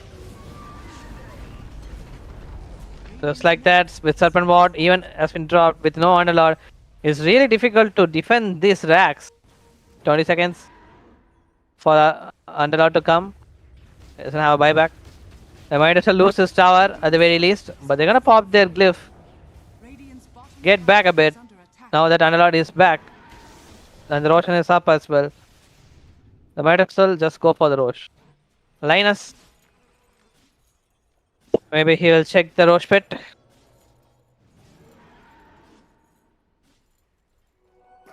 The third Rosh, yes, he sees it. Pings it for the team. It has both the Seize and Refresher this time around.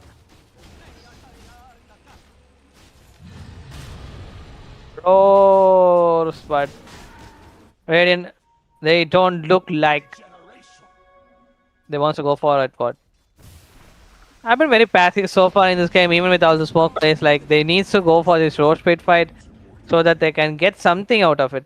But it seems like it.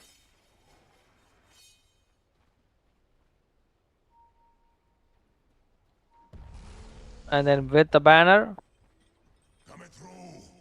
they are looking to go get some play, I guess. Where are they going?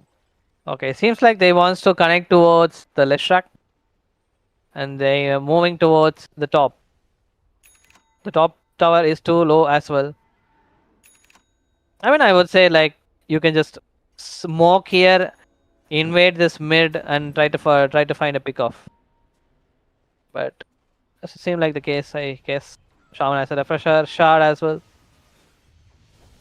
Could be the last fight with the hook, I guess. Rat gets caught up. He was forming his BKB, now doesn't have the buyback. And I think Leshrac knows it. Now he'll just ping his team to go all in into to get this tower.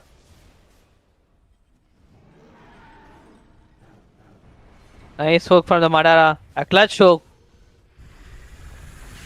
Snake has been dropped.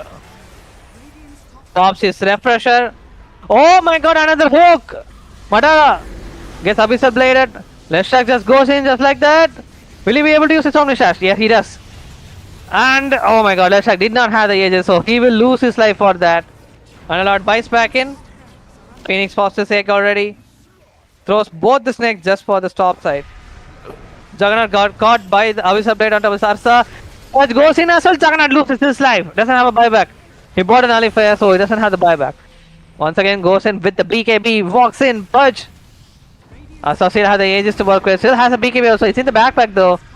Presses his end rates, forces Saf some out. Ice Spot, one more hook! Sees him, catches his Underlord. Madara, 3 hooks on top of 3 cores. But Arsa will still live. Viper is back though, Viper Strike is there. What is he gonna do now? Will he go for one more hook play though? Doesn't have the cheese to work with. Eats it. Doesn't still have the bite. Maybe he will try to hook now though. Will he hook? No, he's just gonna silently accept his fate. 2 buyback from the Radiant side. And since Leshrak, he tried to Wind Waker out from the Omnistrash, but Juggernaut has a nice nullifier in the play.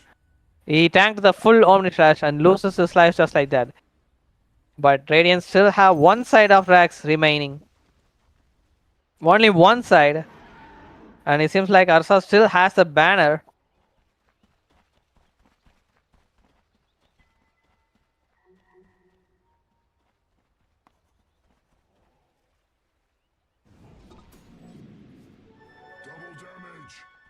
Ursa gets a DD. Might as well try to look for a potential kill, but there's no one at the bottom. They have like 2 wards here, there. So all the wards, they're making their early preparation to defend this bottom tower for the Rax. But will the Dire go for it?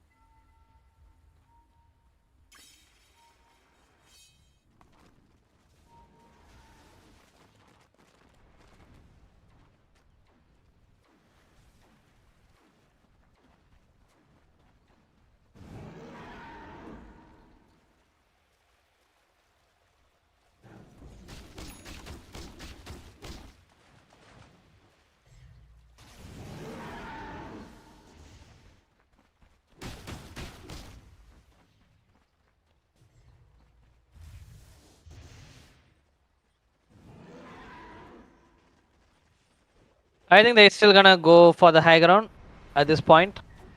Because they have the snakes, they have the Anaconda card of the Shadow Shaman. Will he throw it though? Yeah, he does throw it now. Freddy just goes in just like that. Gets ice for that, has a Lotus work pit, Nullify has been dropped down as well. But they're gonna slowly get these snakes at the very least. Only lost their tower. Still have the glyph. Magnify has been dropped down as well. But Jakiro, he hasn't been getting any form at all. Ever since stuck to those items, he even bought back I guess. So lost most of his gold. Pudge, will he do a quick hook? Will he manage to do so? I mean, they have a ward here. They still haven't find it out. Try to go for a hook. Gets caught up inside, but I don't think he wants to go for the Pudge here. Anyway, forces staffs him out. I think they just wants to farm for now. So the buyback system, Juggernaut does have a buyback. Viper has it as well. Andala doesn't have one. Zakiro doesn't have either. They're just gonna think quite a bit. Pulse Nova triggers Lightning Storm. Very interesting. Leshak went for this. And did not go for the direct explosions, which people would usually go for. He's gonna go FID. He's thinking. Pit has been dropped. Pudge tries to go for a hook, misses it. Okay. This is getting quite tricky for the Dire team. They wants to close this Rax. Get the Mega. Snake is there up. The stack will just go in with the Lotus up so that the Nullifier, the Omnistrash, nothing will work. Manages to take the range Rax at the very least. Juggernaut is there and gets hooked. Underlord, this is the target he wants to go for. Underlord, he doesn't have buyback. And goes down. Oh, Juggernaut, he's at the backline trying to hit the egg, but he got tackled. What a play from Linus. Immediately buys back. Could be the final fight, I believe. FIT, BKB pops up the last plus turn. Yeah, Omni Slash, Swift Slash, I believe. But he spins. Oh, doesn't have the Omni Slash. Okay, now he needs to be very careful though because Madara is literally zoning them all out. GG Dealer gets ice spotted on top of the TP fill though. FIT is still trying to slow things around with this Pulse Nova. That level 25 Pulse Nova plus Lightning Storm combo. Madara hook! Catches him again. Viper, Madara. Oh my god, this hook is so good. And gets Abyssal to bash, bash, bash. Juggernaut goes down as well. And they cannot take this game anymore. GG has been called. Put the hook! Another hook gets character. Madara, you beast. Just like that. The Vanguard will win this. They have won this game, and with that being said, the group stage will get over. You guys can switch to the next, the other streams in case the games are still going on. So until we meet again, guys. GG's.